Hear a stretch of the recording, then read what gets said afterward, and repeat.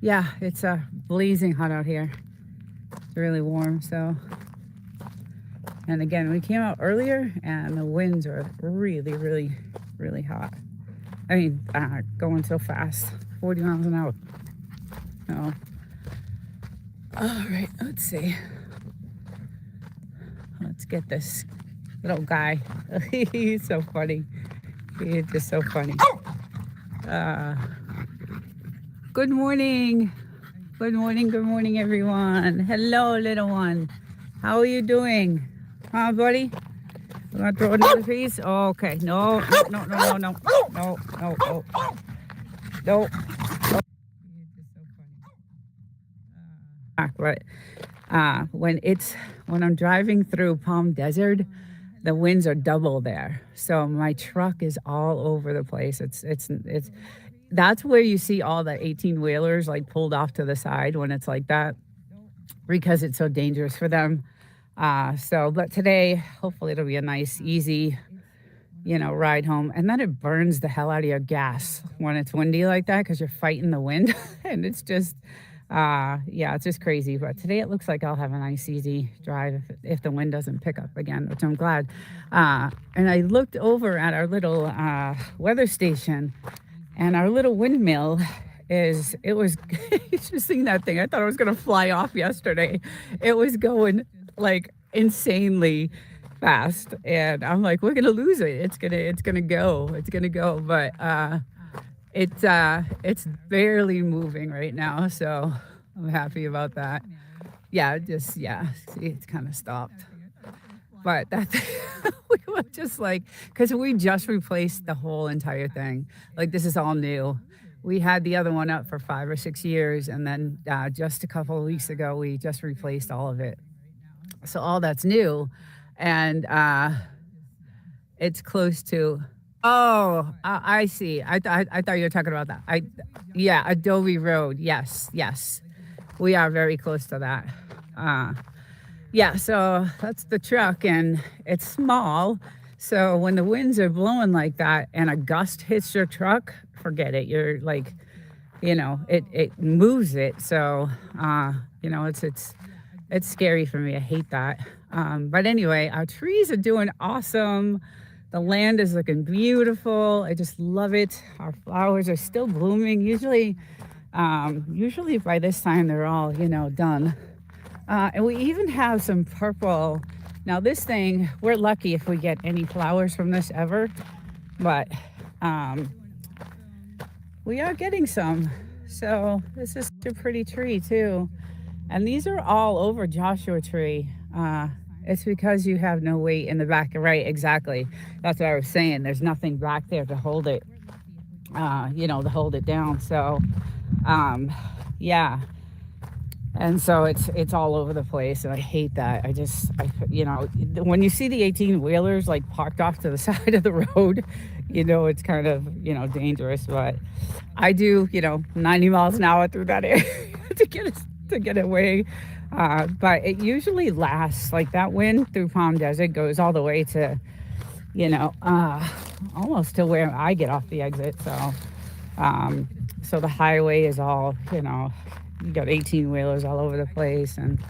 But it is gorgeous today. So welcome in, everyone. And hope you guys are having a great Sunday. Not looking forward to tomorrow, but I am enjoying today. So, and we did have some coyote. I went outside and I saw some coyote tracks. So we did have, oh, there goes a bomb. So they are still going at it. But guys, look at this. This is the biggest ant farm, hill, mountain, whatever you want to call it. It's insane. They're doing their stuff. So we just leave them.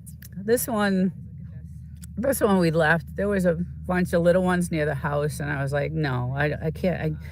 I can't have the ants. Yeah, I can't have the ants in the house. So, but this one we leave out here. You gotta let them have their life too, right? So we definitely, let them have this part of the land. But yeah, so they are still practicing. I did hear all the all the the ammo and the firing going off. I just heard a bomb go off. So they do have some barracks on this side of the mountain. They do have a couple, and that's where they do some of their practices. And then on this side, they have like a target practice area, which is pretty cool because I stand right here at the fence and I have my binoculars and I watch them. It's pretty cool.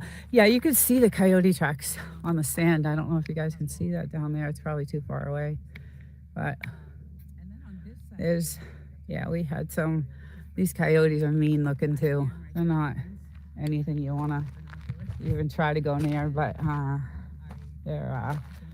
although the rabbits they fight, those rabbits are the size of my dogs, so they have a good. Hey, P Digits, I watched the Three Amigos movie. Have you come across a singing? One of my favorite movies. I love Steve Martin Short. Chevy Chase is one of my favorite. Oh my God, I love that movie. No, but if I do, I'll sing right back. That's a great movie. That's an awesome movie.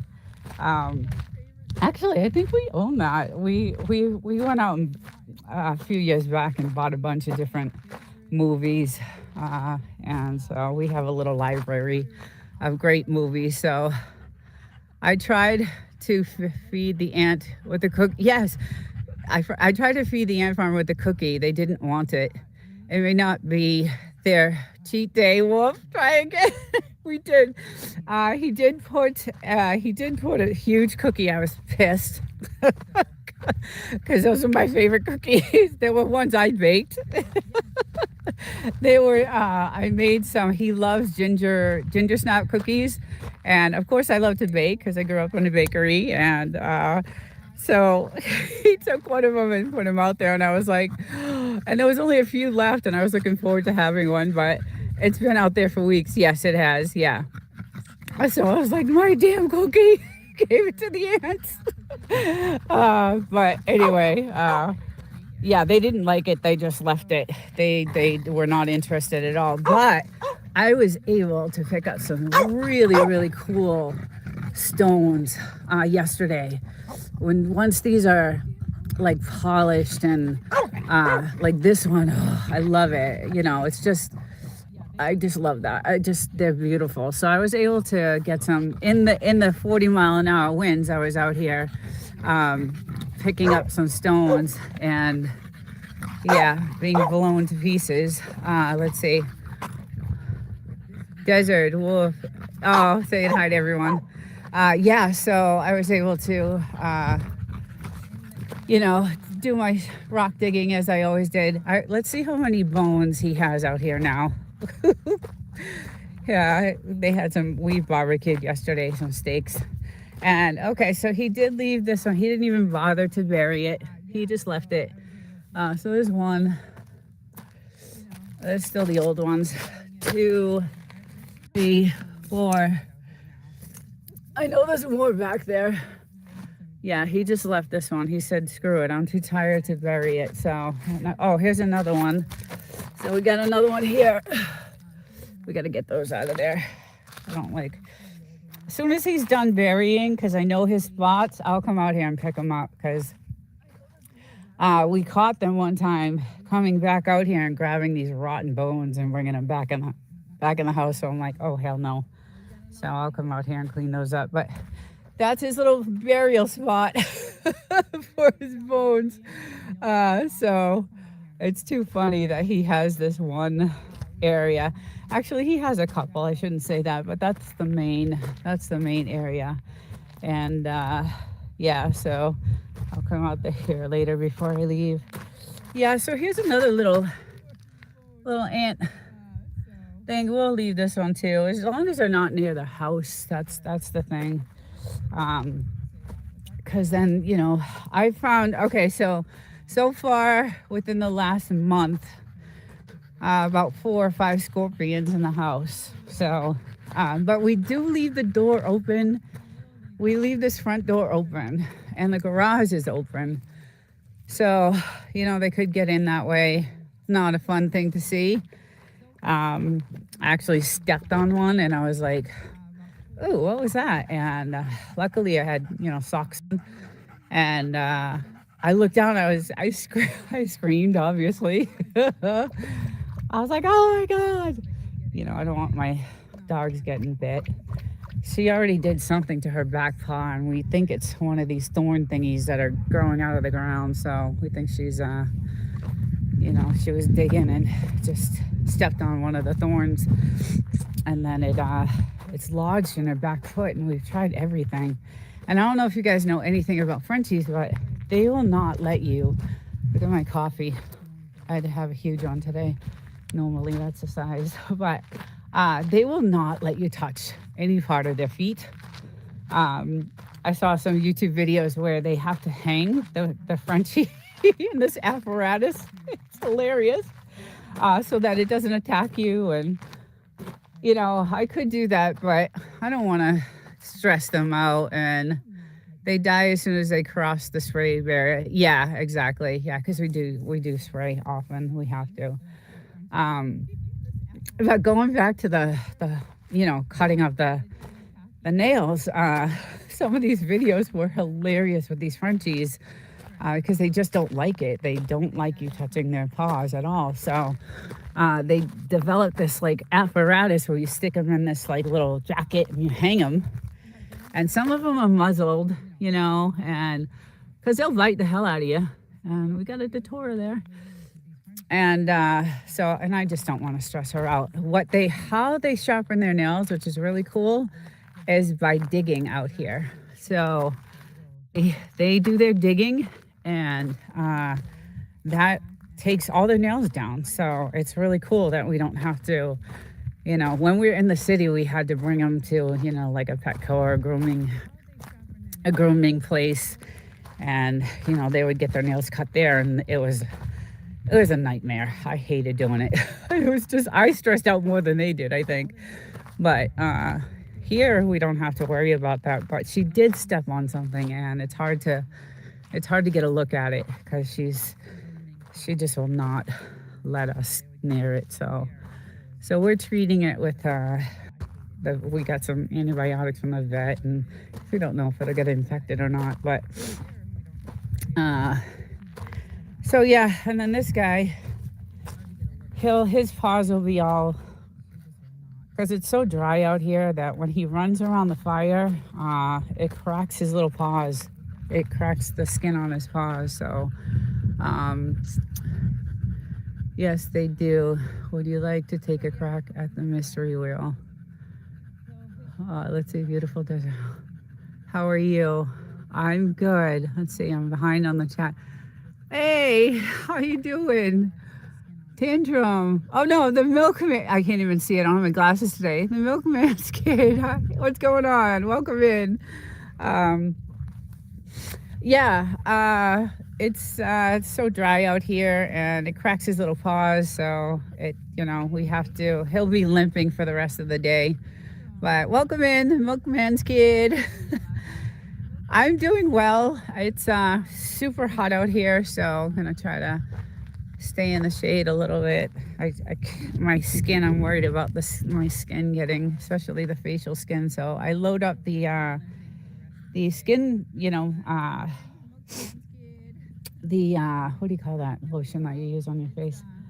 Sunblock. And it still doesn't, like I use I think it's 60 or 50 out here for sunblock, and it still does not work at all. So sounds like an episode. Let's see, sounds like a new episode. Windstone. For CV. I'm joking. Lynn would kick me out of the house. So the sunblock still doesn't help, and I'm really cautious about my facial skin anyway, because I do a lot of expensive treatments on my skin, and I gotta be careful in the sun. So I used to be, as a kid, I used to lay out in the sun for hours, 8-10 hours a day.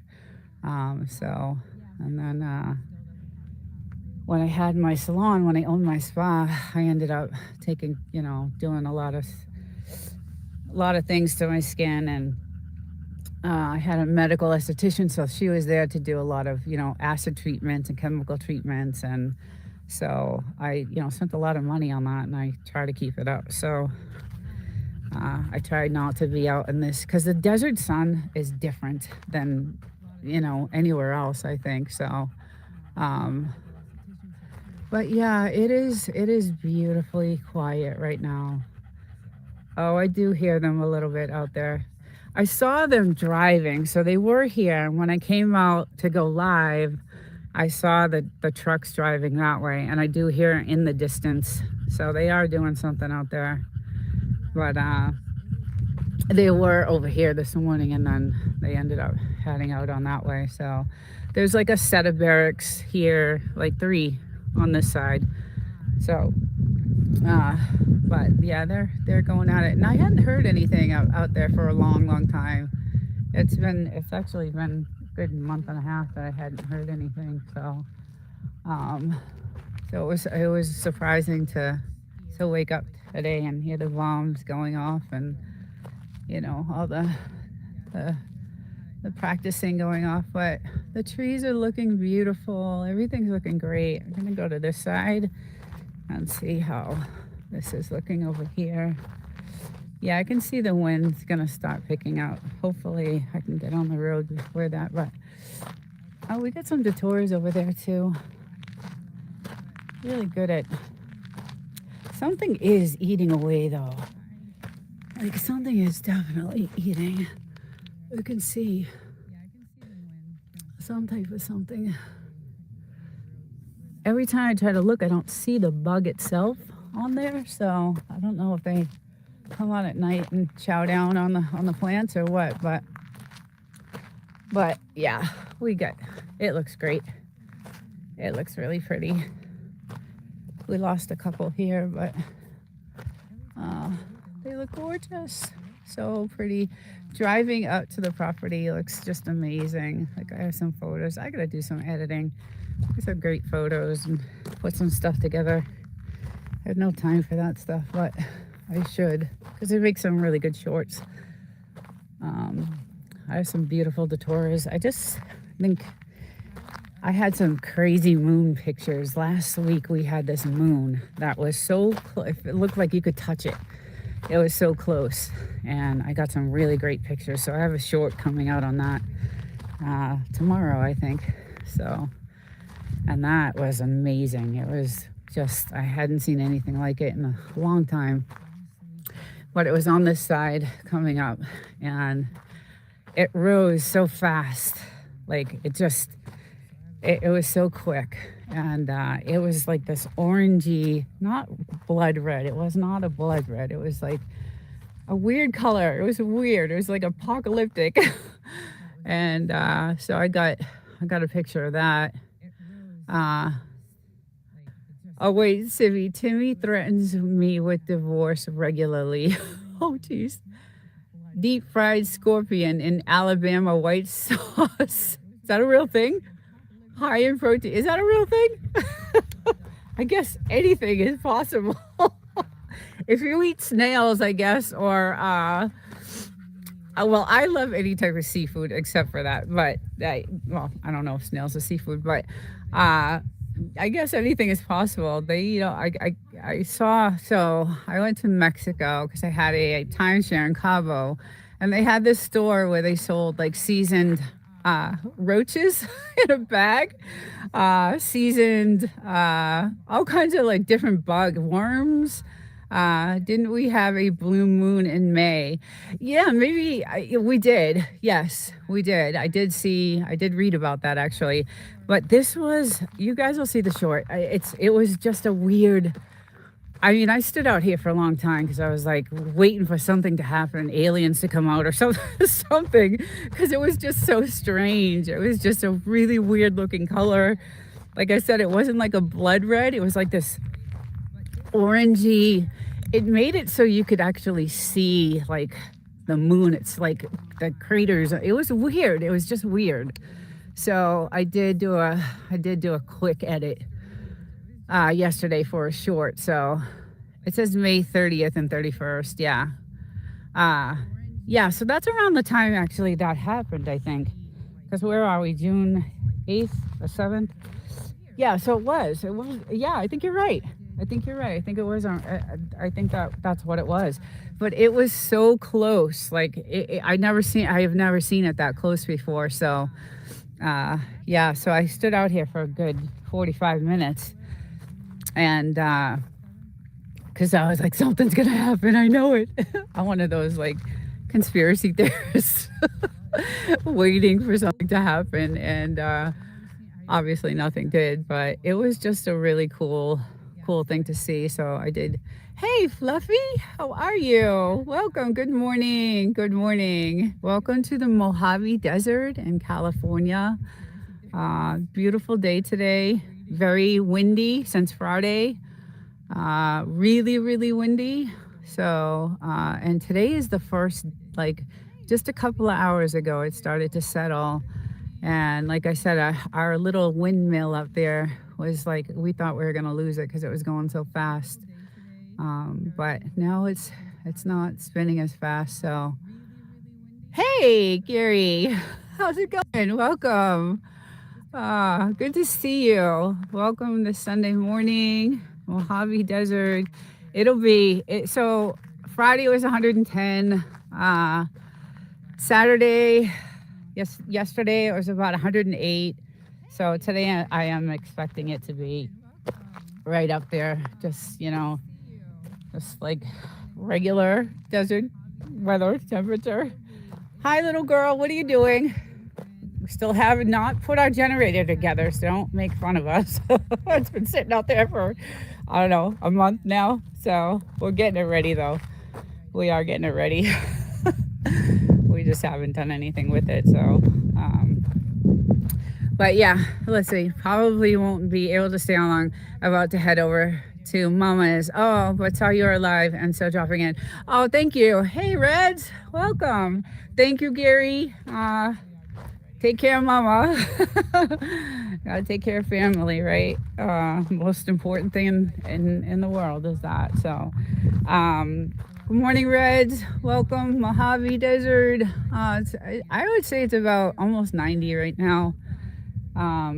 And the sun is really hot, and it is, yeah, I can feel the UV rays are really strong. We did have a fire going early for the dogs, and we had to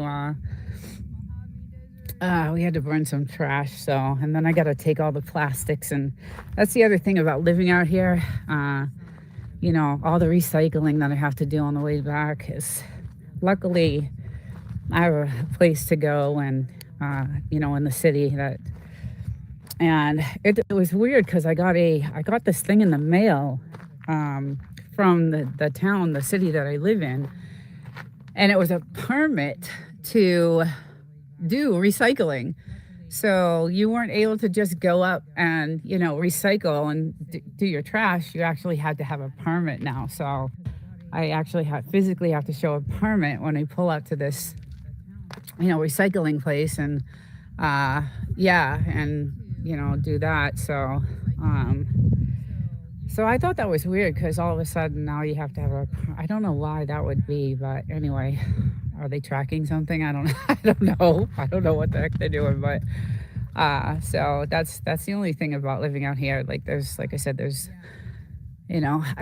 so we do have one person that owns a dog kennel out here, and my podcast tonight is how to make money on your homestead, and that's one of the things I was going to bring up is you can have a kennel and sell your puppies and sustain your homestead. So there's that place right there is a dog kennel, and they do have one of those huge like garbage bins out there, that big metal garbage. So we do have some garbage trucks that come by and dump the garbage, but we didn't want any ugly bins on our property. So I'm able to take, the stuff back and do the recycling and all that stuff. So, oh, here's a good little stone. It's a really cool stone. Yeah, so that's what I'll be doing today, running home and getting ready for that tonight. It stinks because I wanted to kind of change that night that I have that on because everybody that I want to go into lives are on Sunday nights. And I end up missing like a lot of the stuff that I want to be in because I have my thing going on. So it stinks because I want to be in others and bins attract animals. So that's the other thing too. Yeah, that's the other thing. They do. And that's why as soon as we have any type of trash, we just throw it in the, the fire and things like that. So, but all the plastics and, the Coke cans and all that stuff, I drag back to the city and then I, do the recycling there. So, yeah, it's a little bit of a pain, but I don't, I don't want to. California is really, I think with all these flock cameras and all the cameras that are being installed, like they're everywhere now, guys. They're everywhere. So I want to make sure. Have you been to the Amboy Crater? No, no, I haven't. Is that? No, I haven't. But I did an episode on my podcast about the observatory in Joshua Tree. And when I did the research for that podcast, I was amazed at why they put that observatory into Joshua in the park, in the national park. And it's a documented story. I don't know if it's true or not. I have no idea. It was about the campers that I guess an alien spaceship came down and grabbed one of the guys and did the whole probing thing and all that stuff. But anyway, I have no idea if that story is true or not. But they did put that observatory in the Joshua Tree National Park, and that massive, I think it's 7 or 8 ton rock that's in that park. It's a volcano crater, correct? It probably is, right? Yeah, I think it is a volcano crater, but I haven't seen it. No, but the What Would You Do episode is a really funny episode because I took it on a different level of what would you do if you were out here on your homestead and certain things happened. And as I was researching for that, I found these stories of Joshua Tree and things that could happen. And one of them was that, the observatory, which is, they do tours out there. And because the skies here are so beautiful and you can see so many different galaxies. Yep, volcanic, yeah. They have this beautiful observatory. But the reason why they put it in is because of that story. So I'm not going to give it away. You can look it up and Google it or watch the episode. What would you do? Yeah. And then, I drive there's probably 50 miles of road with nothing on it. So what would you do if your car broke down in the middle of, 118-degree weather and you're stuck there and say the grid went down and you had no cell phone, you had no nothing, you have one bottle of water left. What do you do? Do you try to, do you wait it out? What if a trucker pulls up behind you and this big dude comes out? Just all kinds of funny. It was a hilarious, hilarious episode. We had a lot of fun with it. So that's kind of what we do on that podcast. And it's, again, all about off-grid living. And, but we did have fun with that one. That was one of my favorites.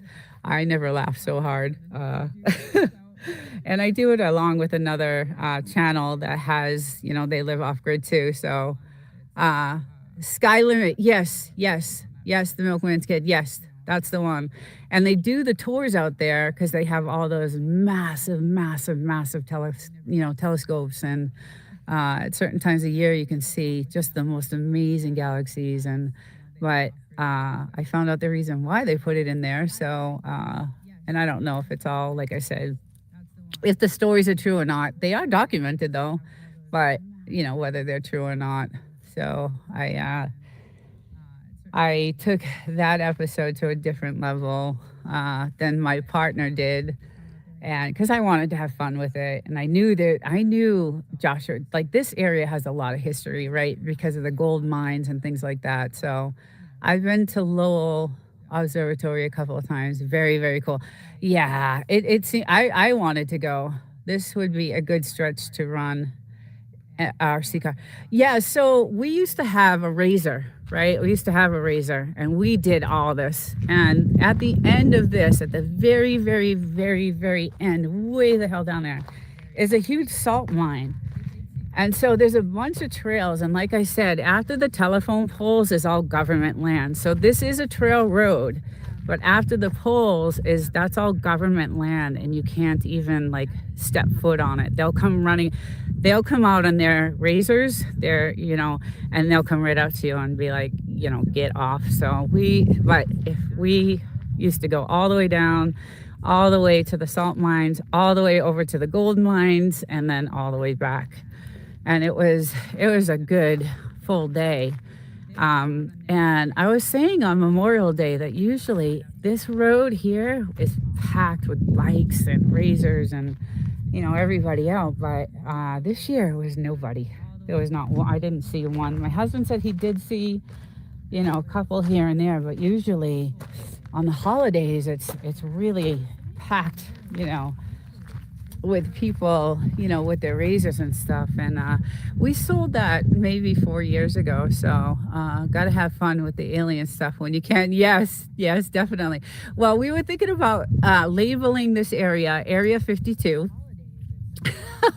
Because we get so many questions. Every time I do this, I get so many questions about, have you seen an alien? And then, anything in the sky. Have you seen anything odd in the sky?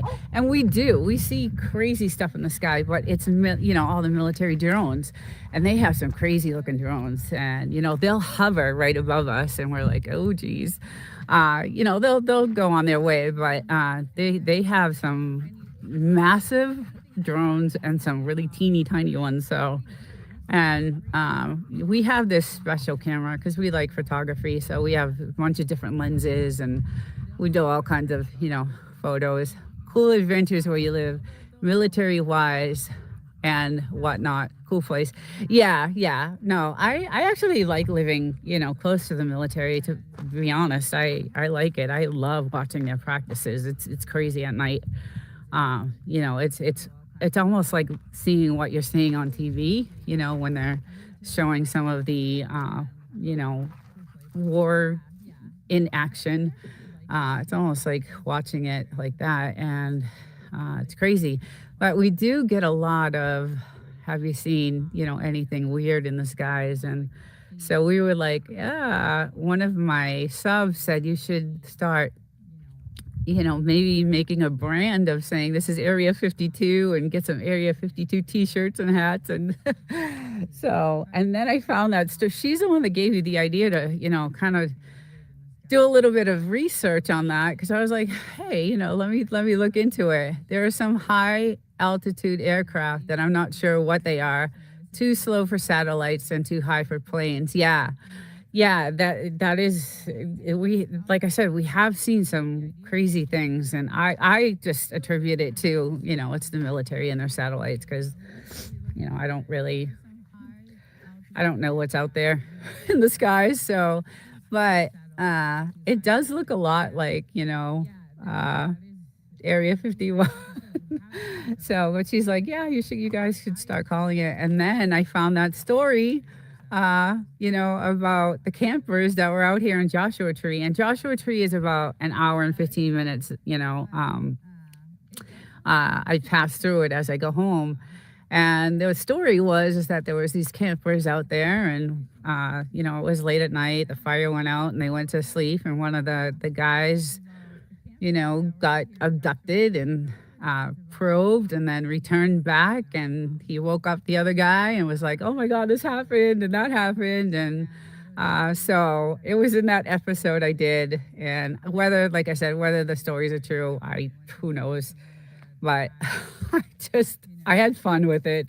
It is documented. And then the observatory went in, and they have all those telescopes to, originally that's what they were looking for, I think. But I don't know. But I did have fun with that episode. It was really cool. And then obviously all the other stories that go on out here, right? All the bodies that are somewhere out here. And there's some crazy history out here, just really crazy history. The oldest creosote bush is out here. I think it's 16,000 years old. There's some really cool stuff out here, and then all the gold mine stories. I love that. Sounds like Brokeback Mountain. Yeah, it does, right? It does. It sounds like Brokeback Mountain. Yeah, but there's none of that stuff going on out here. It does. It does sound like that. But yeah, I really did like having the razor because in that area, I'll head over this way because you can kind of see some of the trails. Hopefully, you can see them from here up on that mountain. And guys, the views are just amazing. When you go to the top of these trails, it's deadly getting up there. I'm not gonna lie. I was in fear of my life when I was in the passenger seat. We had a razor that you could see. Oh no, it was a two. It was two. That's right. It was two. And some of these, when you get, hey, welcome in to Moose. Yeah, some of these trails, it was like your machine would be almost like standing up. But in the distance over there, those are some of the trails, and they're super rocky. And like, my poor husband, I was screaming and I'm gonna die, and just I was more in fear of getting hurt that I couldn't go to work than anything. I'm like, if I can't go to work, we have no money. So, yeah, but once we get out there, it was just so gorgeous and just amazing. Same with the other side with the gold mines when we were out there at the top. It was just so beautiful. Yeah, it was just absolutely gorgeous. Did I miss someone coming in? Amy, good morning. In the Philippines. It's a morning here, so it's probably night there. Yeah, at the top of those mountains, oh God, the views are just amazing. The salt mines are pretty cool to go check out. It is really beautiful out here. It is just gorgeous. If we can deal with the heat, it had gotten the hottest year ever was when Death Valley was 129 degrees, and it got about 125 here. So you couldn't go outside at all. We have a garage, luckily, and that's where the dogs had to go out. And so we were constantly cleaning the garage because that's the only place that they could go out. So long walk back, if you get hurt, it's really a one-way trip. And that was the other thing. So that's why. Okay, no, I hear you about the coffee because I have my huge one here. It's probably melting because I love iced coffee. That's all I pretty much drink is iced coffee. I love iced coffee. And I have a massive one that's probably melting let me put this in the shade, yeah. But yeah, it's really amazingly gorgeous. And even some of the gold mines, they do the tours there too for the gold mines, which is pretty cool. But we were able to take our razor up there because you can only go so far with your truck. So if you have a four-wheel drive, you can get to so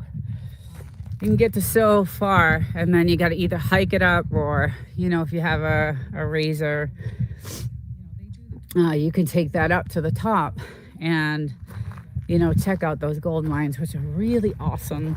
I have a bunch of pictures from when we first bought the house. We were checking out, all the area, and we did a day up there, and they do the tours up there too. So, but all this is still we have all this land. The land goes.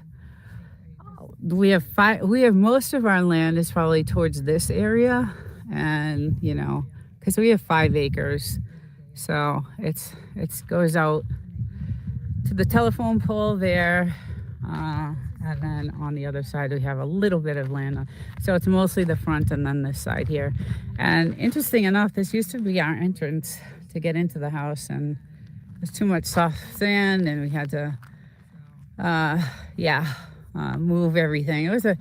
It was a nightmare. And I say this in every live I do on Sunday about this house, but it was worth it. It was worth it because it is absolutely beautiful inside, and I love it. And my dogs have a good life. That's all I care about, really. as you know, my dogs and my husband. He's retired, so I want him to enjoy his life, and I'll get here someday. Someday I will make it here. So, oh, their water is filthy. Uh, yeah, I hope to retire soon. Oh, Nurse Kim, good morning. Hello, welcome in. Welcome in. We are just showing some of the Mojave Desert here in California. It is starting, temperature's starting to rise. I can feel it every time I go from the shade to the sun. Yeah, I can feel it. Fire's dying out, so, and the wind, you can see now the trees are starting to blow a little bit, but we've had nonstop winds since Friday. Well, I don't want to get that. My dog is going to the bathroom over there. Yeah, so the winds have been nonstop until this morning around 6:30. So I was like, I had canceled this because I can't do a live outside when the winds are like that. Uh, Not only can you not hear me, but the the sand is blowing in my face, and it's crazy. So yeah, it is hot. You can the sun is just it's pretty much blaring. So I don't like to stay out in the sun that long. There was one time when we first were working on the house, and we were, we had nothing. It was all open, and the only thing we had was a tarp covering the walls because we tore it down to the studs and to rebuild it. And we were out here one day and just wasn't paying attention to the sun. Once you're doing something, your mind doesn't, pay attention. And once you get used to the sun, you don't really know how bad it's like burning you. Well, I got burned so bad. I had blisters. It was not good. So I learned my lesson there. So, but yeah, it was crazy. And then one time we had the tarps, and this massive windstorm came in, and the rain, and the tarp blew off the house, and it was like raining inside our house. We went through hell. We went really through hell. It was crazy. Yeah, we had to come out and try to put the tarp back up, and all this, the wind blowing and the rain pelting on us. And when the wind blows like that and it rains like that, it actually hurts your skin when it's when it's coming down like that. So, but it was definitely, I honestly, guys, I don't think I would change anything. We did a lot of the work ourselves because we wanted to. There was a lot of like construction or builders out here that were shady. So we kind of said, okay, we'll let them do like the installation of the kitchen and things like that. But all the other stuff we were going to take care of. Out here, we can get sun poisoning before sunburn. Yeah, I was sick. Oh God, I was sick. I was vomiting and I was sick. It was not good. And then I was unable to do anything for like a good week, Luckily, this was kind of like in the COVID time. So I worked from home for like, I think it was 4 months during that, the lockdown. So it was, during that time. And so I was able to be home, but it was still painful to work and just painful to even move. So I did learn my lesson there, but yeah, so I'm really cautious of the sun out here. And it's weird because back when we first bought the house, I would go in the hot tub, I would fill it with cold water and use it as a pool. And then I would sunbathe out here. And, I'd stay out for a good 8 hours. And my skin, obviously, I was much younger back then.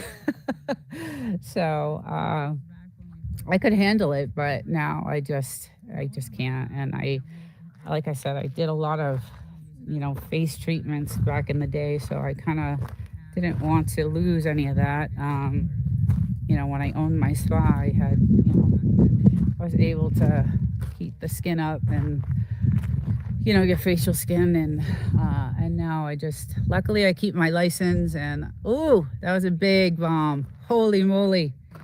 Oh, I can still buy the products. So I can do that at least.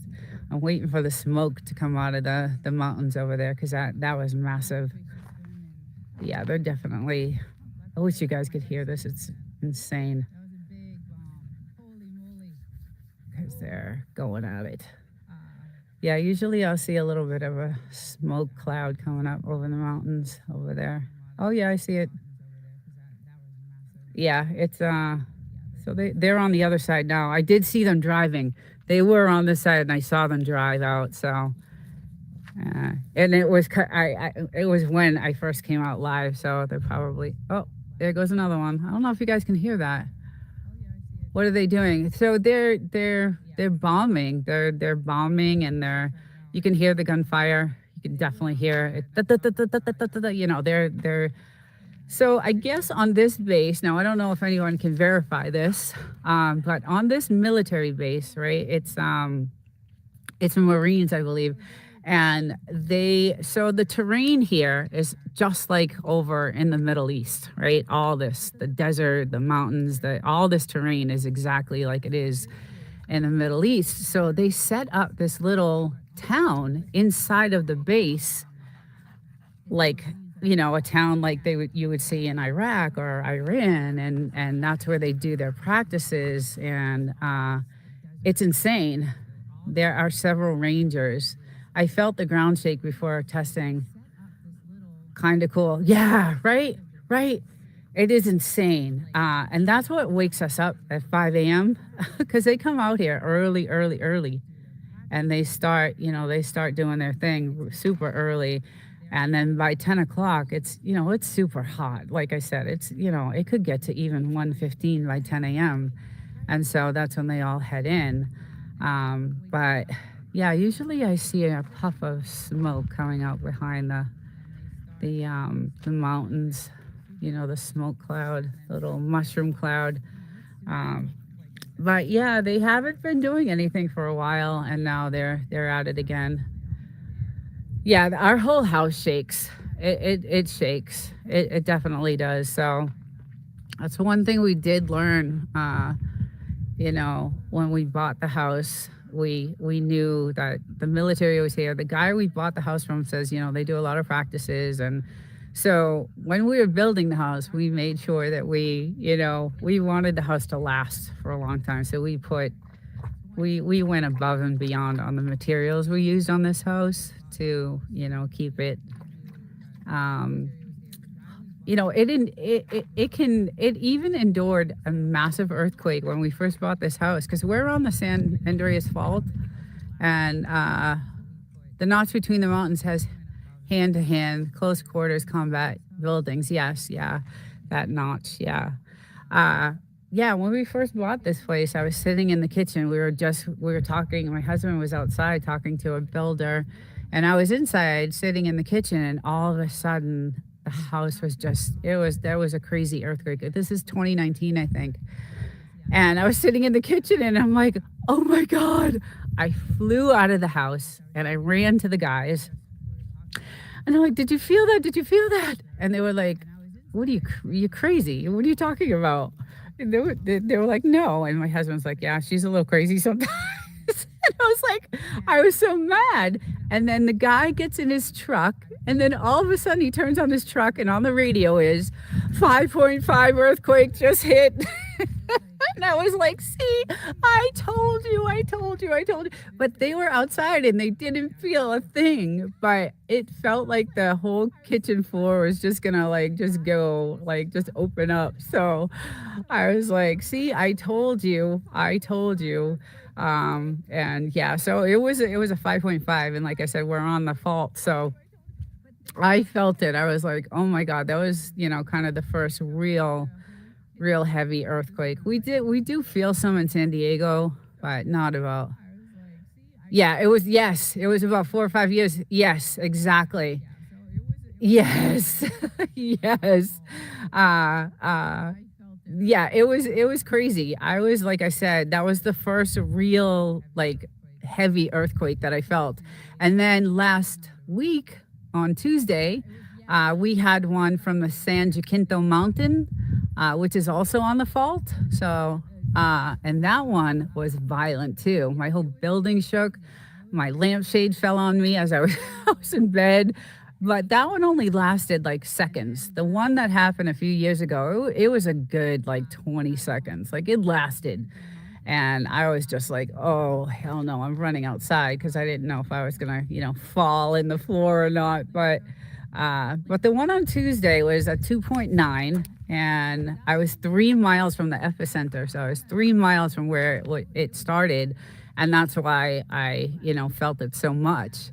And that was the second, most violent kind of earthquake that I've been through. And then in San Diego, we had the ones that kind of sway the buildings. They're not more. Good morning, Meritage. Good morning. Welcome in.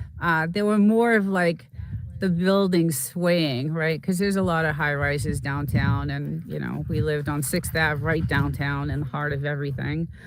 So that one was more of like a swaying type of thing. Still scary, but not like violently shaking your furniture and things like that. So, and then I picked up my phone and there was a survey, emergency alert Tuesday night, and they wanted to survey, they wanted you to do this.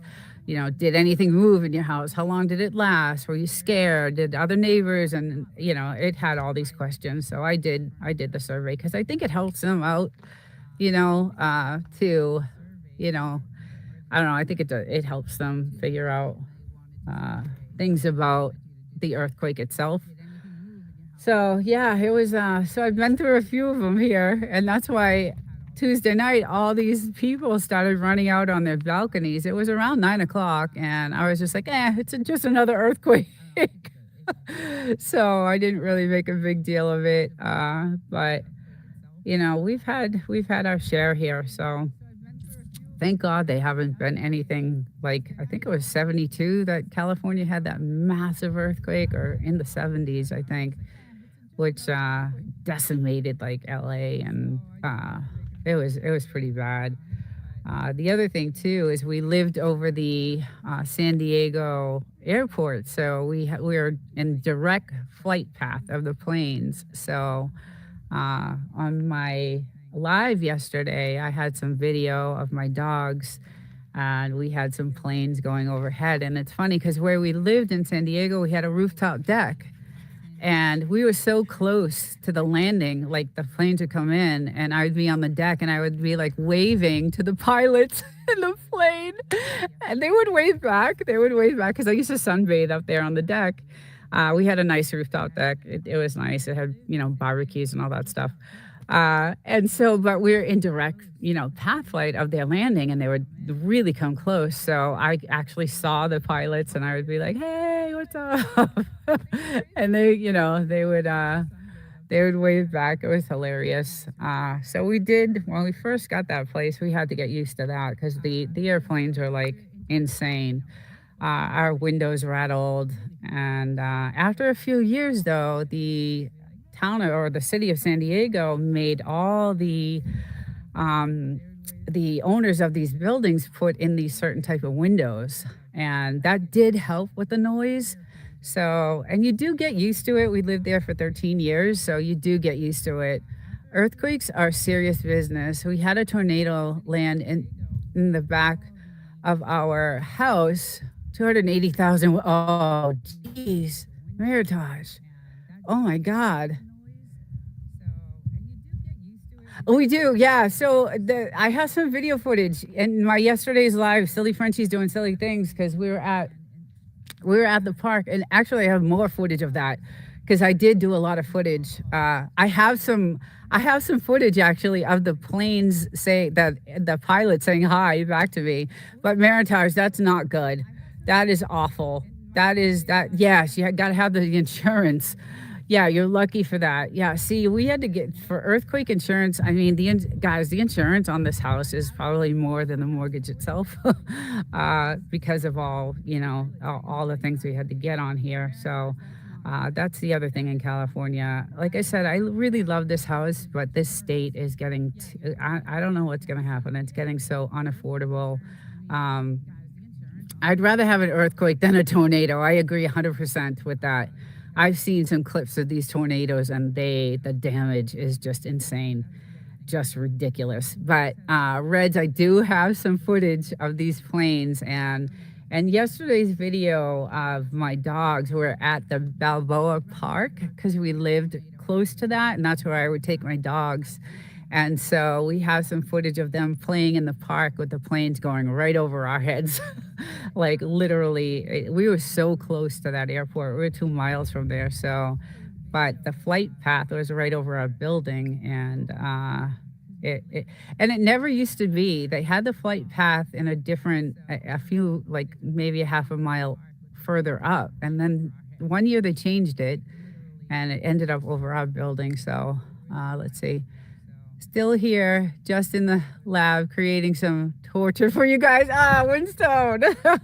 I know you have something going on today. I want to get back in time to see it, and if not, I'll rewatch. I always the cooking thing is just, yeah. I get some good ideas. I love to cook. I love to cook when I have the time. I love to cook.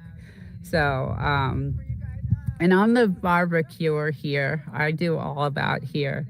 I like to do all that here. So my nephew just graduated and yesterday, and they had this big, huge Italian outing, and I was just like, oh, I wish, they sent me a ton of video of it, and there was so many. I have a huge family. I have like 25 cousins, and just a lot, and the food looked amazing. It just looked amazing. So they were, my nephew has a house on the lake in New Hampshire, and they have the boats and all the just beautiful there. So that's where they had the party, and it looked just so good. So I was like jealous that I couldn't be there cooking with my sister, and because she loves to cook too. I know, when not again. I know, it's torture. I literally drool like when I'm watching, and for the most part, I try to diet a lot. So when I'm watching these, I'm like starving. It's like, oh my God, it looks so good.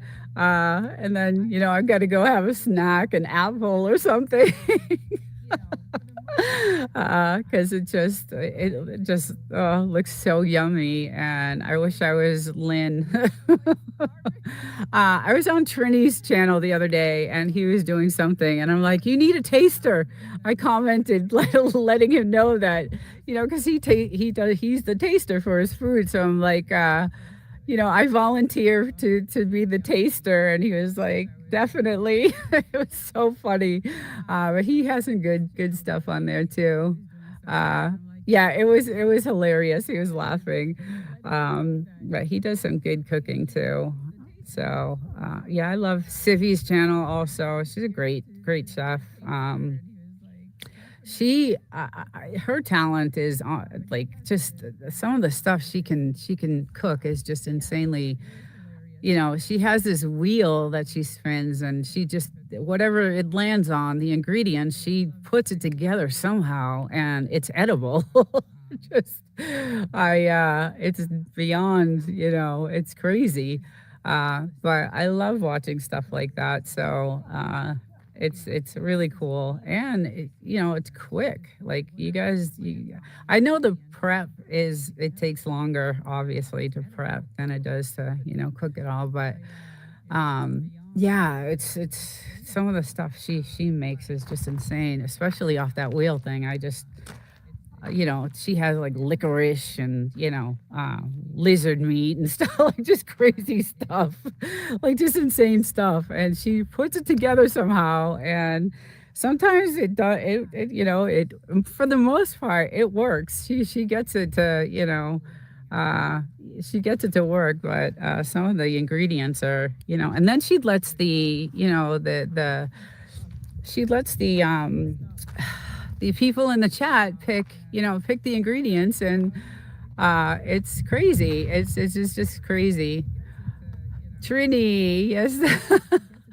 Hey, Trini, welcome. I was just talking about you saying that you needed a taster. I commented on your when you were cooking one of your dishes a couple of days ago, and it was like, oh, I got a comment saying he needs a taster, and I volunteer for that. So your food looks yummy too. All that stuff looks so good.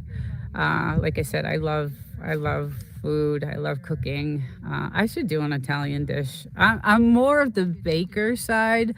I love cake decorating. I have some photos on my posts on my page of some cakes I did, and cheesecake, New York cheesecake I did. So I do like more of the baking. A little artistic, so I like decorating.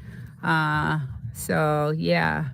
Hey, welcome in everyone. Trini, DeMoose, if I've missed anyone. Hey, Blue Demon, welcome in. Nice to see you. I sewed to you the other day, so thank you. Thank you for stopping by. Yeah, so I do like doing, the cake decorating and more the baking, although I do like to cook too. My sister is off the charts for cooking. She is just, we grew up in the kitchen, so that's how we grew up as kids. We grew up prepping, cutting all the onions and celery and carrots and all that stuff as little kids, like 7 years old. So, we had a big family, and back in the day, like we all lived together, right? There was a house full of 15 people living together. So, we had, that's the other thing. That's all I know how to cook for is for large groups. I don't know how to cook for one person. So it's kind of when I do the cooking, we're doing good. We're doing good today. It's a Sunday, so and it's gorgeous out here. I'm trying to hang out in the shade, so I'm trying to give you guys some view. But this is a Mojave Desert, California, gorgeous day. Wind is gonna pick up. I can feel it, but blazing hot sun. Beautiful though, just absolutely gorgeous. And they've been chilling on the spraying out here, so I'm happy about that. We have not seen that, and I believe it's due to the gas prices of what it would cost to do that. So, but yeah, so back to the cooking thing. I don't know how to cook for just one person. It's hard, and then it's also expensive cooking for one person. You're better off cooking in bulk when you do that. So, yeah, I made it to 451 people, almost there to 500. Oh, good for you. Yeah, that's always, YouTube is a challenge. It's definitely a challenge. It's, I've been, okay, so what's this month? June. So April, May, June. So 14 months on YouTube since I started.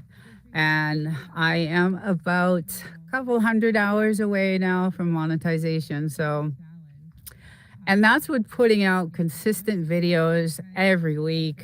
That's with going live 3-4 times a week. So I think the downfall for me was the trading of the playlists. Like, I think that's what screwed a lot of my hours up. Like, I will never, I go to channels now to watch because I want to watch. I don't make any trades with anyone. The hours would appear and then they would disappear. But we figured out a lot of stuff in testing. We did a lot of testing for a bunch of months, and I think YouTube caught on to that. I think if you're honestly watching the person's,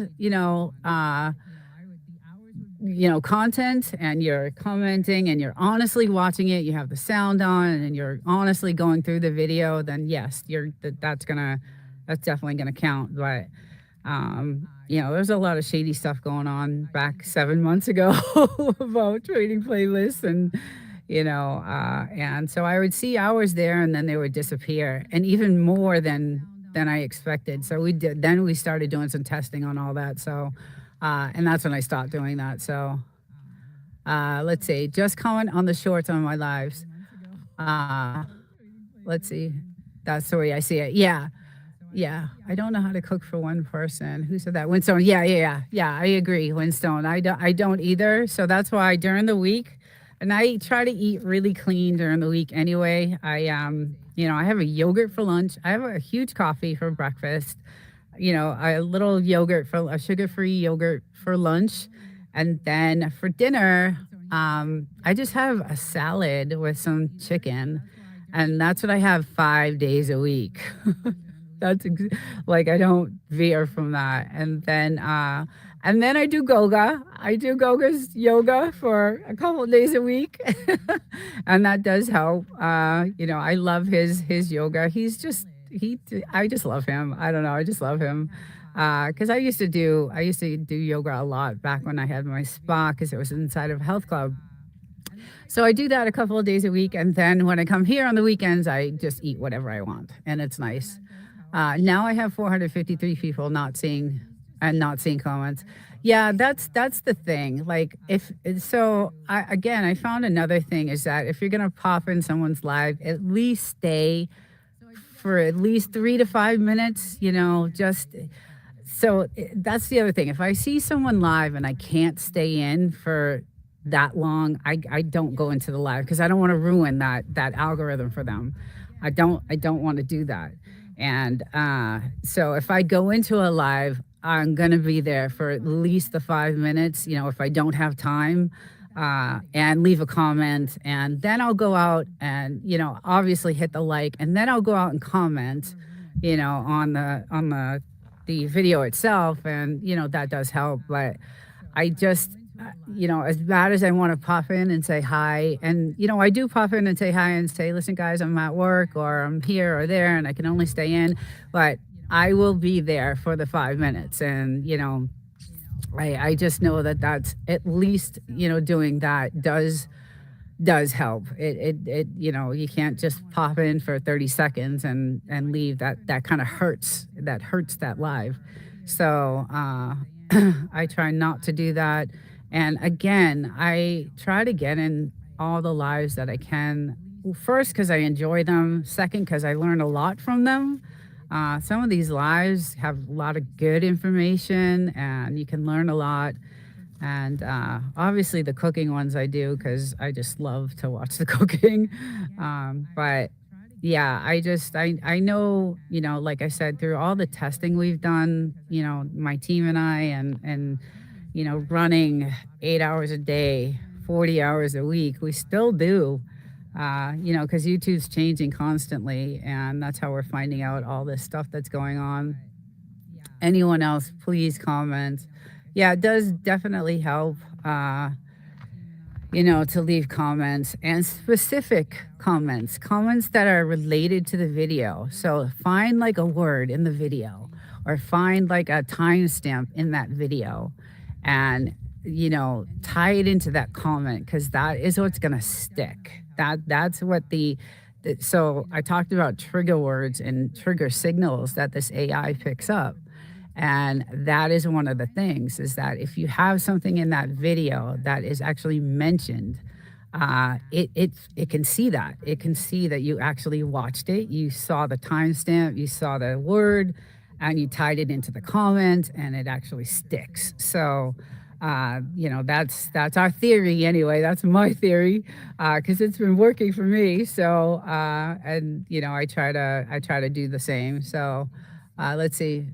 Blue Moon, I tried to comment on your channel, but it's blocked. Oh, how is it blocked? I'm not seeing anything blocked. Go into your settings. Go into your settings on your studio. I believe it's under customization. And then go into your is it the manager settings? I know it's in customization. Only you can change it in the settings. Yeah. Right. Yeah, you might have that blocked actually. Because I think my team, they did say that. That's right. Yeah, check that out. You might want to check that out, and see what's going on with that. But it is in the customization settings. And then open yourself to raids. Make sure you're available for raids, channel raids. You want to do that too, because that really is a cool thing. I like that. That is a definitely a cool thing. The only thing with that I wonder is that if a channel raids your channel and then some of the people pop out, leave after 20 seconds, what does that do? I kind of wondered about that. So a channel comes and raids your channel, and maybe 7 of them end up staying, and then the rest just like kind of leave. How does that affect that live? So that's another thing that I have a question about. I'm always thinking outside of the what does this do? What does that do on the YouTube Studio app? Yeah, so go to your YouTube Studio, and then off to the left-hand side is your customization, your earn tab, there's a bunch of different uh, settings. And if you see customization, I have a YouTube Studio on my phone, I would do it on the desktop. I think you can. I think it's the desktop. I don't know if you can do it on. I've never done it on the phone. I've always done it through the desktop, so I'm not really sure if there's a way to do it. I'm sure there is, because a lot of people use their phone. Um, a lot of people do that. So, but I just have never. I've always done it through the desktop. Most of my stuff is done through the desktop. So, but yeah. So I always wondered, like, I'm here just eating. Oh, lucky. I cooked breakfast, but I didn't eat it. So I don't. I cooked them bacon, and I don't eat that stuff. But let's see. Trini, I think it's best to do it on the desktop. Yeah, I agree, Maritage. I think that's probably your best bet is to go on the desktop. Like I said, I've never done it through the phone, but yeah. So I'm always wondering like what happens during that raid, and you have 10% of the people just they go in with the raid, and then 2 seconds later they're gone. So I don't know how that affects. I don't know how that affects the live, or if it does at all. Yeah. So I always wondered that. So that's something we're looking at. But I always love it. I always love when someone raids. It's actually, it's fun. I feel honored, and it's pretty cool. So let's see. Okay, I'm going on the computer to fix it. Good. Yeah, you'll probably have better luck doing it that way than through your phone. So a lot of my comments I do are through the phone because I'm at work all the time, and not on a desktop. Although I am in constant contact with these guys that I work with, and they're on their desktop. So I'm like, okay, go look at this comment, and if I can't comment, I'll be like, this is what I want to say. Type this in. And so I do have, I'm fortunate because like I said, I work so much, I can't. And it's hard. And that Think Media podcast put something out. He had a podcast that was like, how do you dedicate time to YouTube when you're working full time? And he said the best thing was to have a team of people, and not many people can have that. So I'm lucky because they're all retired and they have nothing else better to do with their time. So, and they're good friends, and some are relatives. So, hey, Trini, made some. Ooh, Rotini, is that Rotini? Well, you should have 5 or 6 new subs. Yay! Right, awesome, awesome, nice. Yeah, so he did recommend having some kids, and Reds, if you're still on. Your son seems like he would be a good tech person. Should hire him as your assistant. He could do some of your maintenance and commenting and things like that. I don't know how old he is, but he seems like he's a pretty smart kid. Although you're smart too. So, but yeah, if you guys I was fortunate when I started this. They were all in. Everybody was like, "Yeah, let's do this. Let's do this." And now it's like, oh, I don't know what's going to happen to YouTube, but anyway, we're still at it. But there's all kinds of things I'm always looking into, and the raid thing was one of them. So we'll see what happens. Oh, my little guy decides just to go in and leave the door wide open and air conditioned. There he is. What are you doing in there? Huh? What are you doing in there? Huh? What are you doing in there? Oh, shut that. Got the AC on in there. But yeah, so where do I go next? Clicked the custom. So there should be another message box that pops up, and it should say, like, there's 3 different tabs on that. There's manage. Oh God, I wish I was on my computer. There's 3 different tabs. I know there's a couple of my team members on here that can. Nina, I gave my puppy a haircut today. Oh, nice. Oh, that's awesome. That's the one thing I love, that I don't have to do any. My dogs are, short haired, and they don't shed. That was the other reason why we got the Frenchies, is because they don't shed. And you don't have to, cut their hair or anything. But that people can comment on his content. So you know how you go to customization, and then that the next message box pops up, and then there's 3 tabs at the top that say either manage who you want to have moderation, and those 3 tabs. So I think that's where he sets the comments on. I have to look at it. I have to physically look at it. I can't memorize it. I have too much Elsa. I just can't. What is Blue trying to do? Yeah, so he's trying to get it so that people are able to comment on his content, because you said that. And I remember you guys saying that you weren't able to comment. Click on advanced. Okay. If she's trying to unblock,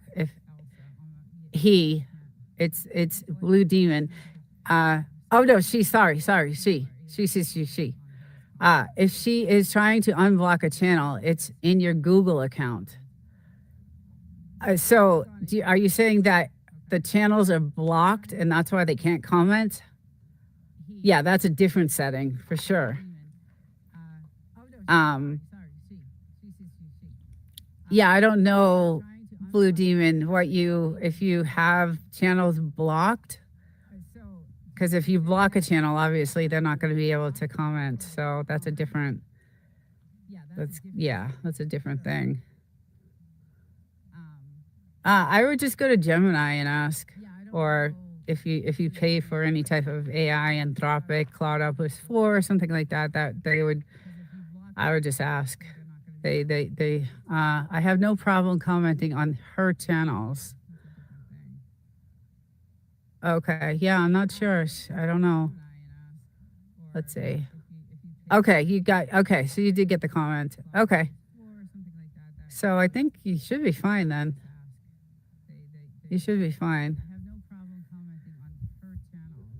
Yeah, I don't know. Meritage is the only one. Interesting. Huh.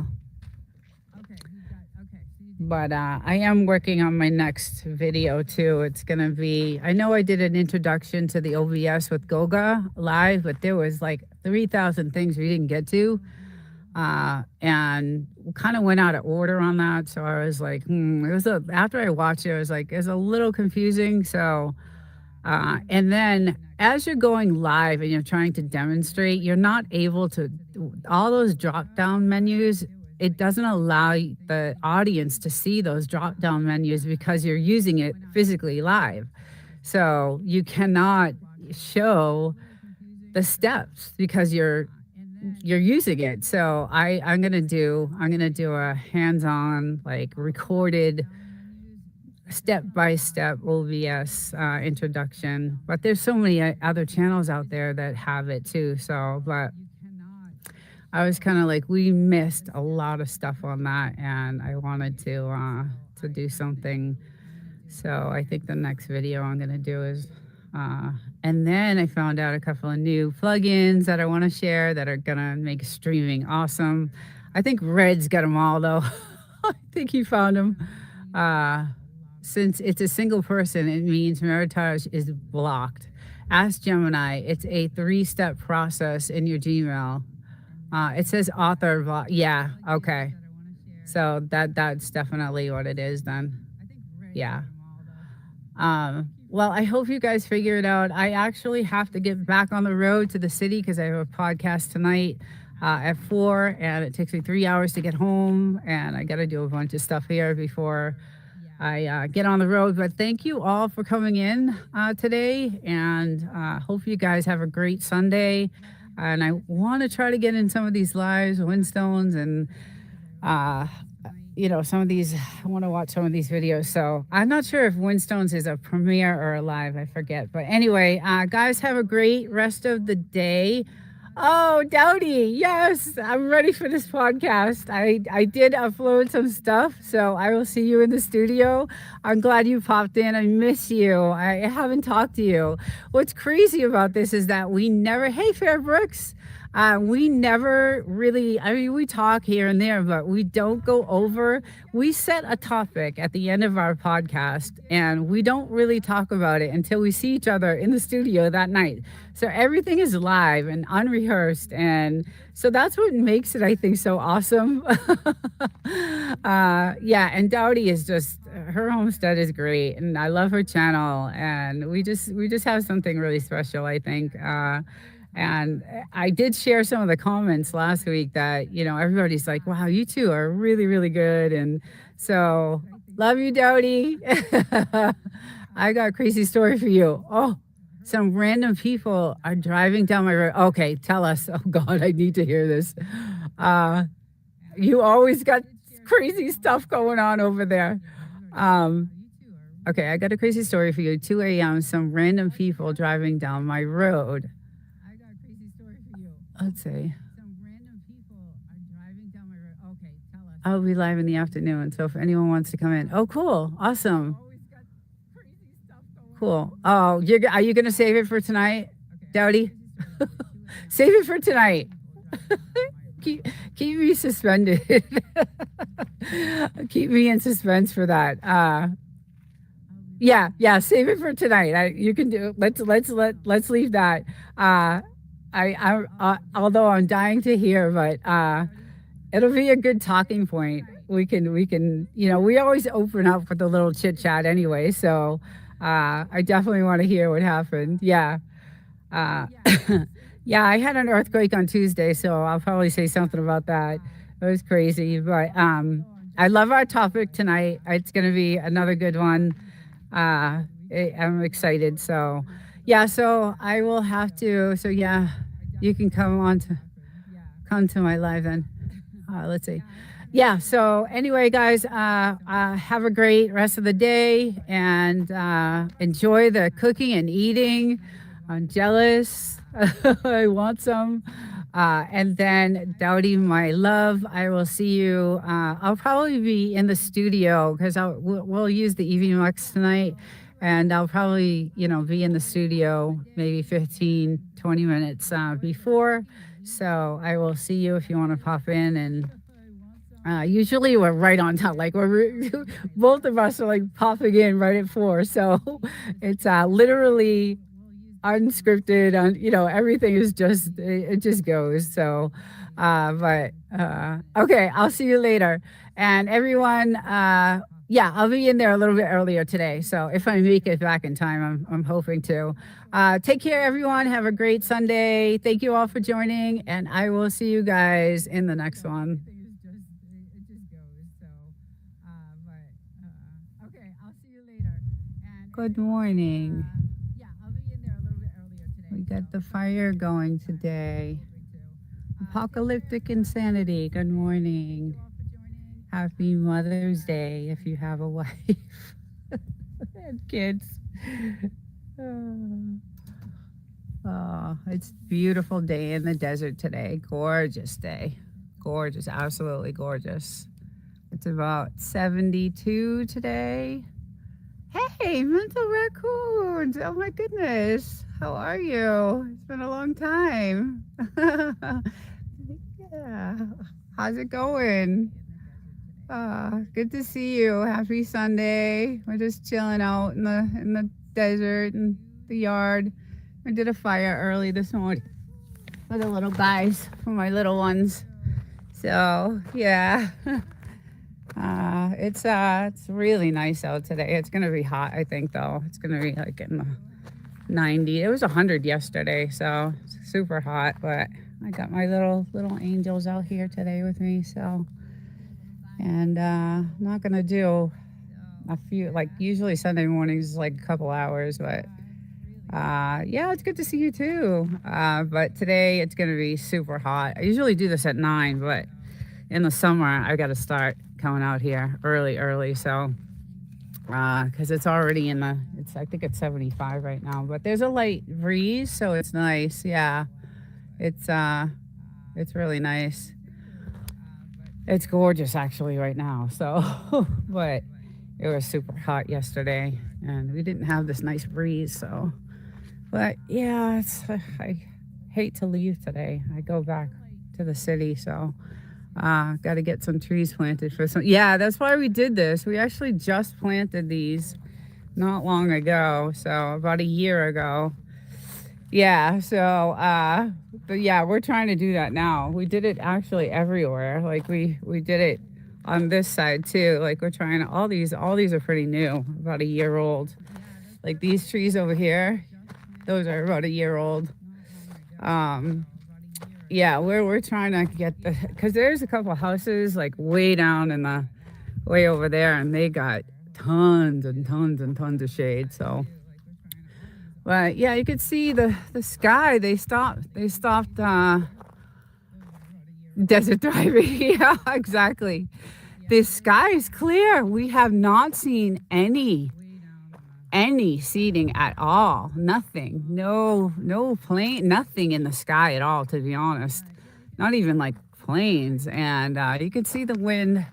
Our little windmill. It's not too windy. So it's a slight breeze. It's nice. It's beautiful. So yeah. So the skies have been clear. Thank God.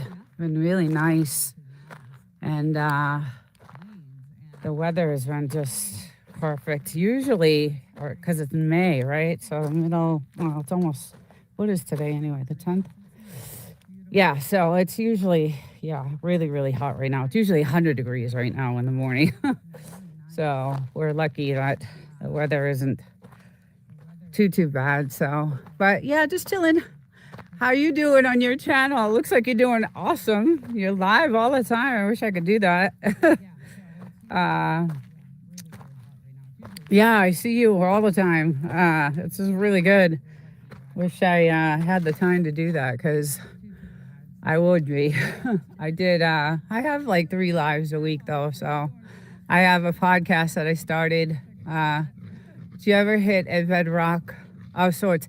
So tonight on my podcast that I have at 4 o'clock, I do this with another channel that lives off grid also. So we have a couple of stories we're going to tell tonight about some crazy stuff that can happen in the desert and some kind of like, folk stories that have happened out here and, just kind of some crazy stuff that I read up on with Joshua Tree and, just some really, so the title is called What Would You Do? And so I got some pretty good topics that we're gonna discuss. Yeah, I love this place. It's just so peaceful and just so quiet. The eerie thing is that the military base out there, that's the 29 Palms Marines military base. It's been really quiet, like super quiet. No, now I know they did deploy, troops like a couple months ago, and I think they did a second deployment, but it's been like really super quiet. No practices, no nothing going on over there. So um, yeah, so I don't know what's happening, but yeah, usually we get woken up with the bombs going off and the, you know, the military practices are, you know, going full force. But right now it's been really quiet. I'm gonna shut this door a little bit. And my guy's having a good time running around the fire. He just loves it. He could just run around that thing like all for hours. He does actually for hours.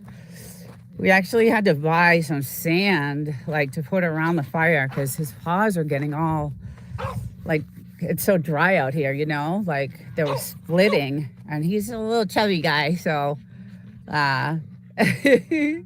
so we were like, oh God, we have to get him, you know, some sand. So we went out and bought this, like, I don't know, it looks like it's like sandbox sand.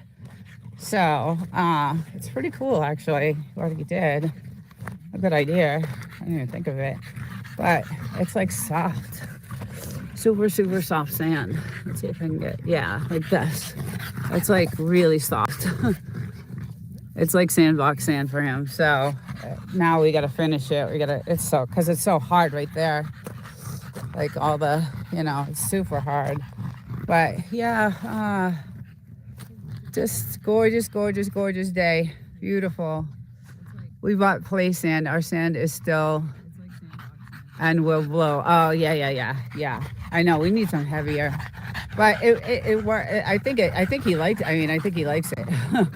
He obviously likes it. So let's see if I can get this thing to turn. Still messing with this gimbal.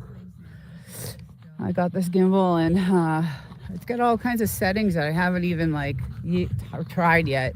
There's just so many of them.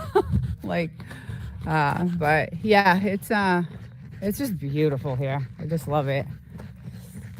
Just absolutely gorgeous. It's nice because the hot tub, when it's hot out, right, I don't have to turn this on to heat it. It's nice and cold like a pool. So it's been refreshing to, you know, it is still warm. It's still like about 90 degrees actually when you get in it in the summer without having to heat it. So, but it's been, you know, refreshing not having to, at night especially, it's cool. I love that. I love that. I gotta find my little one because, oh, there she is. She's the lizard hunter. And last week, she almost caught it. She almost got one, and I got it on camera, and I was so happy. I was doing a live last Sunday, and she chased it, and I was so happy I got it during the live. It was great. I was really happy. There's a lot of bugs out here, though, today. I don't know what it is. I'm not supposed to have bugs out here, but there is. Anyway, I hope you're doing well. It looks like you're doing good and still going at it. Yeah. Look at him. He just, oh, I just love the way he loves that.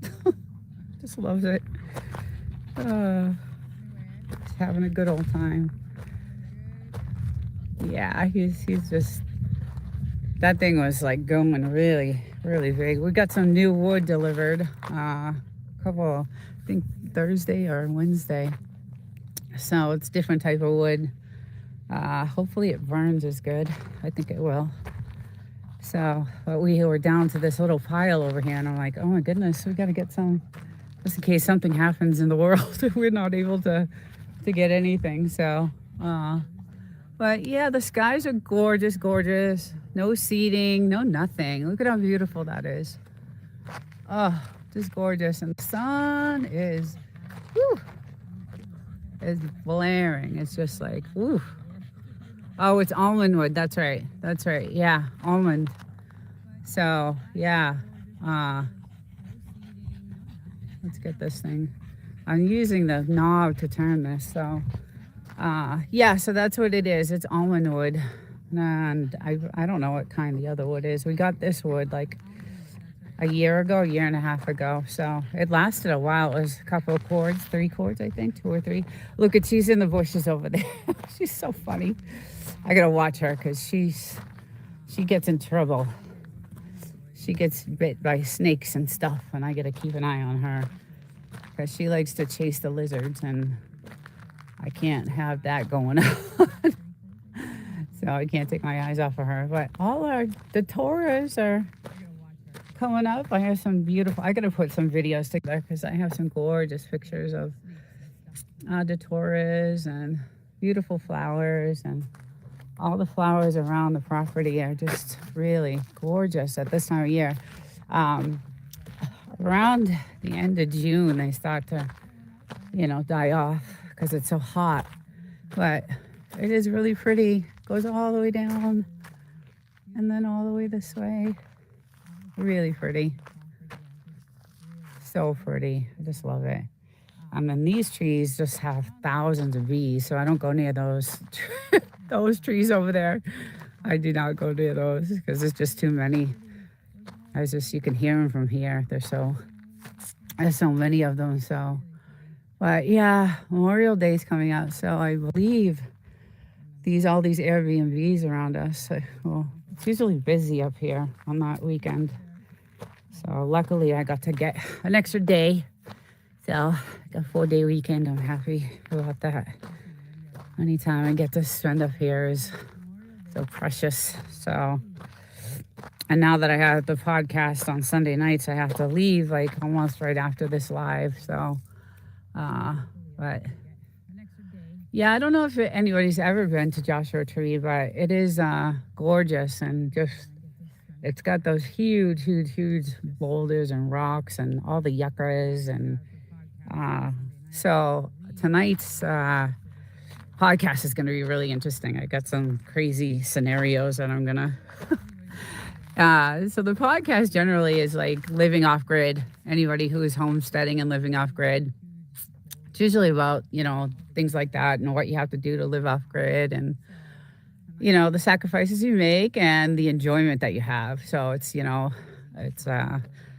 people think that it's just amazingly, we went through hell to get this place, to where we need it. So I do it with another channel that's a homesteading channel, and she definitely is off grid. She's not even on the electrical grid, so it's pretty cool. We have a good thing, and it's fun, and that's originally what I wanted to do. So is podcasting. So it was cool that I met her on YouTube, and we hooked up, and now we have this. We're on our 7th episode.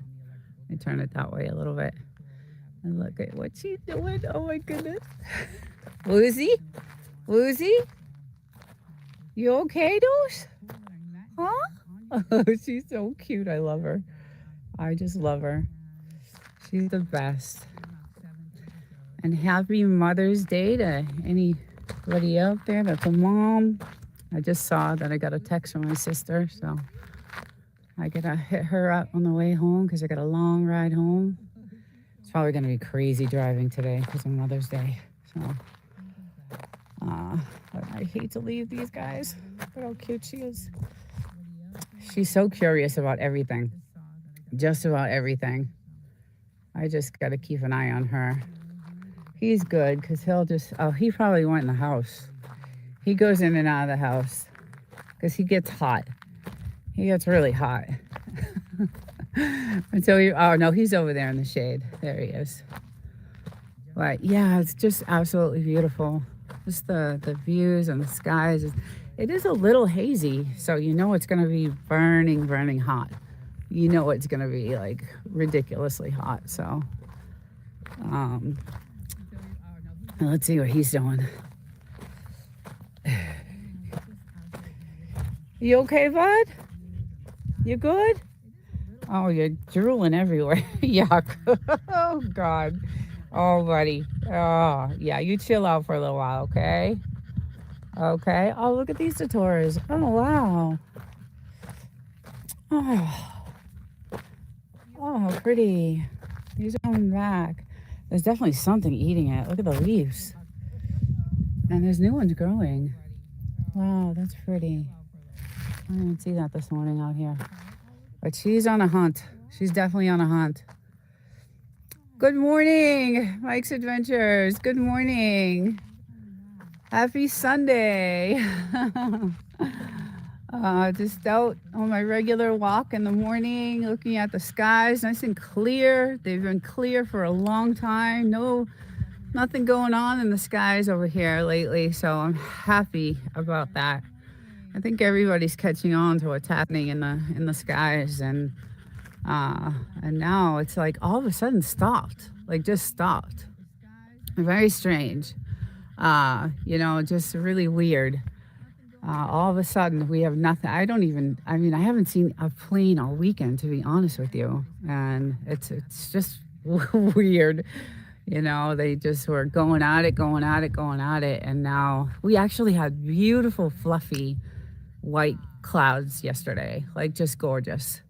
So I was like really happy that is not happening right now, because it was just out of control. So, yeah, it was just nonstop and just ridiculous. But it is definitely hazy today. You can see the haze in the air. And the moon is still, I can see the moon. Yeah, so once the news started reporting the chemtrails, it's really crazy. And it's been so nice. And I can definitely, I could feel a difference. I could totally feel a difference. So that's a good thing. Hopefully it stays that way. I think it's been going on like just way too much everywhere. So, and I don't know, maybe they were getting ready for the Memorial Day. I don't know why it just completely just stopped all of a sudden. But that sun is blaring. It's definitely really going to be hot today. It was like 102 yesterday, so it's getting, it's like 75 right now. So not too bad, but yeah, in the afternoon, it's crazy because the heat peaks at like 3 p.m. So it gets the hottest at like around 3. And then it'll linger to like 8. And then at 8 o'clock, the sun will start to go down, and around 7:38, and then it really doesn't cool off till like 10. And it'll only cool off like 10 degrees. So it's still like 100 degrees when you wake up the next day. It's crazy. Wow, we need some of that warm weather. We're only going to be, what? 45? Oh my goodness. Still? Hey, Devil Dog, good morning. Welcome. Tell Jamie happy Mother's Day with all her little baby puppies. Yeah, it's actually gorgeous today. Nothing in the sky, clear skies, beautiful, beautiful. Nothing going on. Just ridiculously gorgeous today. I'm really lucky to have this. Really fortunate to see this. It's very hazy, so it's definitely going to be really hot. But yeah, gorgeous. It's still quiet over there at the military, so it's really, really, I want to go back to sleep. You should. It is early. I had to start this early today because I can't come out at 9 o'clock anymore because it's like 110 degrees. So I had to start really early this morning, but thank you for popping in. I appreciate that. You've been in my lives a lot, and I really appreciate that. Yeah, it's I can't do the 9 o'clock because it's too hot at that time. So now I got to get my ass up out of bed at 6:30 on Sunday mornings and get out here to do this. And today it's not going to be that long because it's Mother's Day, and I know that traffic going back to the city is going to be ridiculous. So I'm just going to do, a little bit out here and spend some time with the dogs because they just like it when I'm out here with them. So, and they're chilling. Let's check them out. Let's check my little angels. She was out hunting. There's one. And he's been running around the fire. So, he's all pooped out. He's definitely tired. But they enjoy this so much. So just as long as I'm out here with them. And I do my little walks around we have a good, I think it's like almost an acre. So I used to actually use this as a running track when I was running. I used to be a runner. I used to do a lot of running, a lot of marathons and things like that. So I used to run like 50 miles, 50, 60 miles a week every day. I do, 7 to 10 miles every day. But the neck injury and the neck surgery stopped all that. So I don't do that anymore. But yeah, I used to use this as a whole running track, and I would do the whole entire, 12 to 15 times around, maybe even more than that actually. So that was cool. It was nice. Out here in the morning, I'd get up super early and, do that. But now I just walk it because I'm getting older and my neck is all messed up. But yeah, today's a good day to just chill. I wish I could jump in that hot tub because it's perfect temperature right now. It's nice and refreshing. But I know the traffic today again will be crazy, but I love the skies today. I love not seeing any crap in the air and I just love it. It's just so pretty. And tonight's podcast is going to be so interesting. It's going to be so cool. We started going live with that, so it's really fun. It's called "What Would You Do" is the title, and it's all about living off grid. So we have some really crazy scenarios that we're going to bring up, and hopefully it'll be fun. I'm sure it will. The last one was super fun, so I love doing that. You need an ice tube, yeah, 14 times around. Yeah, I used to do 15, 16, maybe even more than that. So yeah, I wouldn't, because I ran so much during the week that this was just, I was a die-hard, for years, I don't know, 25 years, die-hard gym rat. Like, I would not skip a day. I would not. And it's been like, I don't know, 10 years now that I have not. Let's see, I'm 57. Yeah, I'm 57. So around 45, 46, I stopped because I had the surgery on my neck. And now I, I do walks and stuff like that. And I got a really physical job. So I am like on the manufacturing floor constantly up and down. And so where I work, it's kind of like a campus. We have 4 different manufacturing sites. And one of our areas is Tustin. We have another campus there in Tustin, California. So we have one in Menifee, and then Tustin is the other one. So I am like booking it around all day long, everywhere, back and forth each building and up and down. So I do have a physical job. On Fridays, it's nice because they're loving it. Fridays is a chill day. It's kind of like I do a lot of, my coding and VBA coding and all my spreadsheet formulas and things like that. So I'm sitting a lot on Fridays, but Monday, Tuesday, Wednesday is, whew. Yeah, look at him. He just loves it. I love to watch him. I just love it. The fire's going out. I'm going to throw. It's going out, buddy, even though there's a lot in there. I'll grab one of these. He'll go crazy. Oh, God. All right, there we go. Right, she's over here. Right. Barking dogs. She's a good soccer player. I got to get some videos. I got to start editing. I'm so busy with work and doing lives that I have so much video of them, guys, that I want to do some editing and make some videos of them, especially when they were puppies. So, and we haven't really done any practicing. We haven't done any, shooting or anything like that. So we've been chilling on that because ammo is so expensive right now. It's insanely expensive. So we have not been doing anything with that.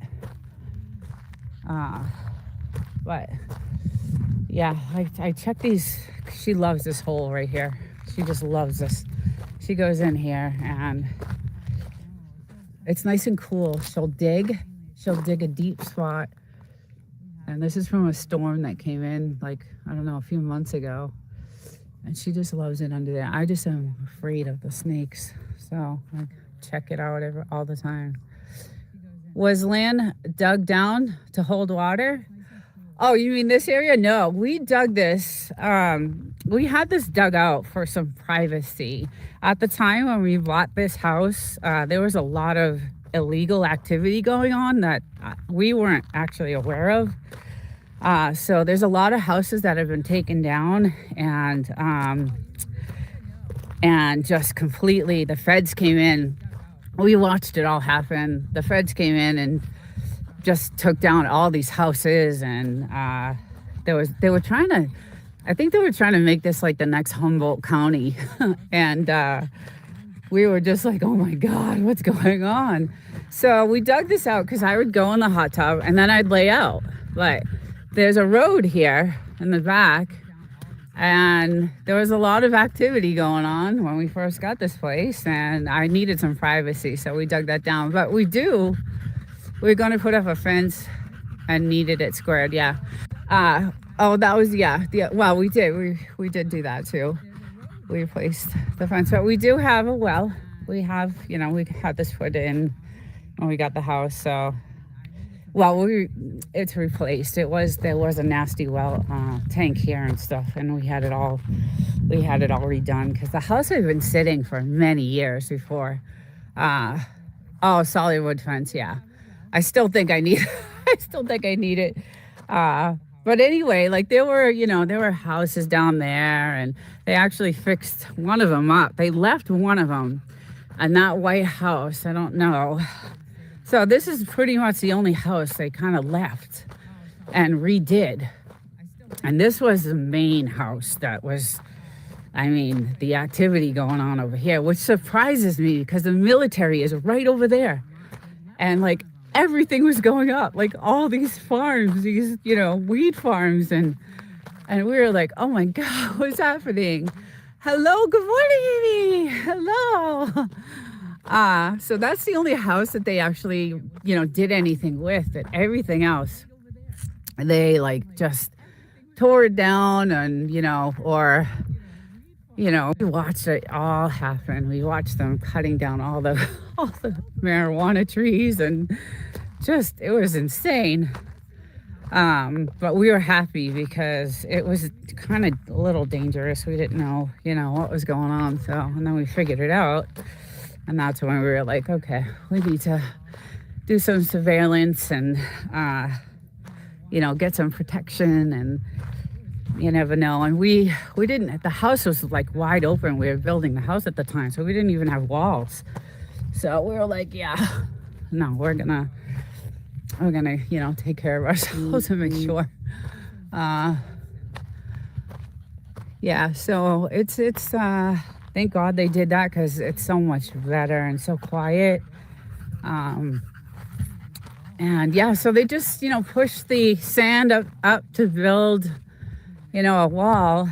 And it's fun too, because when we target practice, we line this whole entire area up with milk cartons and, Coke bottles. And let's see, I got some really cool stones today. This is a good one. I'm gonna put that there. But yeah, I got some nice stones today. Let's see if you guys can see these. I got some really cool ones I picked out today. So I have, it's funny because I have collections all over the place. Like I'll leave my little stash of stones everywhere. I got them everywhere. So plus my whole house is loaded with some nice crystals and things I find out here in the desert that I like. So yeah, I go, sometimes, I'll take a few hours and I'll go off and I'll take a little shovel with me and a little pick, and I'll go digging. And I'll look for rare stones and things like that. Only you don't find many, but I do find some gorgeous, gorgeous stones. So, Amy, I hope you're doing well. I don't know if you're a mom, but happy Mother's Day to any moms out there.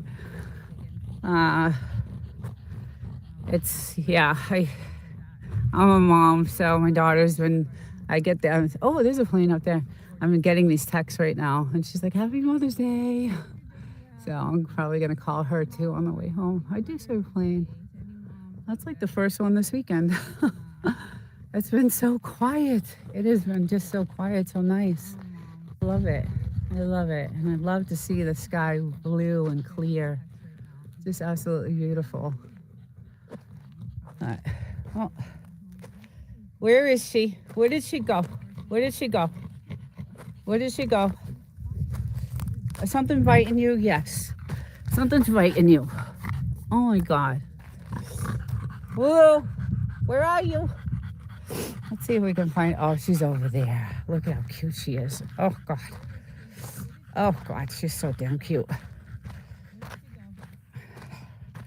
She stepped on one of these thorn thingies and her foot is still not right.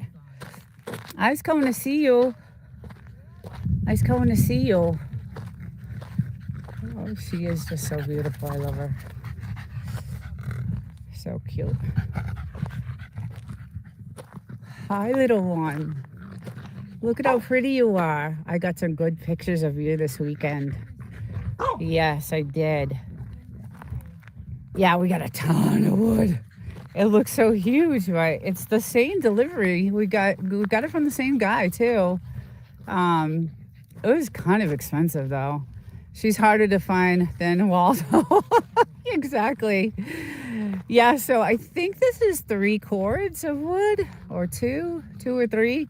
That was like $1,500. So yeah, it should last though. It should last a while. It was kind of pricey. I was like, well, I think that's what we paid the last time. Maybe a couple $100 cheaper. But at least we got it because we were running super low, and we definitely needed it. That's all we had left was right there, and I'm like, you gotta go get some wood. We like our campfires at night, so it's so nice. It's just beautiful now that it's been a good, I don't think they've done anything all week this week in the sky here. And the moon, I can still see it up there. It's very cool. So it's been nice and clear, and the night skies are gorgeous. Just absolutely beautiful. So I know the Memorial Day weekend is a big weekend out here, so there's a lot of like Airbnbs out here, and we'll probably, there'll be some activity. Everybody 4-wheels and does the trail, because that's a trail road too, so everybody will be on their 4-wheelers. Yes, they have to haul it 200 miles. Oh, I didn't know that. Oh, 3 cords. Okay, I didn't know it was 200 miles. I thought he was close. I thought he was in Yucca or something. I didn't know he had to drive that far. Yeah, that's not good. That's why it costs so much. That's why he charges an extra $100. But anyway, you gotta have it. I think they stopped the spraying due to jet fuel shortage. Oh, that's why we don't see the planes. That makes sense. That makes a lot of sense. That is absolutely, you're so smart. Just so smart. I didn't even think of that, because they did. They're canceling flights everywhere, like everywhere. That is true. And I think maybe that would be unfortunate if they start up again, but I think that makes total sense, like absolutely. I know what's going on with the airlines. They're struggling. I mean, it's awful. It comes from Big Bear. It's 100 miles to his property, and he's 100 miles from us. Okay. Oh, okay. Interesting. Yeah, for some reason, I don't know why, I thought he was in like Yucca Valley or Joshua Tree. I don't know. I just thought he was close by, but that's a long way. I drive 175 miles back and forth, so. And it's clean burning, cured hardwood. Yeah, good. That's the other thing. It's not all smoky, and neither was this wood though. This wood, it was good. It was good quality. It was really good quality wood. So, but yeah, it's a little light breeze. You can see the trees. Our trees are doing actually really well. Like I'm really loving them. They're starting to fill out and look really good. Some of these over here are still scraggly. They haven't, we got two really gorgeous ones on this side. Those two, just a couple of them actually, two or three. So those are just gorgeous. I won't go near them though. Johnson Valley with the oldest creosote bushes. Yes. Yes. Yeah, those trees, but these ones, I don't know, they're struggling a little bit. This one's a pretty tree when it's all bloomed. Oh my goodness, it's so pretty. It has these purpley flowers, and I know Wolf and Snort knows the name of the tree, but when it starts to bloom, and it looks like there's a few coming up. Yep, it's starting. So it's really pretty. It's all purple, and it looks pretty with the white behind it, all the white trees, and the desert willow. Okay, yeah.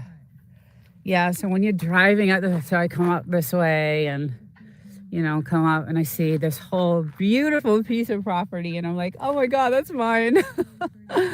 It's just so nice it's just, I don't know, it makes me happy just to come here and enjoy this. And I don't know, I get some comments sometimes in the comment section. How can you live in the middle of nowhere with nothing? And it's definitely off grid for sure. I mean, we are connected to the electrical grid because we made that happen. But I'm like, I just love it. I love, I'm in the city all week long, and it's crazy. So, and even, I like solitude. I've always been kind of like a loner anyway. I've always, just been happy, I guess I'm my own company and I'm good with that. I have a couple of girlfriends back home in Boston and New York that I do keep in touch with, but for the most part, I'm just so busy, and, YouTube is definitely part of that. So, and I've met some really cool people on YouTube. I love, the podcast I do tonight, Off-Grid Living. We got a really creepy, crazy topic tonight, and it's called What Would You Do? And it's all about living off-grid and different scenarios and different things that have happened out here in the desert, and it's going to be fun. So that's my, one of my favorite things to do is that podcast. So it's going to be fun. And I got some cool stories. I don't know how true they are, but I did find some Joshua Tree stories. So it'll be interesting. And I know the dome they built, they do these sky tours. Like, you can come out and look at the sky through these massive telescopes. And there's this big, white dome that they built, and all these huge telescopes, and they're gorgeous. I mean, just amazing. And they do these tours out there, and they take the people out in certain times of year, and they go out. And so there's a reason why that went up, and I'm going to show the story that I found. I had no idea. I've been living here for a long time, and I was like, I knew it was there, because I saw the tours going on, and we see the advertisements for them every time we go into town. But I didn't know the story behind it. So whether it's true or not, I don't, I'm definitely, I don't know if all that stuff is true, but, well, it's just interesting. There's a lot of history in this area that I'm just starting to, learn about. So, and it's only because I'm doing a lot of research for the podcast, and it's very cool. I know there's a lot of other stuff that's gone out here that isn't so good too. So, but it's interesting to read about the history of this area, and the gold mines over there, and just all the cool stuff that used to go on back in the day, 40, 50 years ago, and how people lived. And just, we're on unmaintained roads, and we don't have any services out here. That's the only thing about living out here, is not having anything. We're getting older, and there's no ambulance, there's no police, there's no fire, there's no nothing, no taxis, no Ubers, no absolutely nothing. So that's the only thing about living out here. So if we were to, hurt ourselves or get really, really sick, we'd be screwed because it's an hour. It's an hour to get, to the hospital. So it's not good. And then they're not coming out here to get you either. We did get our generator, so I'm very excited. We actually got this massive generator, and I can't wait to get this going. It's really nice. And we're gonna, hopefully he'll hook this up this week, just in case. Can't afford it anyway. Yeah, I know, right. Right. I've so-called health insurance, but it doesn't really cover anything. It's like $7,000 out of pocket for each of us. And then, then they'll start. We do have our like physicals and stuff like that covered, but it's anything else is it's just a joke. But I guess it's better than nothing. So actually, I saw a video. Hey, Jasper. Good morning. Happy Mother's Day. Thank you so much. Thank you. Thank you for stuffing in. Gorgeous here. It's about 75 in the Mojave.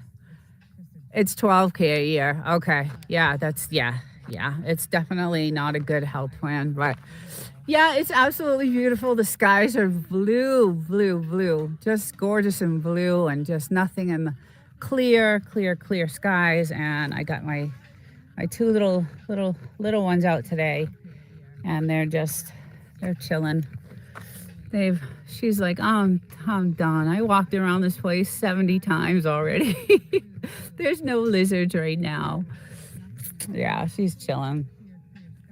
But I hope everyone has a great Sunday and a good Mother's Day, and it's absolutely gorgeous. I know Mike said that it was cold there. I can't believe that still in May. Like, that's insane. That's just 45 is so. Yeah, it'll reach, like yesterday it was 102, by 1 o'clock, and it stayed that way. So it stayed around, 100, 102, 105. And then it cooled off at night. It cooled off so nice. It went down to like 70s, and it doesn't usually do that. It usually holds. So it was really, really nice to have that nice night cool air. We were out here last night with these guys, and they just love it. But he's this guy has been running around the fire for hours, so he's looking for. What you looking for? He's buried 1,000 bones. Let's see how many bones we got over here now. So he loves to.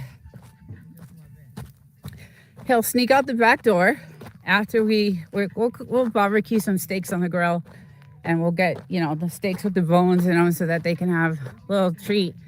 And he'll sneak out he'll sneak out the back door with the bone in his mouth. So there's one. I think this is one. That's another one. There's two. Oh, here's another one. There's three. Oh God, here they all are.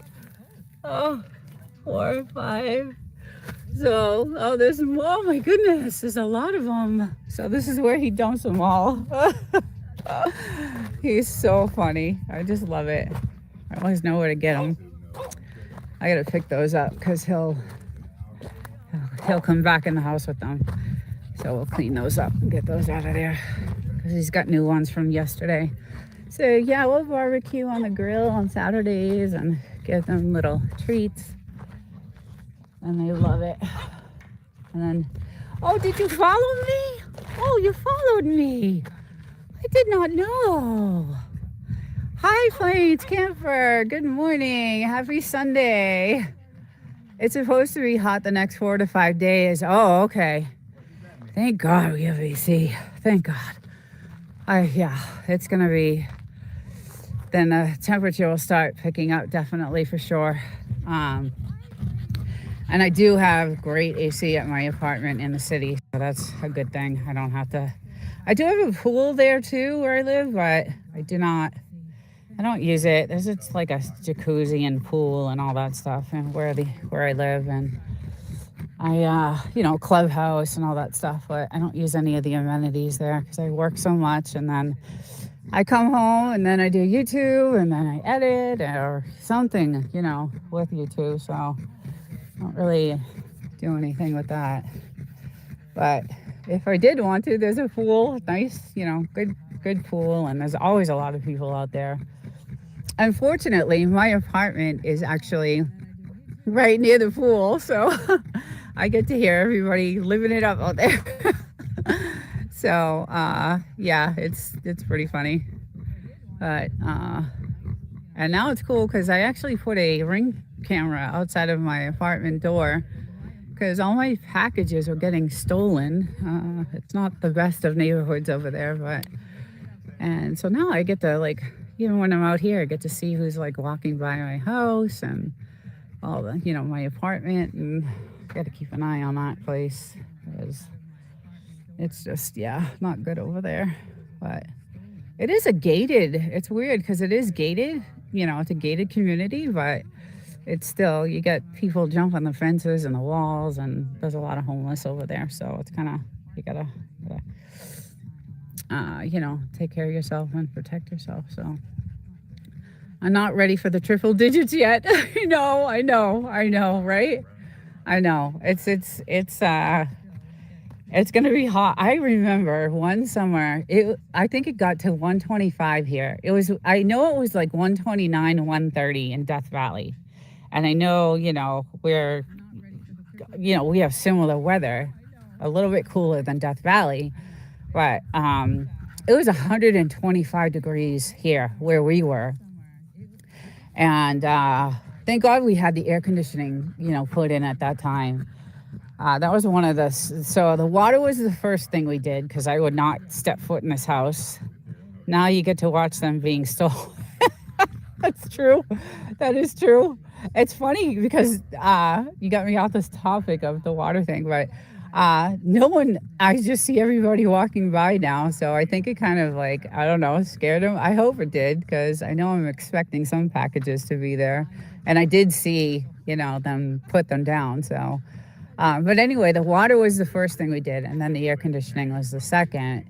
And then we started building the house. So I just wouldn't step foot in this house because it smelled like rotten eggs. It was so bad. It was just, oh God, it was just so bad. Hey Reds, happy Sunday. How you doing? How's your OBS going?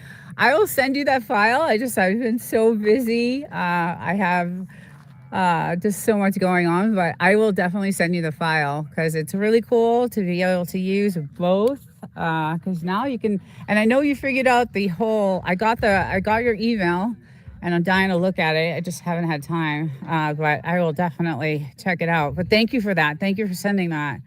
I'm excited to find out how you did it. I was able to get it started. I just never, went any further than that. So, but I'm glad you did. That's really cool. You got it going. And it looks like you're doing really good because I do actually see you.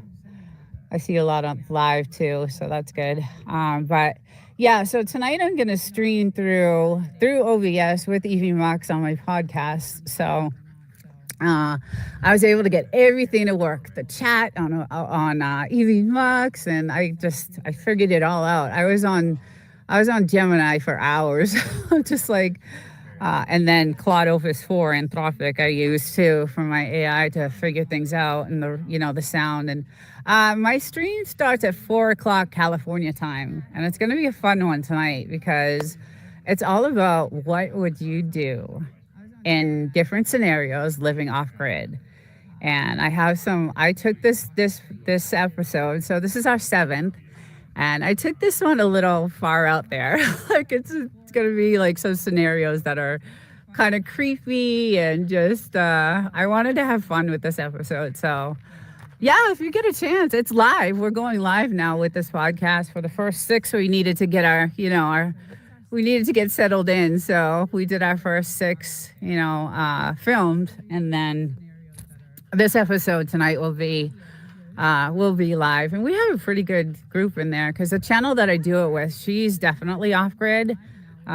She was No Doubty Homestead, and now she changed her channel name to No Doubty Network. But really cool. I'm glad I met her. Really fun.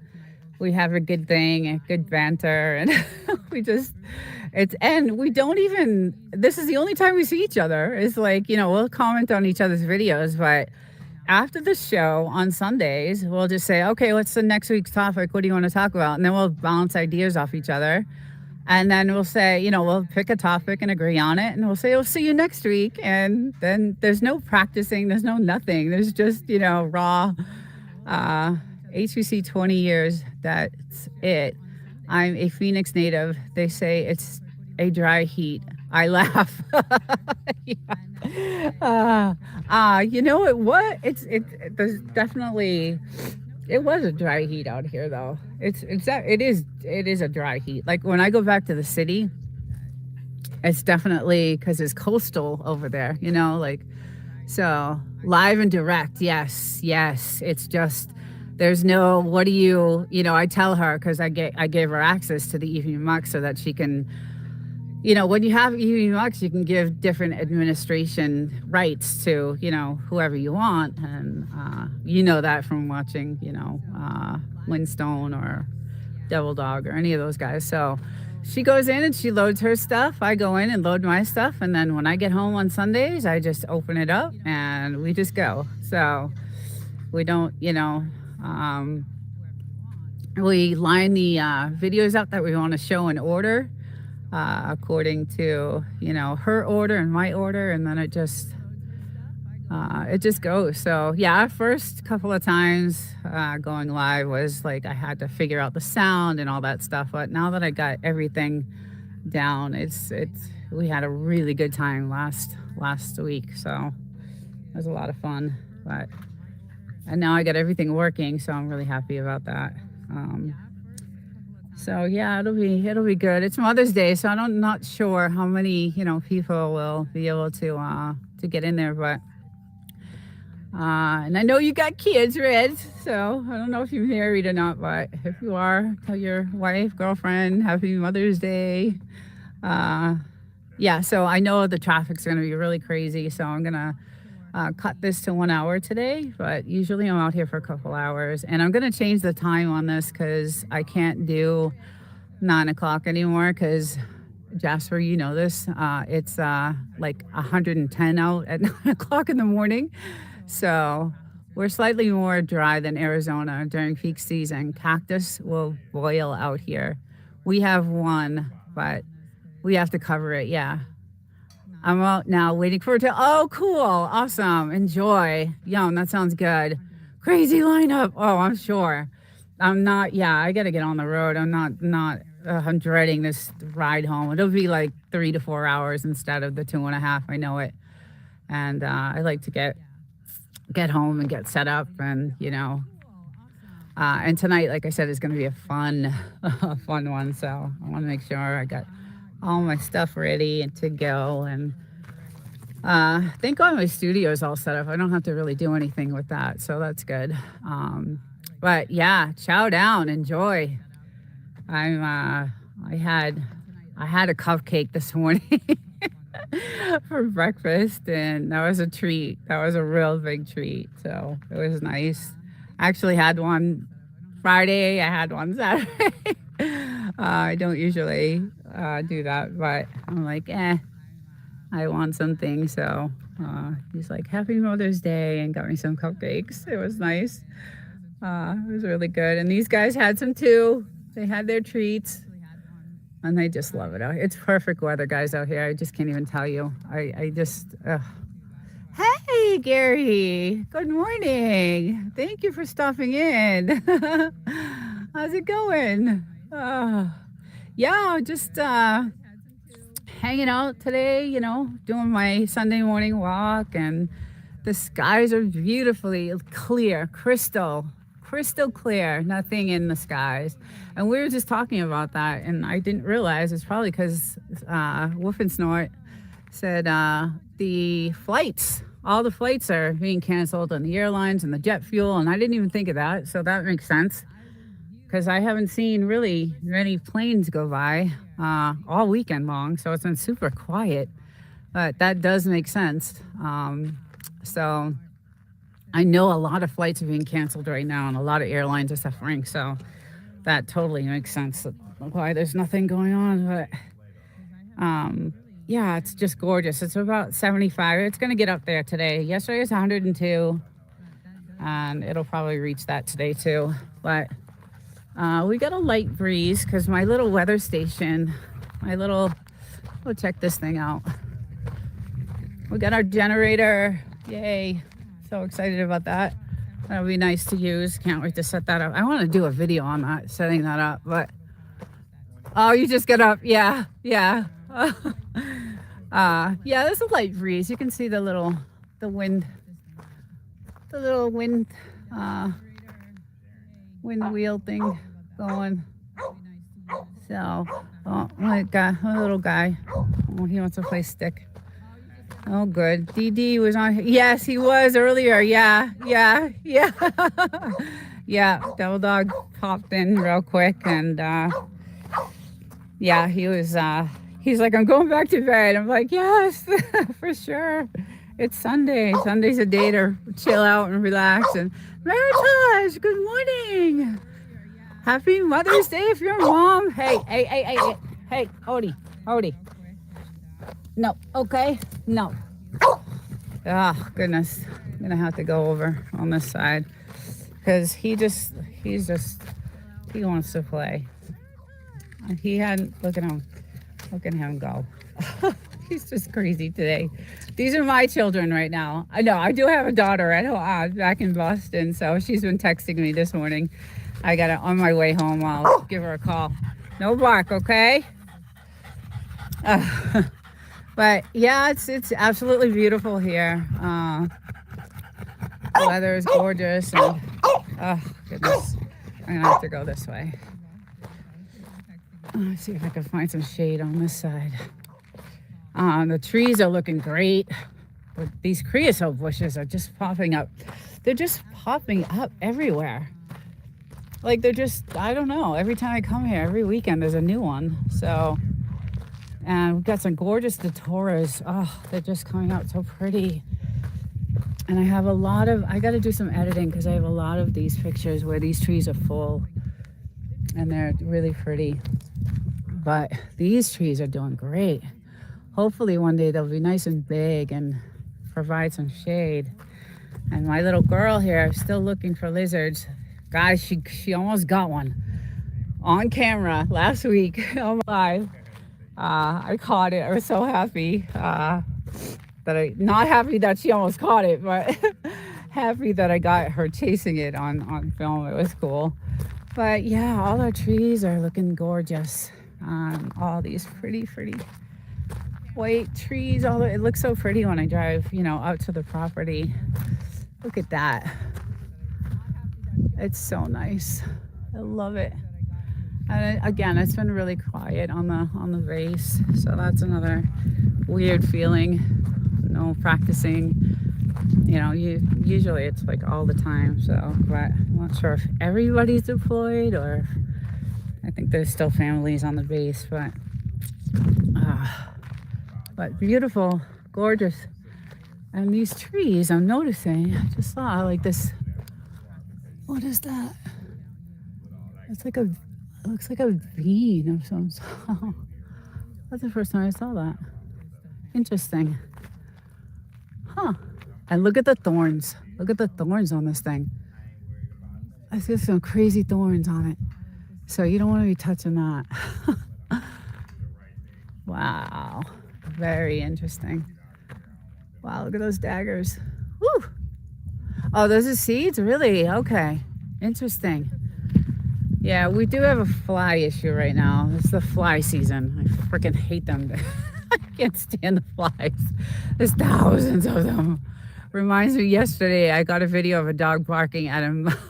Oh, really? At a mud bug?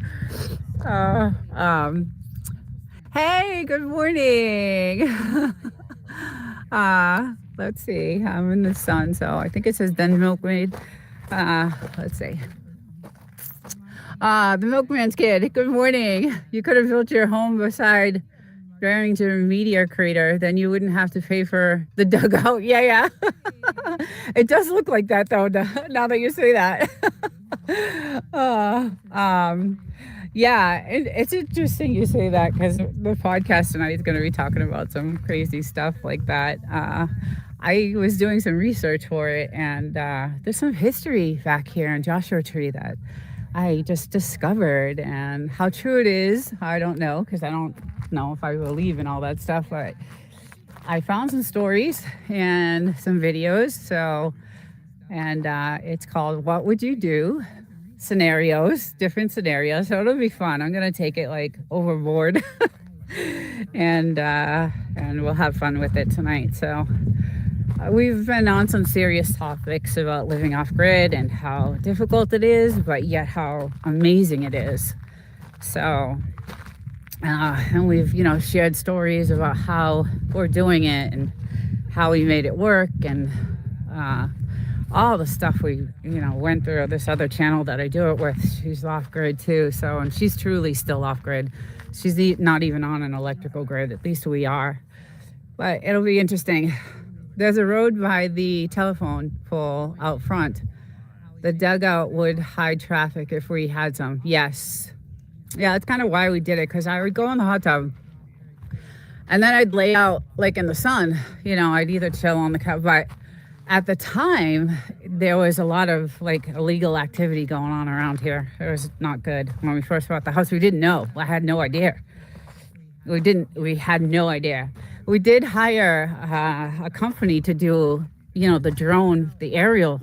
We had to get permission from the military and the town and all that stuff. But so we only knew, we wanted to see where the flood zones were and stuff like that before we bought the house. So we did that, but we had no idea what was like around us. So, and then when we found out, we're like, oh, let's get this place under surveillance. And we couldn't leave. It was so crazy that some of the houses they would go to and they would steal all the copper. Like all the copper would be ripped out of the houses. I don't know what that's about, but they would just go in and steal all this copper and all the plumbing, and it was, so we couldn't leave the house. It was, my husband stayed up here like all the time. And part of the building was during COVID. So I got to stay up here for a few months and, work from home and stuff.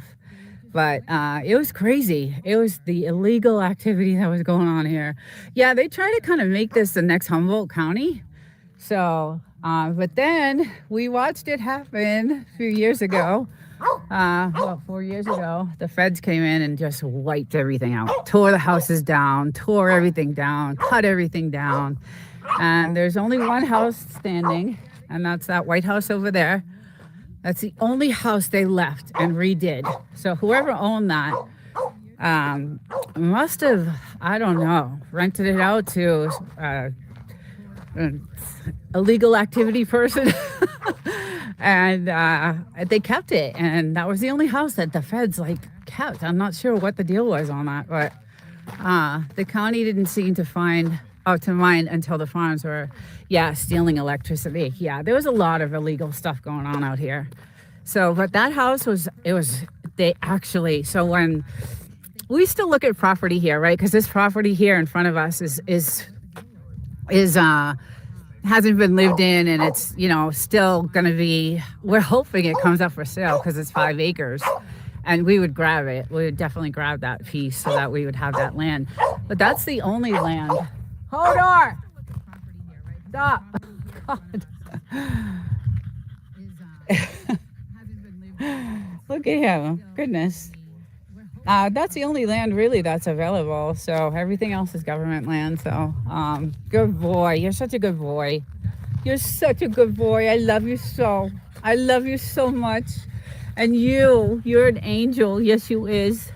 Oh, thank you, buddy. Thank you, buddy. He wants to play stick so bad.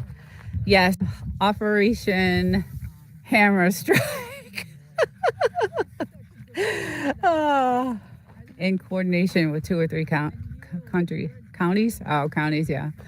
Um, that was the feds. Yes, it was the feds. Yes, we have, we actually have pictures of it, and we have this like really nice camera that has different lenses. So we were like, let's get some of this on camera, and we have video and stuff of them just, oh man, cutting all the trees. All you could smell, like everything everywhere smelled, and it was just so bad. Okay, bye, Gary. Have a good day. Have a good Sunday. Thank you. You too. Yeah, it was pretty bad. So I'm glad that that happened, and glad that they took care of all that stuff. And so now it's been really, really nice and quiet. So basically, this hole was partly for that, for some privacy, so I could go down and lay out and no one could see me on the road. So that was nice to have that finally, and to have some privacy. And then it's nice at night. I don't know. I just feels like you're in a, you know, in a cave kind of at night. It's weird. But yeah, it's just beautiful today. Gorgeous Sunday. But I know the roads are going to be crazy busy. So, oh, grasshopper. Those are everywhere too right now. Grasshoppers. They're all over the place here. So there's my little guy. What do you see? So I'm going to say goodbye to everyone and thank you all for coming in today on a Sunday morning. The time will change on this one to around 7:30 in the morning. So due to the heat, and I hope everyone has a great Sunday. Thank you, Mike's Adventure. Thank you so much. And yeah, everyone have a great Sunday, great Mother's Day, and I will see you all next week, hopefully. Take care, everyone. A little bit early. Good morning. Good morning. Let's get our settings set here. Filter. All right. There we go. There we go. See if we can do this here. Yeah, decided to start a little bit early this morning. Fire going. Went out here really early, actually. Get these guys all wound up and cooled down so they're not barking through the whole entire thing. But good morning, Apocalyptic Wild Child. Good morning. Hello, my love. Woof and snort. She seems to be walking okay right now, but the poor little thing is still, her little paw is hurt. So I hope you're doing well, Wild Child. I don't know if you're working today or not, but if you are, don't work too hard. Yeah, I have, it's really hot out today. Hi, Jess, good morning. Yeah, I decided to go on just a few minutes early. I got to get on the road early today, so I have a lot of stuff to do back in the city. So, good morning. Glad to see you. And yeah, it's really hot today, huh? It's like really warm. So the weather is starting to change. And how's Marcel? Hope good. So cute. Adorable little doggy. Just the cutest little thing. Lovable little thing. Yeah, so it's starting to change. The weather is starting to get really warm. And it's the skies. So let's look at the skies, right? Because that's what today, the morning is about. The skies look really clear today for some reason. They don't look all seeded. They're a little foggy, but hey, Tuber Chat, Kevin. Hello, good morning, welcome. Oh, cool, awesome. And congratulations on your 6 years. I was in the chat yesterday. I don't know if you saw me or not. It was kind of late in your chat, but congratulations. You definitely worked hard for that. So I hope I can make it to the 6-year mark. I just actually got a 1 year from YouTube. They sent me a congratulations 1 year. So I was like, yay. Man, the skies yesterday were so streamed out. Did you see it? Yes. We are doing good. So many lizards and little chipmunks things out here for him to chase. Yeah, that's so. We were just talking about this morning. We were walking around the property, and we're trying to plant like little trees outside here, like outside the fence, and something ate them all the little babies that we had. Something ate all of them. But the skies today, yeah, they look pretty clear. It's kind of weird because this is, I think, one of the first times that I have not seen the seeding and the spraying, and there's a couple of planes up there, but that's not, I don't think that's anything to do with, I think that's just, they're, what do you call that? That comes out of the air. I don't know. It doesn't look like it's seeding to me anyway, but it is a little windy. Let's check out our weather station here, and you can see the winds are starting to pick up. So they're moving a little bit. So it's going to be a little windy, I can tell. It gets really windy towards the afternoon, but what a gorgeous day. And it's going to get really warm. I can tell it's, the weather is definitely starting to change. So it's very quiet today, very quiet and peaceful, and I love it. They still look kind of glazed, but not streaked, right? Yeah, they still look a little, like I said, they're a little bit, they're not clear, but they're not like loaded with streams and those fuzzy in the back, way in the back there they are. But here it's not so bad. So I was really surprised this morning to come out and see, kind of clear skies. Well, as clear as they can get. But yeah, there wasn't, you guys know, you've seen a lot of the skies here in the morning are just loaded, and I didn't see that this morning. So I was like, well, good. That's great. That's, really good. I'm hoping that but I think maybe they're changing their hours now of doing it. I don't know, because it used to be really, really heavy every single morning. And now I wake up and it's just the aftermath, it seems, it just seems like the aftermath of what they did. But we actually went out and bought a super duper generator. So we're gonna hook this thing up at some point. We're gonna try to, just in case anything happens, we're one of those prepper couples. And Jess, you're welcome to come down if anything happens. So we went out and got one of those, and we're gonna hopefully hook that up this week. And I finally found, guys, I'm gonna show you something, and I have a video I'm gonna put out, but my poor little girl, her little paw, her back paw something was wrong with it. And I was looking around the property and I'm like, what could this be? And I found, let's see if I can get an angle of it. I found these little prickly plants growing, and she's stepping on them. And then they grow into these tree-like things. And so I'm going around the property and trying to find, they're really hard to find. I'm going around the property, and I am, trying to dig up anything, because she's really still hurt. And it's been weeks, guys. It's been weeks. I don't know, what to do.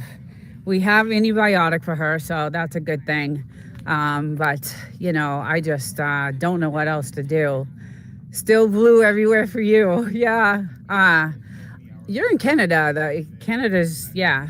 I love Canada, actually. I was a big Montreal girl. Back when I lived in New Hampshire, I would go over the border and go shopping all the time in Montreal. Me and a bunch of girls would do a weekend when I owned my spa, and a bunch of us spa girls would go over the border into Montreal, do all our shopping, and, stay for the weekend and have some good food and just have a good old time. So I do love Montreal. I haven't been beyond Montreal though, so. Oh, those, I hate those, right? What are they? I haven't looked them up yet. Hey, the real David. That's where I've seen you. Wow. That sounds like a, yeah, it was a blast. We had a really, really good time. Yeah, I don't know what those are. That desert looks so beautiful. The milkman's kid. Hey, good morning. Thank you. Yeah, it is gorgeous. Kevin is near Niagara Falls. Yes, right.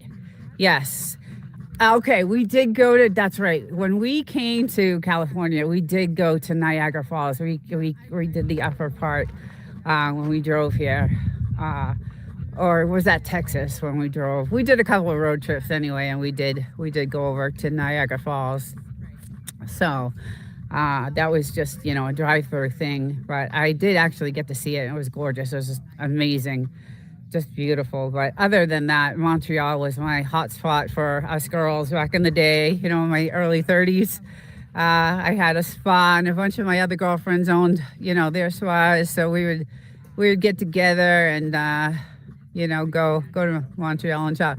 Just got back from Moab, Utah. I'd love to live in that area. Thank you. Hey, Pirate Milk.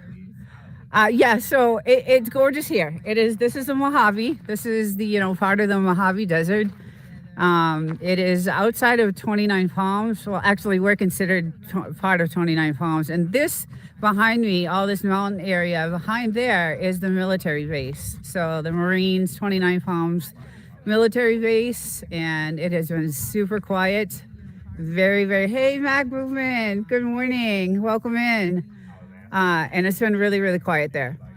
So no practices, no nothing. I think a lot of them have been deployed. I don't know, Jess, if you've heard any more. I heard of the first 2,500, and then I heard a rumor of a second 2,500, but I don't know if that's true or not. But it has been really quiet there. There's been no action and no, nothing going on. Usually we'll hear some practices going on and things like that. But do you have a stirrup loop hoe to get those? Yeah, my husband said, use your heel of your foot. And so I've been using the heel of my foot to get those things up. But I don't know I'm going to look up what they are because I don't know the name of them. And she will not let me go near her, right? They're very, these Frenchies you can't even, she'll bite. She'll definitely bite. I have bite marks. So I was able to get a wet washcloth because I was hoping to kind of clean it a little bit, but the heel takes out the root. Right, exactly. And that's what I just showed you guys was the root of that. And then they grow into these little plants, so I think that's what, and what's weird is that, we've been here a long time and I have not, those could have been here for a while and I have not seen them, but I think that's what it is. I'm going outside to do Google Lens on one right now. Oh, cool. Yeah. I need to know. Yeah. I was going to, look it up and see it because I know, hey, Wild Child, good morning, honey. Welcome in. We're just doing a little, give you a shot of the skies, and it's gorgeous. It's hot. It's really hot. The weather is starting to change. It's just really, really warm today. So, but gorgeous. I just love it here. I love the peace and the quiet, and just I don't want to leave today. So it's always a killer when you have to leave. But good morning, Brian. Good morning. Hi. Welcome in. You are in the Mojave Desert in California. A lot of work in the yard, a lot of potential. Yes. So these are all new trees. Obviously, we did all this last year, so they're still new. And speaking of trees, we were just out here talking, my husband and I just learned something about these creosote bushes. I called them trees, and he's like, no, they're bushes. So the oldest one, and Jess, I don't know if you know this, he just told me, is 16,500 years old. So, and it's about 40 miles away from us. But so it is a bush, not a tree. And I guess there's one major root. So I guess this guy is rooting. Is rooting all these. So that's something a little, a little lesson. So I didn't know that. That was really interesting too. Unbelievable. I know they get super old.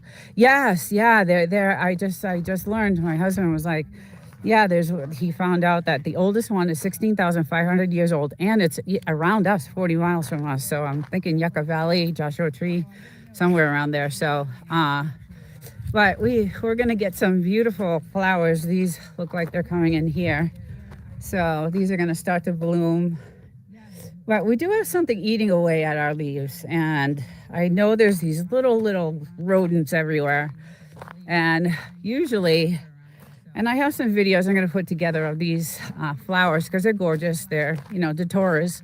So, but this is our latest Datora, and they were all blooming the other day, which is gorgeous. They're beautiful, and then obviously all our beautiful white flowers that we have. I'll take a walk over here. And goodness, our trees out front are, really, really going beautifully. But the bees are thousands of bees. And I stay far away from them because, yeah, there's just too many of them. So, but we have our beautiful, everything looks gorgeous here. It's just beautiful. I don't know. I just love it. The mountains and the peace. And something I never asked, I think, where did you put all the dirt from the dugout? Oh, okay. So that dirt, I believe, is what built up. So this was all flat. That's a good question. I think this is how we built up.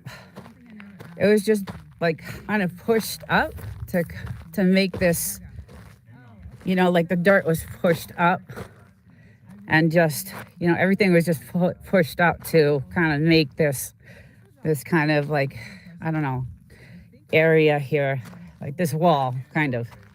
And I think those pokers might be devil's spine flowers. Okay. Yeah, so I think the guys, the contractors just came in and just bulldozed everything and kind of made this wall for us. So because this is all flat land, this is completely flat. So they came in and kind of, pushed everything. It's in Johnson Valley, California, where we get out firewood from. Okay, I missed a conversation. But yeah, so I think they just kind of just pushed the dirt out to make this wall for us, like this little, wall. But yeah, we definitely have to, do some things. I've been trying to get those damn things now that I know what they are. Devil's spine flowers. Yeah, and they grow, these damn things. There's a million of them. I have gotten as many as I could today. But they grow into these like tree things, and they're even worse. So I think she stepped on it, obviously, and I don't know if it's still stuck in there. I don't know what to do because it's been weeks. She's out here because these are trail roads over here behind where our telephone pole is, and they're just little single clusters. Yes, you can see it by the weather station. They're just single. Yes. It's so annoying. I know. Oh, that's okay. No worries. Yeah, they are these, and they're everywhere. But let me tell you, I got a lot of them, and I threw them in the fire this morning. So I definitely, the thing is I think they have some sort of, I don't know. I have to really do some research because they might have some sort of poison on them. So here I am handling them with my hands. And my husband's like, they might have some sort of toxin or something on them. I don't know. I have to do some investigating. So, but by the name of them, the poison, the devil's spine, that sounds like that's pretty poisonous to me. So it could be, and that's why she's still not doing well. But She was okay yesterday. So some days it's, worse than others. But today I felt bad because she wanted to play with her ball and she was just like not, I hate seeing her, run on three legs. It just kills, it breaks my heart. I just love my dog so much. I was walking around some person, I was walking around some poison ivy in Grand Staff Canyon. I was a kid when I was 12. I was actually hospitalized and in a wheelchair for like 2 weeks. Yeah, I got so infected, both my legs. I could not walk at all. I was just a mess, and I was hospitalized for 2 days. And then it was serious, serious, serious stuff. My grandfather owned some land in Massachusetts because that's where I'm originally from. And we had some blueberry patches out there. And one time we got stung by bees. The next time I got this poison ivy thing. I had all kinds. Guys, I've been through it all. So, but yeah, poison ivy is definitely not a good thing to get. So I had a severe, severe case of it, and it was just awful. And it was in the heat of the summer, so it was so uncomfortable. And we didn't have air conditioning. We were, I grew up really poor, very, very poor in the ghetto, and just did not have, I had a fan on me all the time. It was off. I'll never forget it. Like, I was 12 years old and I missed a whole month of school, and yeah, it was pretty bad. Poison ivy. That's one thing I'm glad we don't have out here. Lucky all I have is poison ivy. Yikes. The spines have a long taproot. Yes, they do. The poison ivy incident sounds really rough. Yeah, it was. It was not a good thing. It was just not a good thing. But it's crazy because I was with like my sister, my mom, my whole family, and I guess who got it? Me. But there was an incident with the bees where my sister got stung so bad she got stung over, I don't know, 100 times over. She was really bad shape too. She was about 10 years old when that happened. So we never went back after the bee thing. We went back to pick blueberries, and then I got a really bad case of poison ivy, and my mom said, okay, that's enough. We're not going back to the land. And then my grandfather shortly thereafter sold it, a few years later, sold the land that he had. It was about, I think, 10 acres in Massachusetts, Methuen, Massachusetts, by the way. So he ended up selling the land. And so I heard that it doesn't affect other animals usually, but if you pet an animal that has touched it, yes, that's right. That is true. That is true. It does. That is definitely true. That's why I'm glad, we don't have it, but we have, these other spiny little things. Thank you, Jess, for looking that up. I'm getting a ton of those lightning fast camel spiders too. Oh yes, so what we have right now is little baby scorpions. We're killing them left and right everywhere. Like in my little, where my studio is, or inside, my sun deck right here. This is like behind these windows. I have a studio, and that's where I do my Frenchie show on Saturday. And I just see these baby scorpions, and we do a lot. We try to do some spraying for for the the rodents and bugs and things like that. But they're tiny, little tiny scorpions.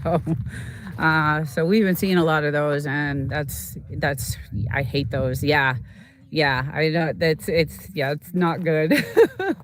But we do have photos of some really big ones when we first came here, because when we first bought this place, it was desolate. No one lived here for a long time. So all these rodents were here, snakes. And I have, in a short, I have a tarantula with a snake. And then we have pictures of scorpions. And, they pretty much took over the house, the rats and it had everything. That when we came here, it was like a nightmare to clean this place out, because it had been desolate for such a long time. And so it was filled with all these, creepy, rodents and insects and just spiders. And so we have videos of those on my shorts. I think if you go to the shorts playlist, there's some there.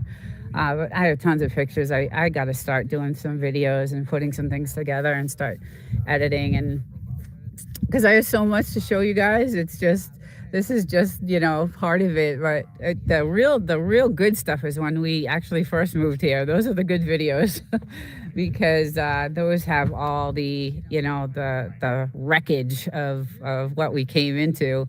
My place too. It was a dump that had to be rebuilt from the ground up. Yeah. Oh, good. Oh, so you did rebuild it. Nice. Yeah. Well, that's most of these places. Like when I did a video on that house over there, which was pretty interesting. That house over there, it still has its sink in it, and the video's on my channel, and there's a bunch of shorts too. It's still all set up. Like you could just put some siding on it and clean it up, and some windows, and you'd be all set. It still has its water source connected. It still has, the stove is still there. There's still, yeah, the sink is still there. It's crazy. We did have an outhouse. So that was the other thing, Jess. I don't know if you had an outhouse, but we had an outhouse right in the middle over here. And I have a video of us. Finally, one day we were like, let's get rid of this thing because we had our new bathroom and we were so excited. So we burned it down, and we were just, so happy to get rid of it. Mine had like 30 birds living inside. No way. Oh my God. Yeah. So it was pretty bad, but now it's absolutely gorgeous inside, and we built it, the way we wanted. So yeah, get rid of my outhouse too. Yeah, it was pretty bad. We did a lot. It took a lot. It took about a year, to get everything done. But during that year, it didn't matter. We enjoyed it. We enjoyed everything. We went through a lot, but we just enjoyed the night skies. We would come out here and just lay. Sometimes we would just lay here for hours. We'd grab our little, sleeping bags, and we'd just come out here and stare at the stars because the sky was so gorgeous. And, when we were vacationing here, and that's why we bought this place, is when we would vacation here in 29 Palms, like closer to Joshua Tree. We rented this house on 40 acres, and I loved it so much. And when we vacationed, we were like, look at the sky. We had never seen skies like that before. So every year we were like, we're giving this, person all this money. So why don't we just get a place? Let's see. I did mine before the Home Depot in Yucca. It would have been nice to have that. Yeah. Yeah, so we were vacationing at this really nice home. It was an Airbnb. It had a hot tub. It was just in the middle of nowhere. It was a sanctuary actually for yoga. It was a yoga. I forget the Ananda. I don't know if you've heard of it, guys. Jess, Ananda Sanctuary, and she had this big, huge yoga tent. And it was one of those like teepee yoga tents. It was gorgeous with, the beautiful teak wood floor, and it was absolutely gorgeous. It was on Bullion Mountain Road. That's the road it was on. And Dick Dale, I don't know if anybody knows. I think you guys are all too young to know who Dick Dale is, but he's I think he made the Beach Boys song, one of the Beach Boys songs, A Homeland. Yeah, so anyway, we decided, you know what, let's just get a place. Let's see if we can get a place. So it took us 2 years actually to find it. But we came up here for 4 to 6 weeks. Anytime I had vacation, we would come up here and vacation. I'm in the Carson Daly age range. Oh, okay. I love Carson Daly, right? MTV, isn't that MTV? Yeah, I'm a little bit older, but I do remember Carson Daly. But yeah, it's just we just loved it, and so we're like, let's just look, and we found this spot, and we were lucky because it had everything. My husband did a lot of research and knew what he wanted. He invented surfer music. You'd know it if you heard it. Was in Pulp Fiction. Oh, right. Yes, exactly. He invented, Dick Dale. He had a huge place. He actually had I think, a plane, like a plane strip, because there was so much land out there, and he had a little plane port. And so when we would drive to the house, we'd pass his area, and he had a little landing strip there, and it was crazy. But I think he passed a couple of years ago. He even, he was old. He was super super old, actually, 80 something, and actually passed away, I believe, a few years ago. So, but yes, he was the one who invented the surfer music. And interesting things out here. There's a lot of interesting. Dick Dale. Yes, Dick Dale, exactly. Hi, Lookwinder. How are you? Welcome. How are you today? I'm good, thank you. How are you? I hope you're well. It's good to see you. Thank you for stopping in. Thank you. I heard someone is trying to buy the old Joshua Tree Airport and make it. Oh no. Really? Wow. Yeah, because I think 8 to 10 miles from that airport. So I passed that. I go down Godwin. Godwin is how I get to, I cut over, I do the 62 all the way to Godwin, and then I take Godwin down to Amboy, right? I think it's Amboy, and then Amboy to Barbara. So, yeah.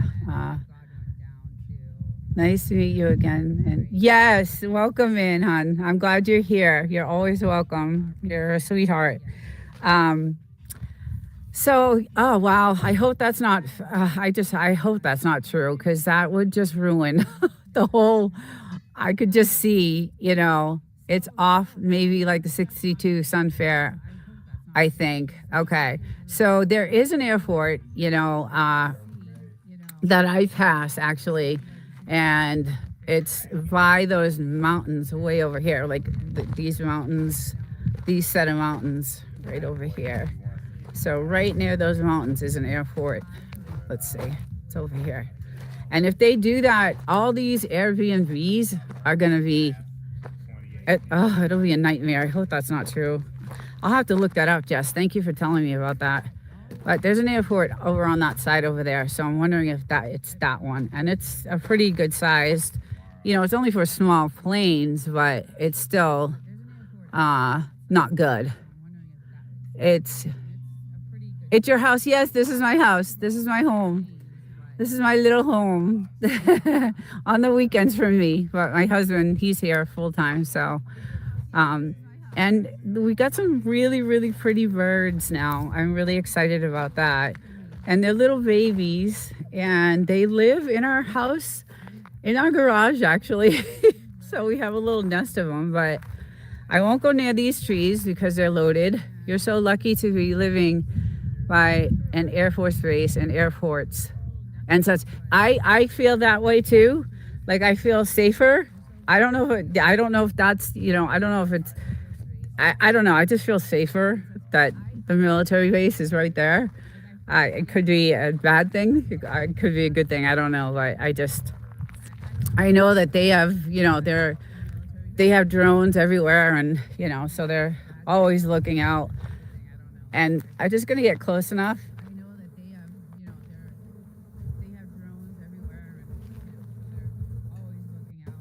I don't know if you guys can hear that, but that's the bees, and they have, a different color.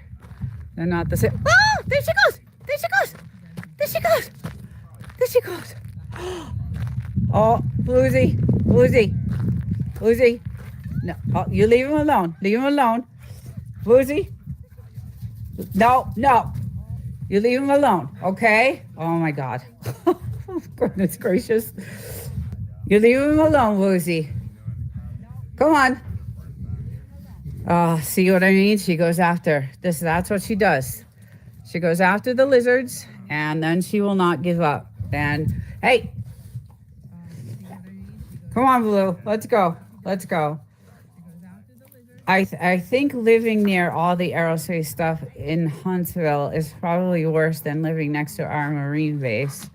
Yeah, as far as weird stuff and threats and people disappearing lately. I know. Yes, that's a good point, actually. Yeah, it's some of the stuff that's going on right now is really crazy.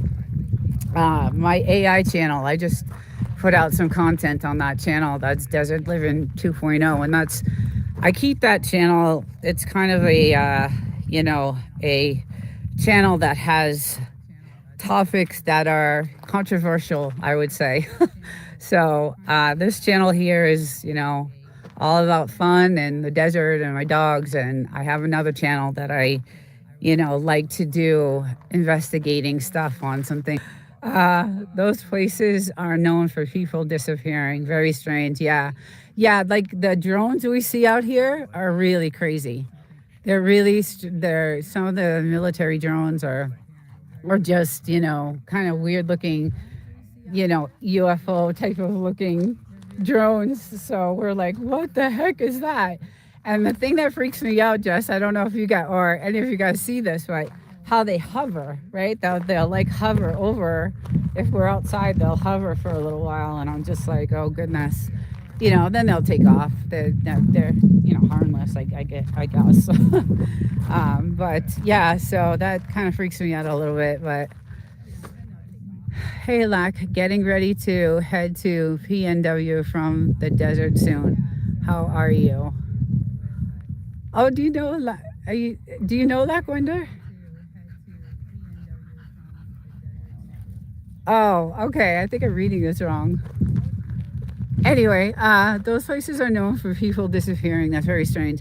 Yeah, well, there's a lot of stories out here, guys, that we heard of about. I guess this desert is filled with, bodies and things like that. Some of the stories we heard when we first moved out here.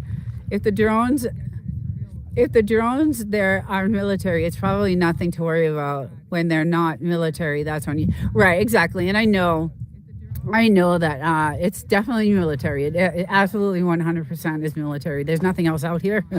So this is all government land. No one can build out here. So it has to be. And then, like I said, most of the houses around us, around, this whole entire area, that is a dog kennel. That's a kennel there. Someone does live there. And then there's a little tiny house over there, and that's kind of like a guy who comes every once in a while on like Memorial Day. He'll be here. So, and then those are empty houses or Airbnbs, and yeah, and then there's nothing really, absolutely nothing else around here. So, and I hear helicopters, so I'm not sure, but yeah, it's very quiet and peaceful, but I'm not worried about the drones because I really do think it's obviously military. Um, you have to have permits and all that stuff to get a drone. So, oh yeah, the hovering and the way they go in a train around the border. Yes, I think you are living out of city desert. Yes, I am. Let's see. Desert kid was referring to Area 52 alien drones. Oh, okay. Okay, I misunderstood. I wasn't referring to the Area 50 anything. Hi, Plains Camper. Good morning. Uh, welcome in. Yeah, so we're gonna start calling this Area 52. Actually, that's gonna be our brand for this. Because every time I do this live, it's like, someone pops in and like, have you seen a UFO? And, what have you seen? And it's so funny. Uh, you do have a great channel. Thank you so much. Thank you. Thank you. I appreciate that. I love doing this. I'm not monetized. I'm, still a long ways from that. So I don't, do it for that. It'd be nice when that happens. I just started a podcast, so Sunday nights I have a podcast that I started with another homesteader. So she has a homestead 600 miles north of here. So we started a homesteading podcast, and this week is our 6th episode, and it's going to be interesting. It's going to be one of the topics I like to talk about. So. But it's going to be live. I'm going to try to co-stream with her tonight. It's usually on her channel, which is No Doubty Network. That's where the podcast has been streaming from. So our first 5 episodes or 4 episodes we did recorded, and then last week we went live. for the first time. And I did have some like sound and echo issues. So that episode was like kind of a disaster. We did get into a little bit, but I was, too busy trying to figure out how to fix the echo and the lag between us talking, on YouTube. So you were so productive. It's very impressive. Thank you. Thank you. I'm just curious about everything. Kid, most ask us about UFOs. We don't believe them. Oh, we don't believe in that. Yeah, yeah, yeah. No, no, no. No, that I just get questioned a lot about it. There's a lot of people that do believe in it, but yeah, no, we're not. We're not a UFO type of. I mean, I don't know whether or not, but I'm not I don't go researching UFOs or anything like that, but everybody does, ask me about it because it kind of looks like it's the same desert, right? Desert, you're really such a nice person. Oh, thank you. Thank you, Luckwinder. The only UFO I believe in is anything that you can't identify, but I don't believe it's from aliens, right? Right. High plains. Um, yeah, so, but it is, part of the same desert. It's, 5 hours from here, Area 51, in Nevada. So it's, part of the same desert, and it looks kind of similar. So I've never been, actually. I wanted to go and do all the museum stuff and, check out all the stuff, but we never did. My husband's parents went on a road trip one time and went there. So I saw pictures of their museums and things like that. So it was pretty funny, actually. Kind of cheesy. But yeah. Yes, opposite of end of Area 51. I gotta find my little girl because she's the one I don't trust. Let's see if she's over here. Still trying to get the lizard. I do not. I'm so tired of the dead lizards. That was Roswell, New Mexico. That was it's crazy how. Oh, it's crazy how different the desert looks. Even just every couple of miles, totally different plant. And that's right. That's right. It wasn't Area 51 that gets all the attention. Somebody would think of some place else to glorify.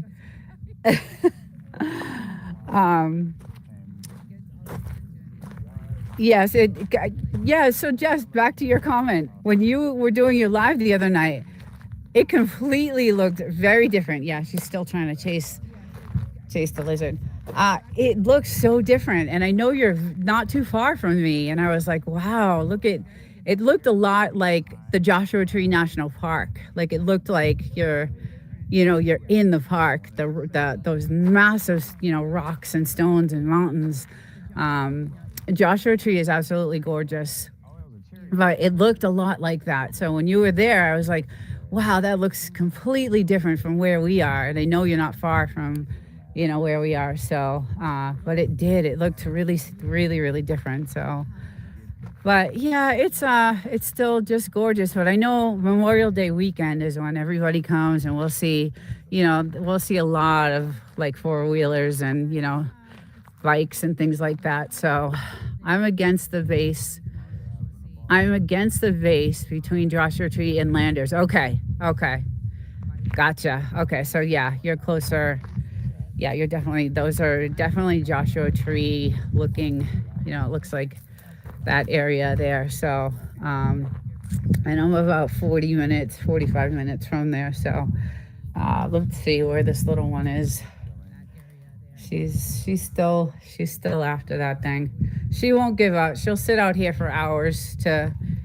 Area 51 is a real area of activity, of secrecy. People fly in and out of the offices from Vegas via the terminal, Janet, which is classified. Interesting. Wow. You know a lot. He's very, it's like being married to a history book, which I appreciate. It's great. Um, he's like knows a lot of stuff. So I actually grew up more street smart than book smart, but now I'm like so into, all this stuff as you get older, right? Your priorities, change and how you grew up. Definitely, I was on the street a lot. Like I said, I grew up in a really poor area, Massachusetts, not in a good neighborhood, and so I'm more probably street smart than I am book smart. But all the research I do, for my channels, for my other channel, my AI channel, I really get into it. Like I do a deep dive, and it takes me weeks to do a video because I want to get all the facts, and I try to get everything, right. And obviously, I go to my encyclopedia husband for, is this true? Is this true? And then, I use Gemini sometimes to ask it. This place is classified as a town. The town is, 600. I thought you were in an acreage. So we're on, how do I explain this? Our land is not, I don't know how to explain this. So we have no services here. So there's no police, there's no fire, there's no ambulance, there's no Ubers, there's no, nothing. There's absolutely, all the roads are unmaintained. You can barely find us on a map. Our actual town is called Wonder Valley. So we're not even, our zip code is 29 Palms, but we are on the last part of government. Like this, after this is all government land. So we're, not part of any public, we're pretty much off grid. And that's what that podcast is about, is living off grid and what we did to live off grid. And the woman I do it with, she also lives off grid. She bought 20 acres of land, 600 miles north of us. And she's building, she's homesteading and, doing her thing. And so we got together and now we do this homestead podcast and how we, developed and things like that. It's a town that's spread out far, I guess. Yeah, it's a very, very small town. Like I think there's even less people now because the feds came in and wiped out all the, all the meth houses and all the drug houses and all the, weed farms that were out here. They were trying to make this like a huge, Humboldt County. So when that was happening, we were scared to death. We were just like, oh my God, our house would smell like it. My clothes would smell like it. And I worked at a really, I worked at a biomedical company, and I was just like, this is insane. I mean, the smell is just ridiculous because it was everywhere. We belong to the county of San Bernardino, not a town. Yeah. My neighbor down the road has a sign that says, I don't call 911. Yeah, there is no 911 here. So that's why we are heavily protected, heavily, surveillance. We have a lot of surveillance. We did do a lot of investing in that. So that's one thing we did, because when we moved out here, we actually got the realtor we had to, we wanted some drones, some aerial views before we bought this place. So the realtor had to go to the town and get, permission from the military, from the town. And so the realtor had a drone and did some aerial shots of our land, which is really cool because we have that, it's, when we were buying it. So, but we didn't realize that a lot of the houses that are not here anymore, they're actually torn down and gone. They got rid of everything. That's why it's really desolate now. There's probably less people than there were, back when we lived here. It was dangerous. It was like, oh God, we had no idea, If we call the police, the sheriff of the county comes out, not the nearest town police. Right, exactly. Yeah. So anyway, yeah, we were just like, okay, it's time to, get ourselves protected and get some surveillance up. And then the feds came in and we witnessed everything, all of it, all of these, there were houses, over further down, I mean, just all the fences are down. Anything with a wood fence, you knew what it was. You knew exactly what it was. So, and then we watched it all happen. And then they started taking down the houses and cleaning up, and now it's really, really awesome. I don't feel as threatened, which is, really odd because the military's right there. I just couldn't believe that, everybody's putting up these weed farms and, meth houses, and it was crazy. It was just crazy. And it went on further down that way. It was really heavy, heavy. So, but it was really weird to me. It's wild how many places were being used for those activities. The weed farms are awful. They just left all the junk. That's the other thing. We had garbage everywhere. It would flow into our. It was really bad when we first bought this place. Even though we loved the land and it has its own water source, so we knew we bought it for the views, the water source, and the 5 acres. And we bought it because we knew no one else could build around us. We wouldn't have any. Good morning. Can't see the name. Corner House. Hey, good morning. How are you? Corner Clubhouse. Good morning. Welcome in. Welcome to the Mojave Desert, California. It's really nice out today. A little windy. It's about, I don't know, I'd say 80. And it's getting warm though. It is getting really warm out today. It's gonna get up there. I have a feeling it'll hit the 90s today at some point. But yeah, so we watched it all happen, and we were so happy. And that was like three or 4 years ago that happened. So, but it always shocked us that they were just, people had no regard for the military, and they have their, on the top of the mountains, they have their, lookout towers and things. You can see the lights at night and the drones overhead. So it really didn't take that long for the feds to come in and do their thing, to be honest. Like, the farms went up, and maybe, a year later, they were all gone. The feds came in and just did their thing. So for 1 year, it was pretty dangerous and pretty bad. So we decided to, get some protection and do heavy surveillance on the house and things like that. So I'm gonna walk away from my barking dog. He'll bark forever. But yeah, so there was a lot of excitement happening here.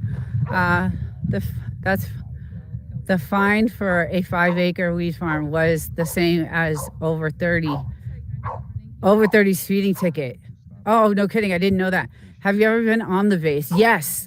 It cracks me up that their food hauls come up on Google Maps. Really? I have been on base because I applied for a job there. So I used to work for the military. I used to work on in San Diego for the Navy. I worked on the naval base there on 32nd. And so I worked there for a couple of years as a civilian. And so when I moved here, I tried to get a job, on base, just as like, it was like a cook or like a service, in the service industry. But I didn't have, experience. So, I was working at the time at the biomedical company, doing quality control for chemistry. And so when I went on base and applied for that job, I mean, it literally was just to get some health insurance and, just make a little bit of money. It was like, I don't know, the $15 an hour was really nothing, but it did have benefits. So I did go on base for that. I bet there are tourists that go. So what is the glass outhouse art gallery like? Oh yeah, so I have not. See, those are the things we haven't gone to. Like, we really don't leave this. We don't leave this property, to be honest. My husband never leaves. We have the dogs, and he does not leave. I think he leaves once a week to go shopping, or maybe once every 2 weeks, or something like that. But the only touristy thing we've done, to be honest with you, is when we were vacationing at that house in 29 Palms. And then we would do the Joshua Tree, and we would do downtown Joshua Tree and all those little gift shops and things like that. I like stones and gems and things like that, so I like all those rock shops they have. And I would skip it. Kid, we don't know, never been. Yeah, we don't, we haven't stopped in there. It kind of looks kind of creepy when you drive by it, to be honest. Yeah, I don't know. Jess, have you ever been to any of those galleries? It's funny because my dad's an artist and he owns a gallery in Connecticut. So it's funny that I don't go to those. But yeah, I don't know. It just looks kind of freaky, and it kind of looks, yes, I don't know, just weird. So no interest in that. But we have been to the gold mines though, up there in the mountains, which are really cool. I love that. That was really cool to do. Some of those gold mines are ridiculous, like insane. And obviously, I'm out there with my little shovel and trying to dig. We were out there for hours a couple of times, and I just seen if I could find anything. But obviously, there's nothing left there. But yeah, on that side is all the gold mines. So we did do that, and we used to we had a razor, so we used to do all the trails and things like that. So that was our thing. We didn't we didn't really do any touristy stuff. So at the time we had a nice razor, and we would just do all these trails on these mountains, and then we do the trails up to the gold mines, and which was really a lot of fun. So I heard they do 100-year house. I've been to Gold Field just outside Mesa, Arizona. Very cool place to visit. Oh, Arizona is, I love Arizona, to be honest. I really do. Someone needs to make a elopement, please, with the view out there. And we call it the gold mines, but there is more silver there than anything.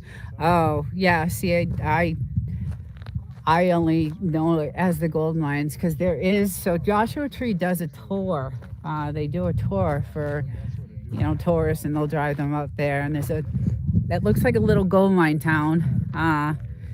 And you can still see some of the gold mine equipment, the pulleys, and all the stuff they did. And some of those gold mine holes are just insanely small, and they go down for miles, it seems. It's just crazy. So very interesting to to go see. So that's some of the touristy stuff that we did. And like I said, we spent most of our time on the razor, doing the trails and just enjoying the views, because when you're on top of these mountains, not on this side but on the other side, because you cannot go over a certain area over there. That's all military, and it's where they hide the bodies. Yes. Yes, that's the stories I hear some. When we first came out here, like, I had no idea of all these stories that there's this channel called Wonder Hussy. I don't know if you've heard of her, but when we first came out here, actually a few years ago, we found her, and she used to come to 29 Palms and do videos of 29 Palms and all kinds of history. She would explain the history of 29 Palms and the desert and things like that. So we learned a lot from her channel. She actually I don't know what happened to her. She was on and off. She was consistent for a long time, and then she stopped doing as many. I think she got sick like I did, and I had to take 6 months off. But so she is still on. She does still have videos, but they're not about Wonder Valley and this area anymore. So we did have a Polaris, but sold it after a couple years. I have to go now. Okay, bye. Take care. Thank you for showing up. Enjoy the day. Enjoy the rest of the day. Thank you for coming in. Yeah, so we learned a lot of history from that, and then we started looking into everything that was going on, and then we did see some people show up one day and shoot a movie scene out here. So that was pretty cool to see. It was a really quick scene. I guess my husband told me it was for a music video. So that was that. There's a lot of history here that goes way back. And that house, that broken down house, that's what they would give the gold mine workers. They give them a piece of land and a house, and then they would go work the gold mine. So that's how they lived. And if you travel down the 62, like all the way past the airport and keep going all the way down there, you'll see these 5 acres and these little sheds, like little tiny houses on them. And every 5 acres is a tiny house. And those are used to be the gold mine workers. So she's still doing them. Woof, that's a blast. Yeah, so we that was our entertainment. And then we did sell it, the razor. I had a neck injury, so I wasn't able really to be on it as much. And then we got the dogs. So the dogs were like our life. We just he just went in. I'm gonna shut that door. Our dogs were just everything to us. So we spent a lot of nights just out here with the dogs and enjoying them, playing, ball and stick and all kinds of stuff with them. I love my dog. I love our dogs. Yeah, he's there he is. Look at him. Oh, okay, you're coming in the AC? Okay. We got to go find a little one. Let's see. After proving up the land, the homesteader purchased the parcel at its unimproved part value. Wait a second, I can't see this. On the land, pre-1955, a cabin of at least 192 square feet, 12 by 16, costing at least 300 in materials. Oh, wow. Yeah, so that's, let me go over here in the shade so I can actually see. I can't see in the sun, it's so bright. I can't read the chats because I'm blind also. But yes, that's most of the houses over, let's see. Okay. To receive a permanent dead patient, owners were required to build a habitat structure on the land pre-1955. A cabin of at least 192. I got you. Okay, costing at least $300 in materials. That's pretty much all you had to do. Okay, yes, interesting. Imagine that, and the land was theirs. Like you can't even buy a piece of land right now for. I mean, the land out here is super expensive. All the houses are super expensive. It's not, unfortunate. Jess, do you have a well? What's your water source? That's pretty much all around. All you had to do. Yeah. It's like this house, this broken down house does not have a well. It has a water tank. So it obviously had water delivered, or they got it, somehow. But we, have a well. So that's one of the things that was really, yes, a well. Okay. So you're all set too.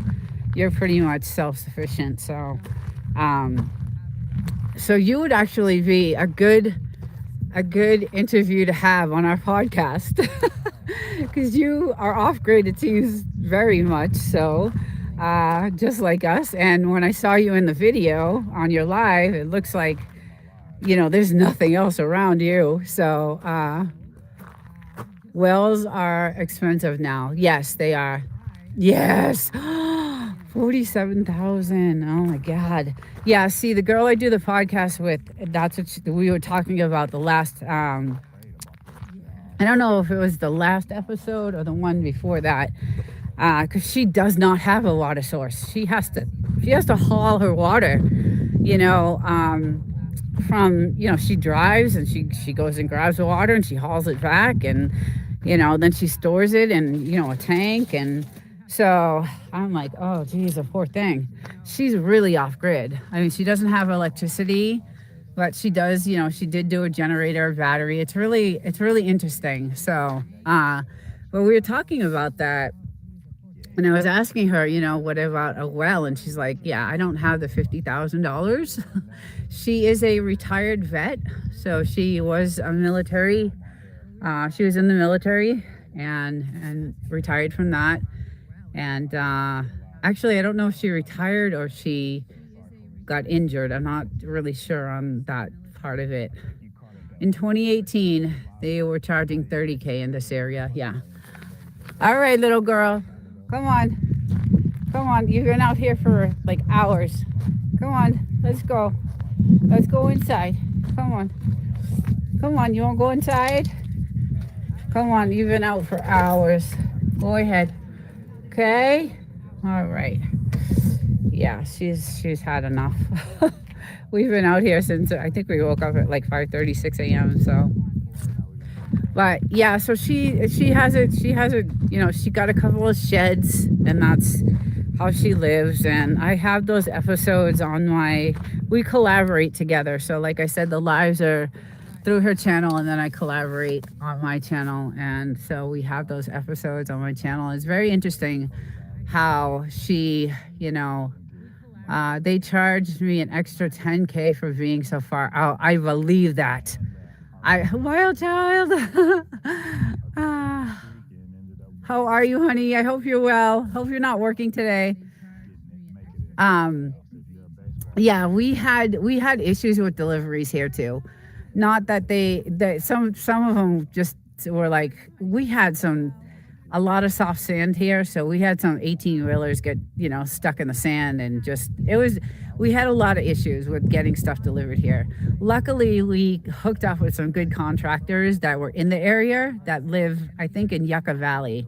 They live down in Yucca, and they're really good contractors, and they knew, they grew up here, so they knew a lot about the area, and they're really good guys, and they really kind of.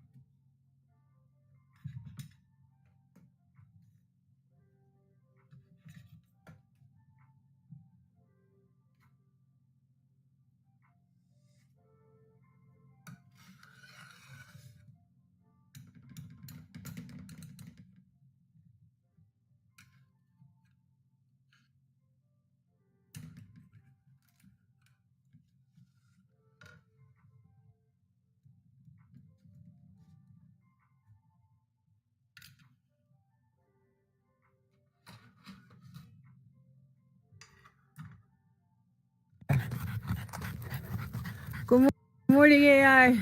Good morning. It's hard to see. The sun is so bright.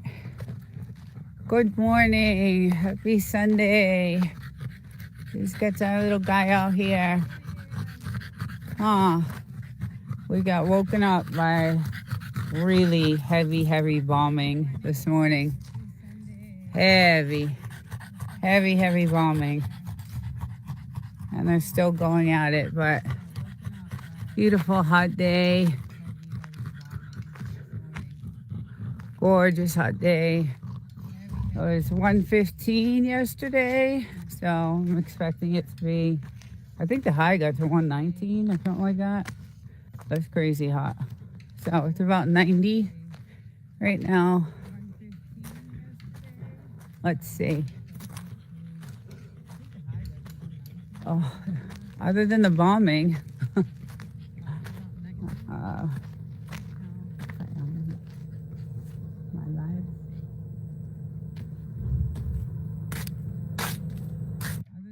but the military, they were, but I'm gonna go guy loaded with, cloud seed. But the military, they were, but I'm gonna go guy loaded with, cloud seed.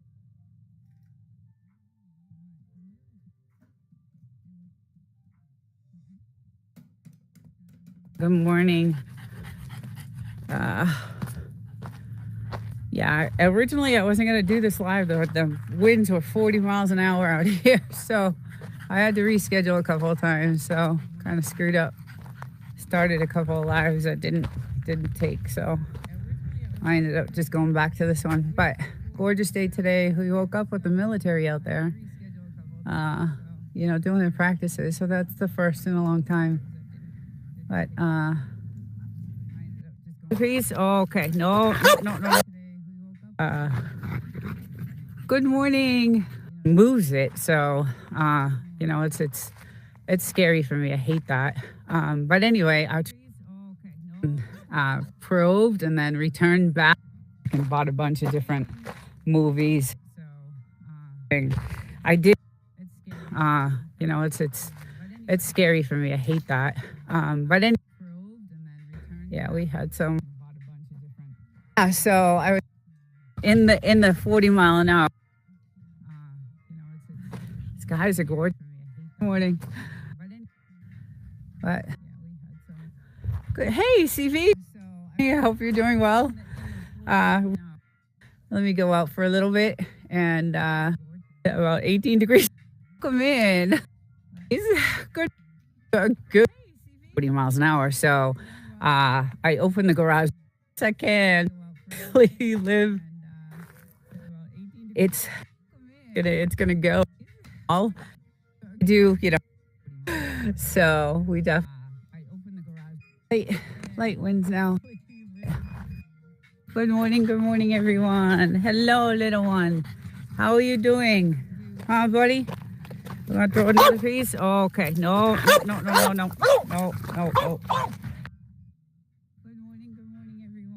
Hello little one, how are you doing? Huh, buddy?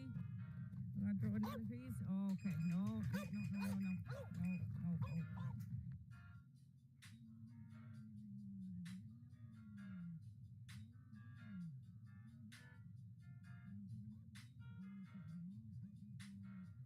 Is crazy lately. I don't know. So in the city, I wake up now. I'm about 3 hours from here, so the temperatures are pretty much really going bad. So I don't know. So in the city, we came out earlier, and the winds are really hot. I mean, going so fast, 40 miles an hour. So. All right, let's see. Let's get this little guy. He's so funny. He's just so funny. Good morning. Good morning everyone. Hello little one. How are you doing? Really going bad. So I decided to cancel this and reschedule it. And then I came out at like 6, and it was much better. Blazing, blazing hot. So extremely hot. Let's see. Yeah, the wind has died down. Our little windmill is going really fast this morning.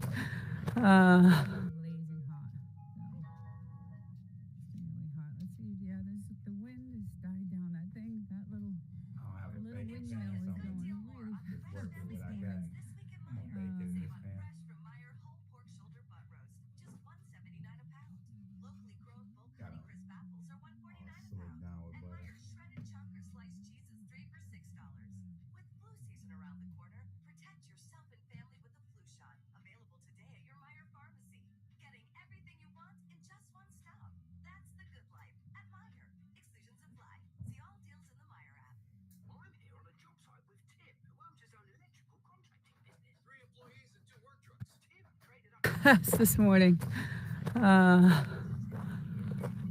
Hello, Wolfman Snort. Good morning. AI, apocalyptic insanity. Ooh, the moon is still. Hello, Wolfman Snort. Good morning. AI, apocalyptic insanity. Ooh, the moon is still.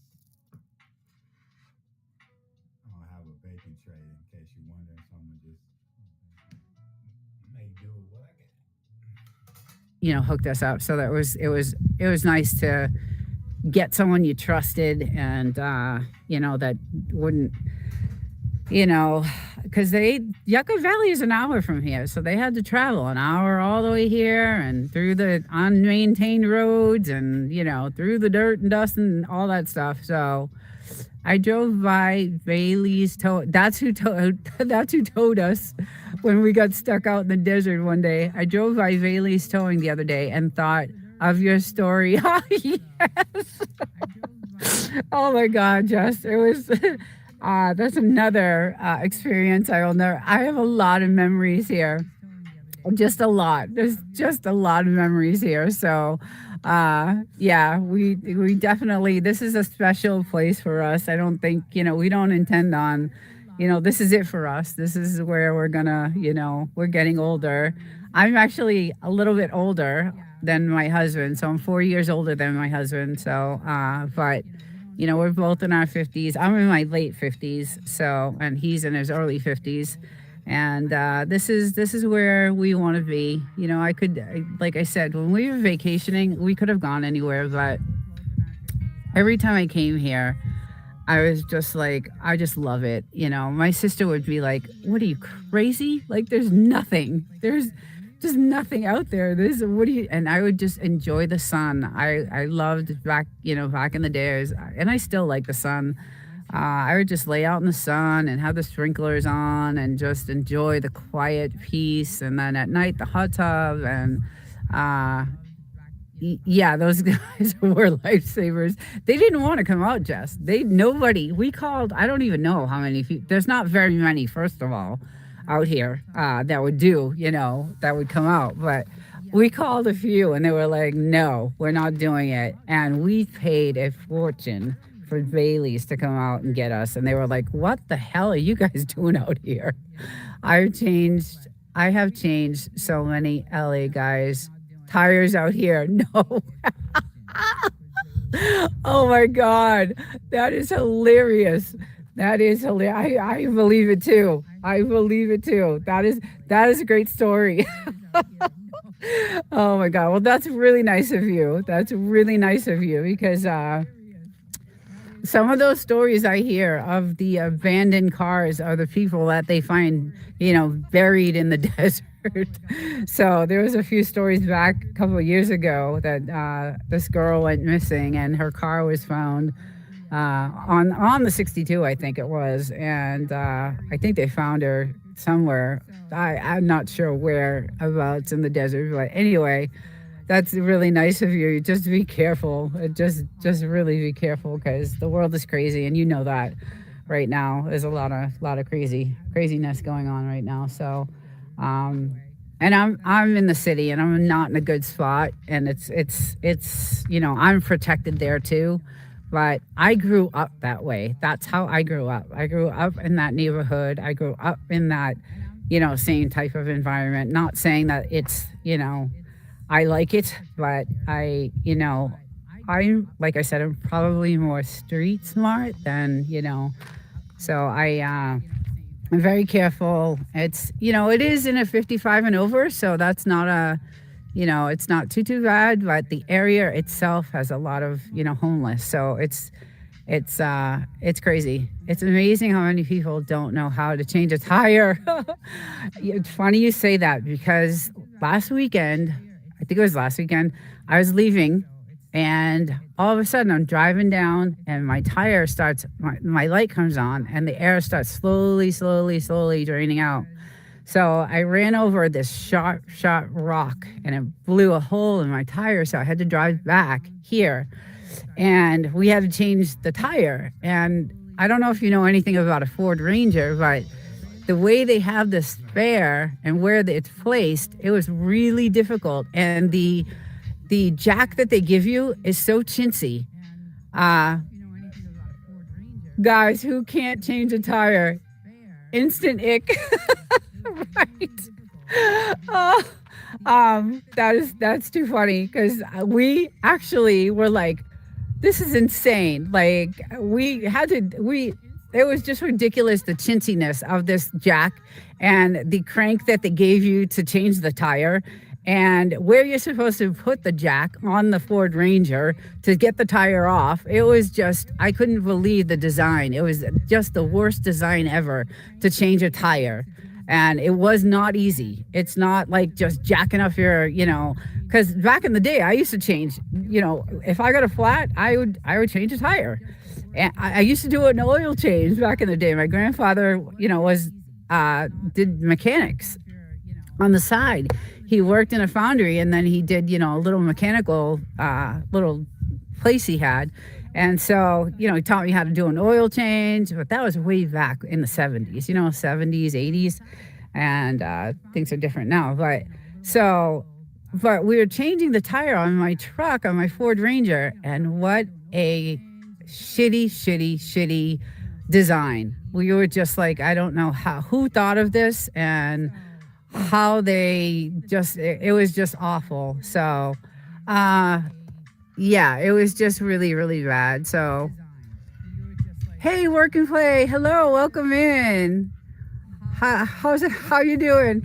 Yeah, placing the jack is annoying. I've seen people trying to do it and cracking the turn. Yes. So, anyway, really bad design.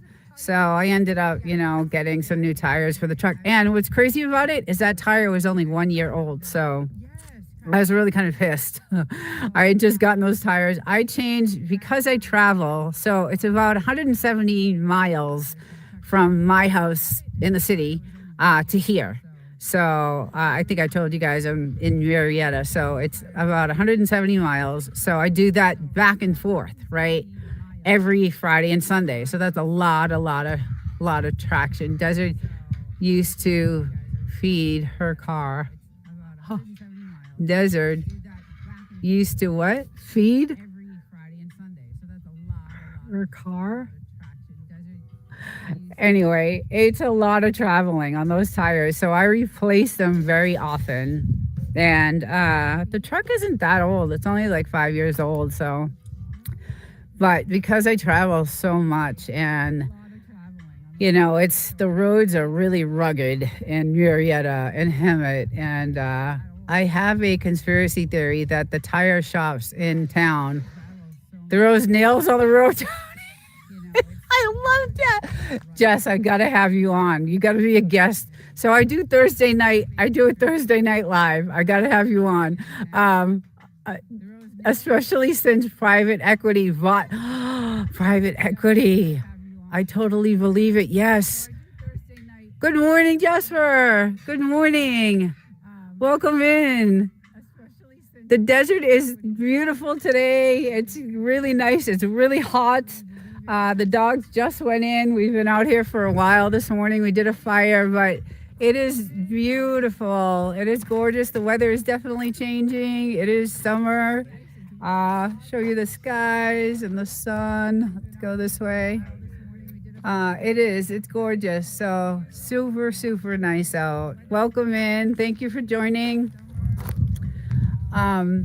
Yes, you know what? I believe that too, Jess. I wouldn't doubt that. I would not doubt that. How else are they going to get business? There's no one out here. But private equity just bought my company and I'm scared to death.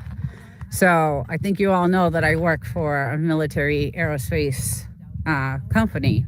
And I was so excited to get this job because I was in San Diego working biomedical for a long time, 10, 11 years. And I wanted to be closer to the house because it's a 5-hour drive from here to San Diego. And I was doing that every weekend. So I tried my hardest to find a job, and it took me 2 years.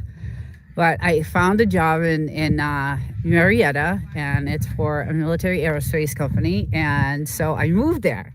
So now I'm 2 hours closer to, to this house. But we were just sold to a private equity company. And it's really scary because the private equity company that bought us is involved with they do a lot with Palantir and the satellites, and I build things for satellites and other, I can't really say, but government contracts and things like that. So it's now I work for private equity and they will be restructuring the company for sure. Yeah. So well, I just saw you. Oh, nice. Good. Yes. Oh, good. I'm glad you guys connected. Yeah. So I am really nervous about, I got this fabulous job that I absolutely love. It's the most interesting job. I mean, I've always had working in a chemistry department, doing, quality control, making formulas and things like that, and making, chemistry and things like that was really interesting. I did that for 11 years, a great job in San Diego. And then someone bought that company and they restructured, and I just hated the new regime and I couldn't stand it. So I started looking and I got this fabulous job in Marietta, and this company is awesome. And I was just so happy, and I was 2 hours closer and everything was just working out. Morning, just wanted to say hi before I go outside. Okay, thank you for stopping in. Have a great day. Yeah, have a great day. Hi, Minty. Good morning, everyone. If I missed you, I apologize. Good morning. Hopefully you're not in marketing. No, I am not. I am actually, I am very involved in the manufacturing part of it. So I do a lot of I handle a lot of VBA coding and, spreadsheet formulations. And I have a lot to do with these specifications and things like that. Hey, Feed Digits, welcome in. So that's kind of and I have a lot to do with planning. So I'm actually, in that department. So that's what I do. So, but it's still not good. It's not a good situation. Yeah, they're the first to go, right? Well, we already lost a lot of people. They already went through. They bought us, 6 months ago. So, they say they're planning on, trying to build us up and sell us to a Raytheon or a General Dynamics or something like that. But I don't know if that's true or not. So, I was really disappointed when that happened because anything private equity is not good, right? It's just not good. So I got this fabulous job that paid what I wanted, and the benefits are ridiculous, and the bonuses and all that stuff. And I absolutely love this job. It's one of the best jobs out of all the jobs I've had. And I've owned my own business for 11 years. I owned a really great spa in Boston. I did chemistry for 10, 11 years, and now I have this great aerospace job that I absolutely love. And I come in one day and they're like, we were sold to a private equity company, and they're kind of I mean, every private equity company I think is shady, but this company is even more because they deal with satellites and things like that, and they own a few other aerospace companies that they've held on to actually, and not sold. So get the Area 52 merch plugged into the. I know, yes, I know. We need to capitalize on that. We definitely need to. We talk about it all the time. I know. We definitely need to do that. I gotta. I'm. It's awful because I'm probably not going to be able to get another job. Right? There's no jobs out there now. So, it's going to be really rough if something happens. If I get laid off, and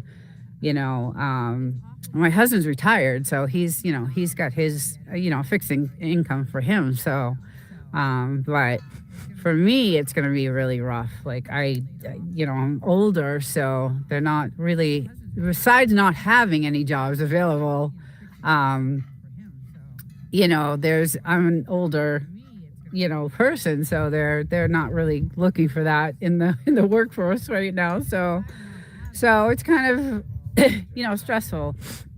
I'm nervous about the future. And not only that, I mean, there's so much going on in the world today, so I'm, worried about that too. So I would work, and the print shops will design it for you if you need. I would work in, yeah. So I'm I'm very artistic. So I could do the designs. Like I could absolutely do that. Like my dad's an artist full time. I mean, he is an artist. He owns a gallery in Connecticut, and he teaches art. So I mean, he's not anymore. He's in his 70s. That's he's retired now, but he still paints here and there. But I do have a very artistic side to me. So I could probably do the designing and stuff like that. I have really good, and my husband's really good too at that stuff. Desert should start an Area 52 podcast. Hey, that's a great idea. You have lots of good ideas, Jess. I know. I'm going to team up with you. We should. That would be a really good one. Have a great Sunday, everyone. Take care. Thank you for joining. Enjoy the Sunday. Have a great day. Thank you for stopping in. No shortage of ideas if you ever want to brainstorm. Okay, I am going to pick you up. I definitely will take you up on that. Broke but Bountiful, welcome. Hello. Welcome in. Oh, my little babies just came out again. They just came out. They've had enough of the air conditioning, I guess. So, aw, you guys okay? Huh? What are you guys doing? They came out to see me. I don't get to spend a lot of time with them, so I get the weekends, and that's about it with them. So it's kind of like sad. I hate it. I hate going, home. So, yeah. So no shortage. Okay, I'm totally gonna. My email is on my. Is your email on your page? Because I will definitely. I would love to talk to you about that. That would be an interesting, fun podcast, actually. Because I have some really good ideas too, and my husband does too. So. But yeah, Jess, that's a super good idea. And I love the podcast world. Like that's what I really, really wanted to do when I started. And that's how my AI channel is. It's like a podcast channel. That's pretty much how I had that set up. So my studio is kind of set up like a podcast studio. So, and that studio is at my apartment in the city. I'm not sure if it is, but I can hit you up. Okay, yeah. Because I have my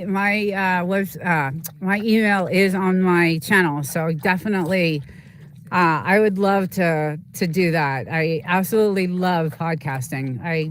Like I said, I really wanted to start that originally, and that's how I had my channel, my other channel, Desert Living 2.0, set up as kind of like a podcast channel. So. And so I started Homestead Junkies podcast, and I do it, like I said, every Sunday at 4 o'clock. So I probably have to end this stream because I have to fly back down to town and get set up for my podcast in a little bit. So it was so awesome today to talk to all you guys, and I'm so glad you all joined. And I had a great time with everyone. I'm not sure if it is.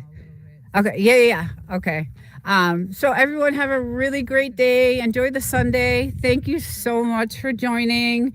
And I do this every Sunday, so I hope to see you all again. And again, have a great Sunday. Enjoy the day. Jess, I'll be talking to you, and I'll see you guys all soon. Take care, everyone. Oh. All right. Good morning. The channel is on. Open snort.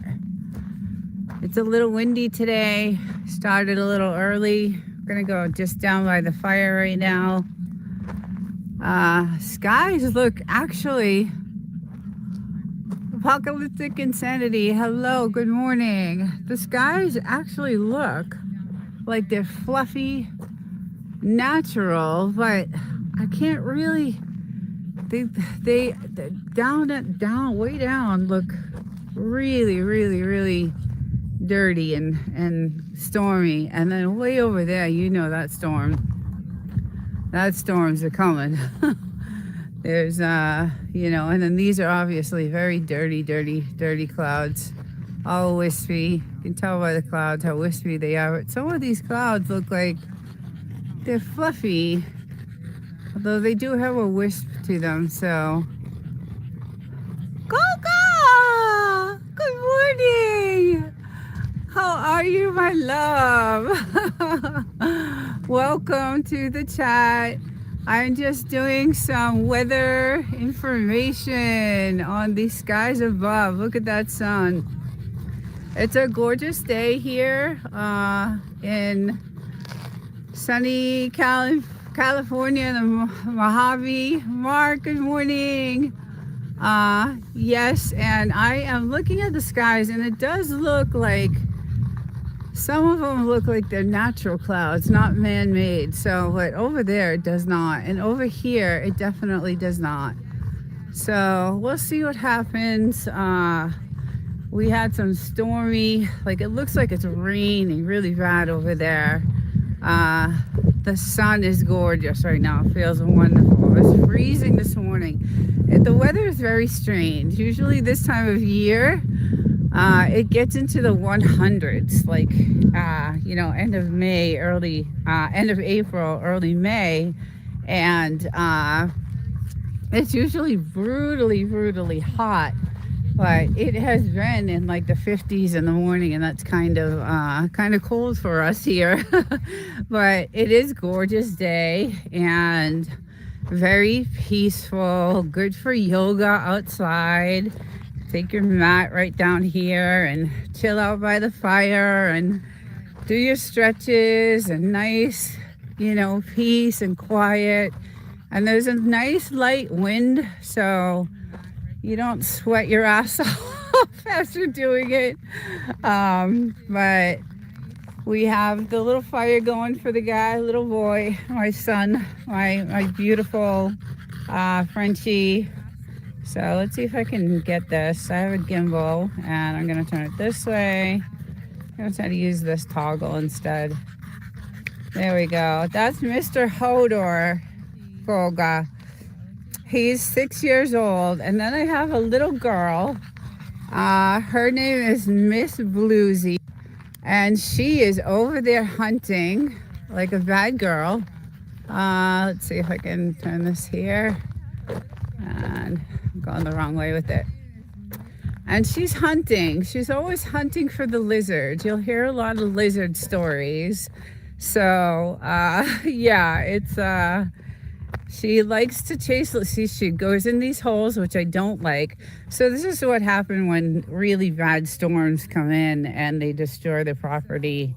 But she likes it in there because it's nice and cool. I just come out here and check and make sure there's no snakes. So I come out here and I actually found yesterday. I came out yesterday and I saw, because if you can tell, this is where, let's see if I can get the camera to go. This is where they like to bury all their bones that they have. So yesterday I saw an opening and I covered it up because that looked like a snake opening. And yes. So I was like, oh no, I got to cover that out. That's like a snake opening. It looked like there was a hole there. So I don't know if it was snakes or what it was. We have all kinds of critters out here, but she loves to go in there. So that's why we haven't really, and look at her, she'll dig. She'll dig. This is what she'll do. She'll dig till she gets nice, cool ground. Are you happy? Are you happy in there? Are you nice and cool? I come check on you, okay? Okay? Yeah, so she just loves it in there. I love her. She's just the sweetest thing. And then we had some gorgeous Datoras. She's living off grid. Yes, wild child, welcome. We had some beautiful Datoras grow overnight, actually. So that one came up. Sorry guys, I'm learning this new gimbal. And then we had a couple. Now this plant over here, there's a video where it had these massive, like snake looking worms. And it's a short, and it ate this plant. You could see how it ate this plant alive. There was nothing to this plant. And now look at what's happening. Look at what we're getting. Look at how beautiful. So we're, doing treatments to the plants and they're starting to come back and it's just so beautiful. I love it. And then of course I have all my wonderful, it's just beautiful. It's a great place, Goga, for, you know how many people you could have out here for yoga, a yoga class? It would be really, really nice. Good morning, Margaret. Good morning. Yes, so I have, tomato horned worms. Yes, exactly. The sky is looking, yes, it is looking great. It is actually looking like it is not too, I don't think they did too much with their spraying. So it looks pretty good today, thank God. Yeah, I just got something on my phone. I don't know what that was, but that was weird. But yes, it's nice and clear. The wind is picking up. It was not windy this morning, so I came out by the fire. I did obviously my normal rock, digging and finding my stones, and I found some new I found some new ones here on this side. So I also do that. I want to polish so bad, but good morning, Drunken Chef, welcome. But it is such a long process, and I'm not here all week, and you have to change the grits on them every few days. So it's looking like an oasis with all the green you have planted. Yes, yeah, so it's gorgeous. I'm gonna put a short out because yesterday I walked around the property and I just walked around and showed all the white, gorgeous flowers that we have all the way around, and they're blooming so beautifully. And then we have these gorgeous trees that we planted last year. So in 1 year, And some of them aren't doing so well, but some of them are just gorgeous. They came out beautiful. So that was funny. Me and you are both rock lovers. Yes, yes, I know. See, it's funny how you meet people with stuff you have in common, right? It's great. I love it. Uh, so this one is actually starting to bloom. This one's really pretty when it's a really full bloom. But these yellow trees, I won't get near them because there's thousands and thousands of bees, just thousands, and they're not your natural looking bees. The yellow jackets, they're not yellow jackets. They have this, it's a desert willow, all the purple, yeah. So I don't know if you can hear.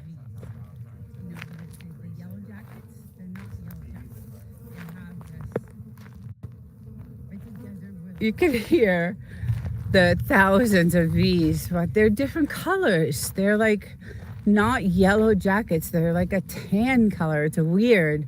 And the video that I put out on the geoengineering, the 1965 classified documents, had a story at the very end about how they're finding aluminum in these bees and they're dying. Like they're killing off the bees. So I'm wondering if that is what's happening to some of these bees over here.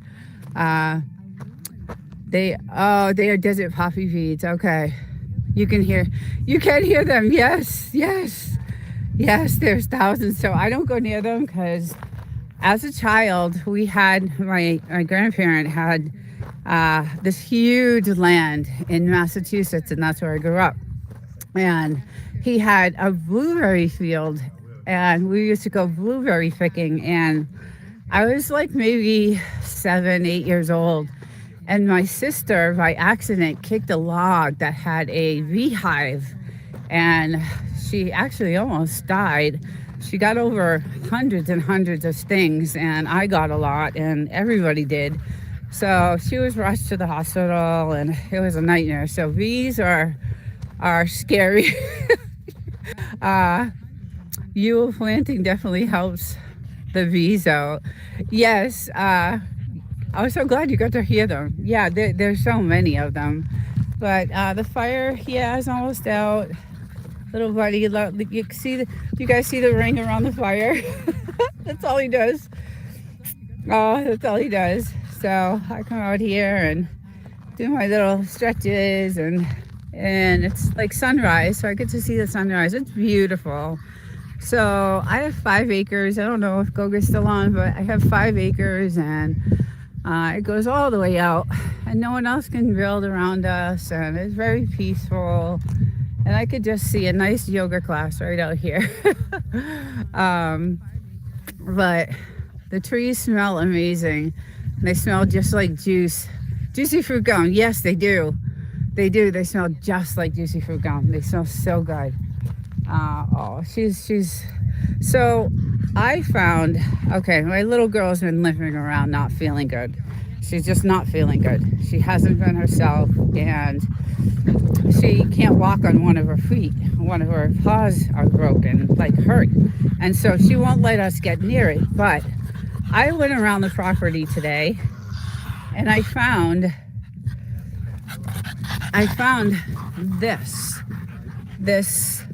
these thorns. So what's happening is she's stepping on them, and they're getting into her. So I went, and I can't even touch it. I went around the property, and they're thorns. They're hard to get out. They stick way up in her paw. And she's walking on okay now because she's rested. So I went around, and tried to pick as many as I could. I don't know what they are. Yeah, I don't know what they are. So I scoured the property this morning to see I did pick a lot. The problem with her is that she loves to go in dangerous places. She's a girl, so she's mischievous and she's curious, and she is, she wants to know she's very interested in things she shouldn't be interested in, and that's how she got bit by that rattlesnake that day. But um, yeah, so I think that's what is causing, and she won't let us get near her paw. I don't know if you've, yeah. Were you having coughing overlooking the sun? Yes, yes. I don't know if you're supposed to have coffee while you're doing your stretches, but that's what I do. And as you can see, it's a pretty good size coffee. It's my only enjoyment, Goga. I try to, I try to eat as well as I can. So this is a homemade caramel coffee that I have. And it's pretty much my only sweet thing that I have. Sometimes here and there you got to treat yourself, right? So I'm gonna go sit right here, and I'll walk around in a bit. But yes, so it's been really, the weather's been kind of strange, really windy, actually. It's been on the windy side, so we have hunkered down a little bit. Last weekend, there was such a bad storm that came through, and just the wind, it actually shook the house, and that has never happened before. So, but my latest video that I did put out that did not get any views, I was really disappointed because I did put a lot of work into it. And I know some people viewed and commented it, so I appreciate that. But it, it talks about what's happening to the weather, and I know all over the world right now there's severe weather storms everywhere, like just not even storms but tornadoes all over, just crazy. And we had one not last week, the week before. The winds were so bad that they actually like moved the house the very first time. Now we're used to high winds here. We live in the high desert, so we're used to the high winds, but this was out of control. And I actually wasn't here at the time. It was my husband that was here because I live in the city to work. I believe coffee is supposed to be good for you. Yes, you can never go wrong with caramel, right? It's really my only treat. I shouldn't say that because I love to bake, and when I bake, I indulge a little bit here and there. So, but look at how gorgeous everything is today, and it is overcast, but it's been very quiet. Did I just see a lizard? I hope she doesn't see that. The military base behind us has been extremely quiet. Nothing has been going on there. So, and downtown is still quiet. The shops are still, some of the shops are still closed, and still really quiet around here. So, which is how I like it. It's good. It's just I like watching their practices, and so we don't get to see those because there's, it's been super quiet. So, let's see what's going on in the chat here. Yes, yeah. So anyway, I love it out here. It's great to come and unwind. We have our little hobbies that we have out here. We do horseshoe. We do target practice, and obviously I have, a studio here, so I can film my Saturday and Sunday shows, and then I have a studio back in the city. So, Lockwinder, hello, welcome. Thank you for coming in. It's good to see you. How are you, my friend? I have not seen you in a couple of weeks. I'm glad you're here. Welcome. Yeah, we're just showing the weather today is like I said, it looks like natural clouds to me, but I can't really, I got to check the map. So I'm going to go to the Purple Air map and see, what they did, and see, if because it really does look like clear skies. It's a little cloudy. everybody. This is LaQuinda, very, very nice man, friendly and just really good. And check him out. He's just a really, really cool person. So, yes, it's starting to pick up. The wind is starting to pick up. It was chilly this morning. When the sun comes out, though, it does get, like, the temperature changes instantly. Like, it bakes you. It's really warm. So, but it is beautiful outside right now. So it's very gorgeous. And unfortunately, I have to leave a little bit early today. I have another live podcast that I'm starting tonight. I've done a few episodes that were filmed, but tonight we're going to take it live. So I got to rush back to the city, 3 hours. Yesterday at 10 p.m., I said a video to premiere, and I had no idea that meant I was going to be live. Yes, interactive. So I accidentally had a live. But good. That's the way to. That's exactly, Wild Child, the way to start. To do a premiere is great because you can be in the chat with them and talk with them, and without being physically, on the screen. I know a lot of people are petrified, and I told you I was scared to death, when I had to go on screen. But oh yes, yoga. So my land goes out to that telephone pole over there, and then it goes out to so we have 5 acres, and we have almost an acre fenced in. Not quite an acre, but almost, for the dogs.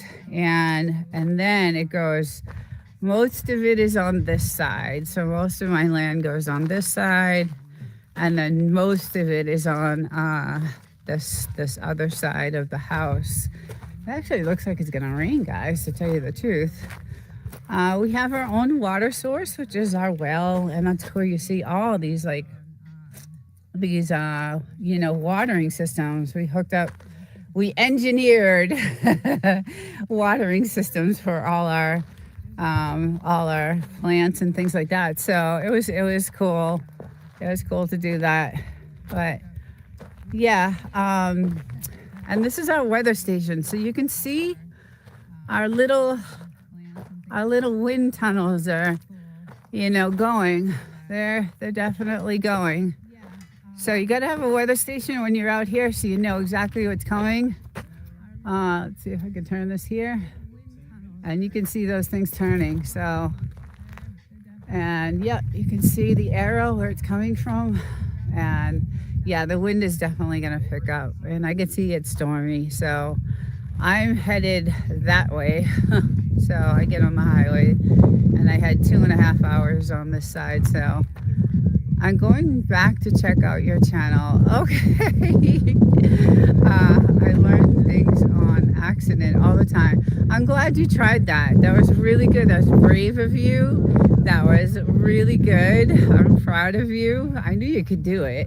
Your channel is great. You have great content. It's very peaceful and relaxing. And that's what I love about, Golga's channel with the yoga is very peaceful and relaxing, and it just gives you that, the meditation of it. And then Wild Child with your, ambiance and your candles and the rain, and it just puts me to sleep. And anything like that is so relaxing. So it's very, very nice to have. My little girl, she's squatting way over there. I see her. I can't take my eye off her. And she's actually watching these plants, because that's where all the lizards go. And I'm terrified that she's going to find one. I'm praying to God you're always happy. Oh, thank you. That is very sweet. I am doing, everybody has their bad days, but for the most part, I have a good life, a good husband, a good family. Unfortunately, my family is still back in Boston, so I don't have, close family here, but my close family is my two little doggies and my husband, my best friends. So, my daughter, she just actually moved from Florida to Massachusetts. So she's back home with the rest of my huge Italian family. And but we FaceTime constantly. So since I have, the the broadcasting, I can do a private live with her and talk with her, and I can do FaceTime on the phone and all things like that. So it's nice. And I have a grandson. Unfortunately, he is autistic, and he has a special kind of autism, and it's he hasn't spoken yet, and his birthday was April 16th. So I sent him a little video saying, happy birthday to Grandma Nina, and but unfortunately he has not been able to speak. So he's in a lot of therapy, and I'm hoping someday, he'll be able to, speak and say something. We're all waiting for that day to happen, but he's the most gorgeous little boy. He has got, so she, her husband is Puerto Rican, and he's got these gorgeous blue eyes, and he's just got the perfect skin tone and blue eyes. And my daughter is Italian, so the little boy they had, Aiden, you don't look a day over 30. That's too funny. Yes, Grandma. I will be 57. Go! I try to take care of myself. I do. But anyway, he's got this gorgeous, gorgeous blonde hair and these blue, ocean blue, green eyes, and he's gorgeous. He's just absolutely gorgeous. And I know all of us talk about our grandchildren as gorgeous, but I'll post some pictures. He's just absolutely beautiful. But yes, I'll be 57. One thing that did help, I will tell you a little, so people don't think, I owned a salon, a spa, a really nice spa back in Massachusetts in my younger days, in my 30s. And I had a medical esthetician there. So I always had treatments. I always had facial treatments. I always had, skin peels and chemical peels and all kinds of things to keep, and if you eat well, and and the spa I owned was actually in a health club. So I was a runner. I used to run 50, 60 miles a week, and I think it's due to the husband. That helps too. Yes, if you're happy, obviously it's going to come out in your personality. So but I did for years, have, and vitamins and things like that really do keep you, healthy. And food is the main thing. Food is definitely the main thing. Like I said, I do indulge over the weekends. I give myself a couple of days to, have something I want. But Jeremiah is, good morning. Hello, welcome. Oh, here she comes. Oh, is that him? Yeah, that's him. Welcome in. This is the Mojave Desert in California, and we are outside of the 29 Palms military base, and this is where they do all their practices. We usually hear it all the time, but it's been eerily quiet for the last month. There's been nothing, and I know several troops were deployed a few weeks ago, so that was kind of sad to hear. And I don't know if they did another. I heard rumors of another deployment going on, but this is a Marine base, and this is where. So this base is actually the same terrain as Iraq, Iran, all the Gulf Coast, all, the, what do you call it? Desert Storm. This base, this terrain right here is almost identical to over, overseas, and so that's why they do their training here before they send them, before they deploy them. But you always look good. I don't even think we should do OVS alone at the Sunday service. We should have two collabs. We could. I'm so however you want to do it. I am fine with that. I think I sent you a PowerPoint, but I've actually now been like integrating because I want to have guests on my show. On Thursday nights, I do a live for creators, and this live that I do talks about all the research that my team has done on the YouTube policy and what is changing and what is coming, and what's going on with YouTube, and all the creators get to share like their what's happening to their channels and anything odd that's happening. So Thursday night I want to have guests, so now I've integrated EV Mux through OVS so that I'm able to do a bunch of different things. So I actually finally, yesterday after my live, I said, okay, I'm going to put the time into this and get this all configured. So I finally got it all configured. So I have EV Mux streaming through OVS, or the other way around. And so now I can use both, which is really great. Because OVS has their own set of special tools, and then EV Mux has their own set of special tools, and I want to use both, and I found a way to do it. So I saw you asking Reds to check in with you. Yeah, him and I have been emailing each other about connecting OVS and things like that. So I have, at my studio at my apartment in the city is a little bit different. I have 4 screens, and I do use a teleprompter when I'm doing my AI videos because there's so much information. So I also have that.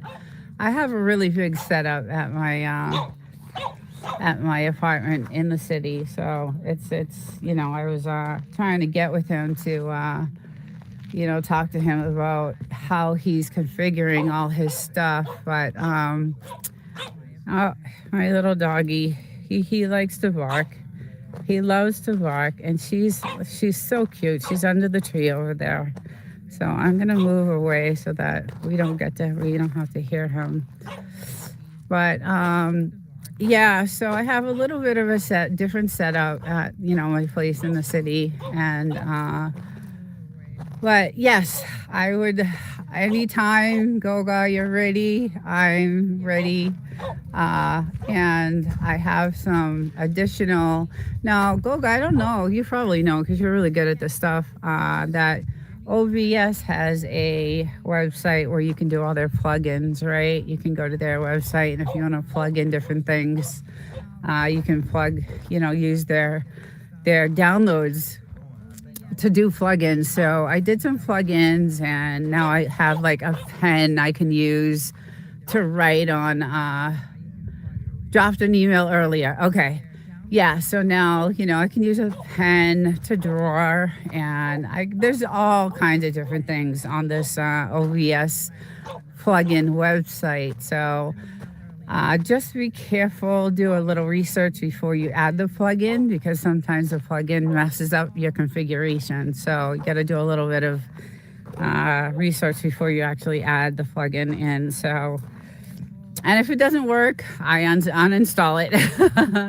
But nice bright sun right now. It is just beautiful here, very peaceful. I love it.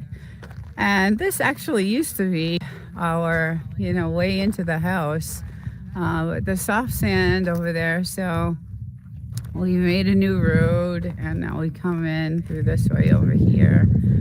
And look at how gorgeous these flowers are. I just love them. They're just beautiful. They're just gorgeous to see. Oh, I just love them. They look, now I'm surprised there's no bees on. It's weird how bees are on some of the trees and are on none of them. And then we had this cactus. Let's see if I can get this one to go. This cactus here had some gorgeous flowers. And it never did anything. For years and years and years we lived here. It never did anything. And then I have some photos. I gotta get to posting some of my shorts with all these flowers that I have. So hey Miles, good morning. How's it going? How's the weather over there? It's pretty cloudy and it looks like stormy. I mean, it looks really stormy over there on that side, but yeah, it's hopefully it won't be too bad. Those gold mines up there look like they're super stormy. Like it looks like it's pouring. So those are the gold mines up beyond those mountains over there. It looks really stormy over there, but it looks like I might have a decent ride home if that cloud right there would go away. I might have a decent ride home, not a 5-hour ride like I had, a couple of weeks ago. So thankfully not windy anymore. Yesterday, yes, it was crazy. It was really crazy. We had severe winds, like out of the blue. They just sparked up and we were like, okay, let's go hunker down everything outside. So yeah, but today you can see the wind starting to pick up a little bit, not too much, but I feel like it's going to by the afternoon. So my little girl went on to this side. Let me see what she's doing over here. There she is. Yeah, she's limping, and I know she has one of those thorns stuck in her little toe, and I wish she would let us. I don't know if you guys have seen videos of, so Frenchies don't like you touching their toes. Frenchies are very stubborn, as you all know. If you don't, well, I'm telling you right now. So there's this contraption that you can buy where you can hang them in this little coat, and you can hang them on like this bar where you can clip their nails and they can't bite you, right? So we bought the contraption, but somehow she just figures a way to get at us. So yeah, you're gonna see some of these videos with these. It was a brilliant idea to do this to clip their nails because they don't like it at all. But I want to put her in it and try to get these thorns out of her, because I think that's what they're so far in there. I don't know. You have seen that, right, Wild Child? It is crazy. I was about to walk my dog when I missed that one. I missed it.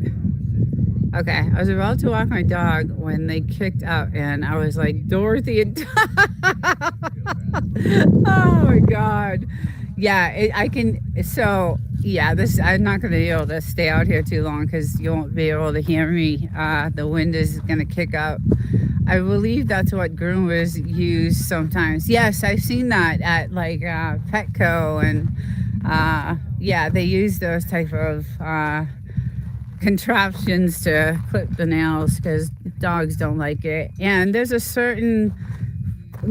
only a certain point you can go to when you're clipping their nails, because then you catch their I can never remember the name of that piece of nail. It's like their hey, Tuber Chat, Kevin, welcome, good morning, happy Sunday.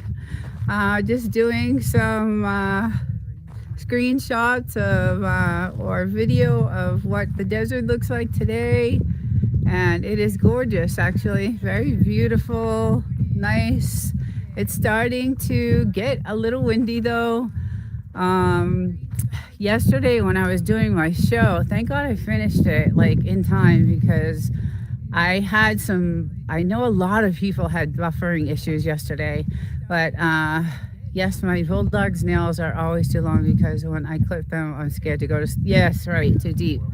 Yes, yesterday, yeah, after my show, I was like, thank God I finished, because when I went on other lives, they were having severe buffering issues and the wind was like really bad. So I know it's going to start. You can tell it's going to start kicking out because you can see everything. All of a sudden, it just kicks up, and then it's 50-mile-an-hour winds, and you can't. It's awful. It's really, it's not good. So that's why you see all the sandbags everywhere. I was not able to use my hot tub this weekend, which is unfortunate. I usually love to get in that. It's the first thing I do usually on a Friday night when I get, through work, as I get this thing going. But Go-Grit's nice. I get to do, yoga and then go into the hot tub, and it's like a spa. It's really nice. But yeah, it was super, super windy, so I wasn't able to, use that.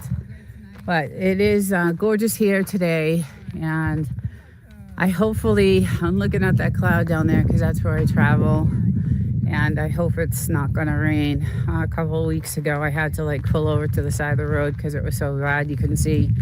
It was raining so bad, and then we have these like big crevices that it creates, and it was bad. So, but my little girl, she's still hunting. She's still hunting for lizards. So I gotta keep an eye on her. And he's still around the fire. He's running around the fire. My patio chairs were all over the place. So you see the sandbags, right? This is what we did. We did sandbags everywhere, like all over the place. We have sandbags everywhere. So that's what keeps. And even with Miles, even with the sandbags, this part will kick out. Like it'll kick out. I just ripped it. It doesn't. That's how bad. And it's in a corner. Like it's in a corner. So that's how bad. My husband told me that the house actually felt like it was moving a couple of weeks ago. So I wasn't here when that happened. But yeah, very smart with the sandbags. Yeah, so we do everything with the sandbags. We have sandbags all over. But the wind gets really, really, really bad. So luckily, none of our satellites or anything. Those are pretty much, good. But yeah, the sandbags we have to do that. It's we learned our lesson when we found the cover way over there one day. But it's good with the laundry. If you can get your laundry out and they dry in 2 seconds, your clothes dry in 2 seconds. I didn't know you had a hot tub. That's awesome. Yes. I need those on my hot tub. The cover always flaps out. Oh, yeah. Oh, Miles, you got a hot tub too? Nice. Yeah, you got to have a hot tub out here. When we used to vacation out here, it's still 29 Palms. It was, I think it was Dick Dale where he lived. It was on Bullion Mountain Road. That's where we used to vacation all the time. We used to rent this Airbnb. And that's where I fell in love with the hot tub. She had a hot tub out there. It was a gorgeous house on 40 acres of nothingness. And just gorgeous, just beautiful nothingness. It was just so peaceful. And I didn't want a vacation. And I could have gone anywhere. Hawaii, I could have gone to anywhere in the world I wanted to go to. Every year I had, 6 weeks vacation. And I only wanted to go to this house. That's it. We spent every vacation week that I had available, we booked this house, and it was just, the sunsets. You can't, there's nothing like it in the world. And that's why, Joshua Tree is so touristy, is that people come out here for that. They do have an observatory. I'm not sure if it's in the Joshua Tree Park or outside of it, but it's pretty cool. I've seen pictures of it. I've never been to it, but there is, an observatory that you can, and they have special events where you can go and see special things. So what's really cool is we get to see all the shuttle take, the Elon Musk's rocket shuttles takeoffs, and we have video of that. And that's really cool. We get to see all of that, and we get to see like the separation of the the pieces of the rocket, and it's awesome. It is just awesome. So we do live in a really great, look at her over there. She loves it. It's really great to see. It is really great to see, and we have a lot of videos on that too. I love watching those things. It's really cool. I miss a lot of them because you know, I leave, I leave in a couple hours to go back home. I work at 2 a.m. I get up at 2 a.m. in the morning to go to work. So, and right now, because I'm in, you know, military aerospace, I am so busy just working nonstop. So, unfortunately, all the satellites that are popping out of those things are going to change our night sky. I know. That's the other thing why I was like, I don't know if you see where you are, but we see these crazy drones from the military. They look like spaceships, and we're going to start calling this Area 52, we decided. My husband was like, you know what? We're going to call this Area 52 because we are actually on the same desert as Area 51, you know, 5 or 6 miles, I mean, 5 or 6 hours away. Uh, I know it seems like every other day. Yeah, so there are strange, like, um, satellites out here. And they're military. I mean, not satellites, drones out here. And they are military drones. And they look like UFOs. But we have a really great camera that has different lenses on it so we can capture exactly. And you know me, I'm out here with my binoculars. Anything I can find out, anything I can research, anything I can, you know, check out. I'm out here, you know, trying to look. Nina, let me leave you. Need to set up for Sunday service. Okay, Goga. Okay, thank you. Thank you for coming in. I'll check my email. And I will talk to you soon. Love you and take care. Have a great Sunday service. And I'll see you soon. Thank you for stopping in. Um, yeah, so we see these crazy looking, you know, drones, all different kinds of drones. And I'm like, is that a UFO? And everybody, I just put out a short from the last live that I did because UFOs came out so much. And I put out a short about it, and it was really funny. But they're getting so big, these drones. Miles, I don't know if you've seen them over there, but some of them are like really big and suspicious. And, you know, I don't like when they linger over when we're out having a fire. They're, you know, lingering. It gets me, you know, a little. I mean, they eventually, you know, go. But yeah, it's pretty strange, but it's cool to see. They're having a UFO convention in Landers, I think at the end of May. I saw something about that. Actually, I don't know if it was you that told me, but I did see something. I actually did see something about it. So yeah, we're calling this Area 52. I'm going to start putting up signs, Area 52. People can test experimental aircraft out here. Yeah, and that's what I think it is. That's exactly what I think it is. It's all their experimental, you know. The world is changing, guys. We all know that, right? We all know that everything is changing. Everything's going to be different. This world is not going to be, you know, what as we know it. It's just going to be very different. I never thought I would see it in my lifetime, but Area 52 is going to catch on if you do it. Yeah, we're definitely doing it. We're definitely going to be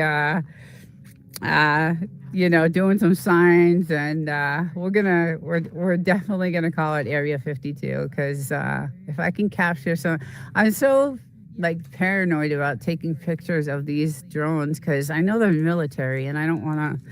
I don't know. I just don't want to mess with the military. It's, you know, private things, and I don't want to give away our secrets. You know, so make shorts and. Make shirts and sell them in town, right? 3.5 million. Yes, right, exactly. Yes, yes. That's a great idea. That is a great idea. Yes, that's a great idea. But they definitely. Now look at all his bones. Look at the bones, guys. This is where he buries all his stuff. Look at what he's doing. Like a good doggy does. All his bones. She could care less. But he loves it. That's a great idea. Yeah, no, we are claiming this area 52. And I definitely will start, grabbing some shots of the the drones that we see overhead, and that's a great idea, Miles. Yeah, so it's the night skies are gorgeous. It's just when they start to do the spraying, sometimes that the chemicals stay in the sky at night, right? So there's like this foggy haze over the sky sometimes, and it kind of ruins, the night skies, but not too often, but at sometimes it does. So, oh my God, they're adorable. Aren't they so cute? I love my little two girl. I love my guys, my little doggies. They're the best. They are just so much fun, and they're such good dogs. He's a little, they're stubborn. I'm not going to lie. They're stubborn. If you know anything about Frenchies, and if you watch my Frenchie show on Saturday, you know that they are stubborn little doggies, but they're the most cutest little things, and I love them so much. But that's his spot, and you can see the bones. You can see he left a few. He left a few behind. So he'll come back out, and this is his spot. This is his spot to dig. So I don't know where she went. How are you doing, bud? Are you tired? You did a lot this morning, huh? You ran around the fire for hours. Oh, you have a chihuahua? Oh, I do a show on Saturdays, and I like to put other channels' pets on my show. If you have any shorts, I would love to put your pet. I have this little segment on the show where I give a shout out to the channel and their pets, and I do it for Wild Child. I've done it for several actually channels. So if you don't mind, I would love to put, if you have any shorts. I usually do, a couple of shorts of each of the channel's pets, and I do a little shout out to the channel. I have one short. I'll put more. That's so fun that you do that. Yeah, it's one of my favorite lives to do. I have a lot of fun in that live because I show funny Frenchies doing funny, crazy things, and then I show funny animals, and now I also do news stories. So I start off the show. It has a little structure. So I start off with some news stories about Frenchies and, what's going on with people stealing them and ransoming them, and some really crazy news stories.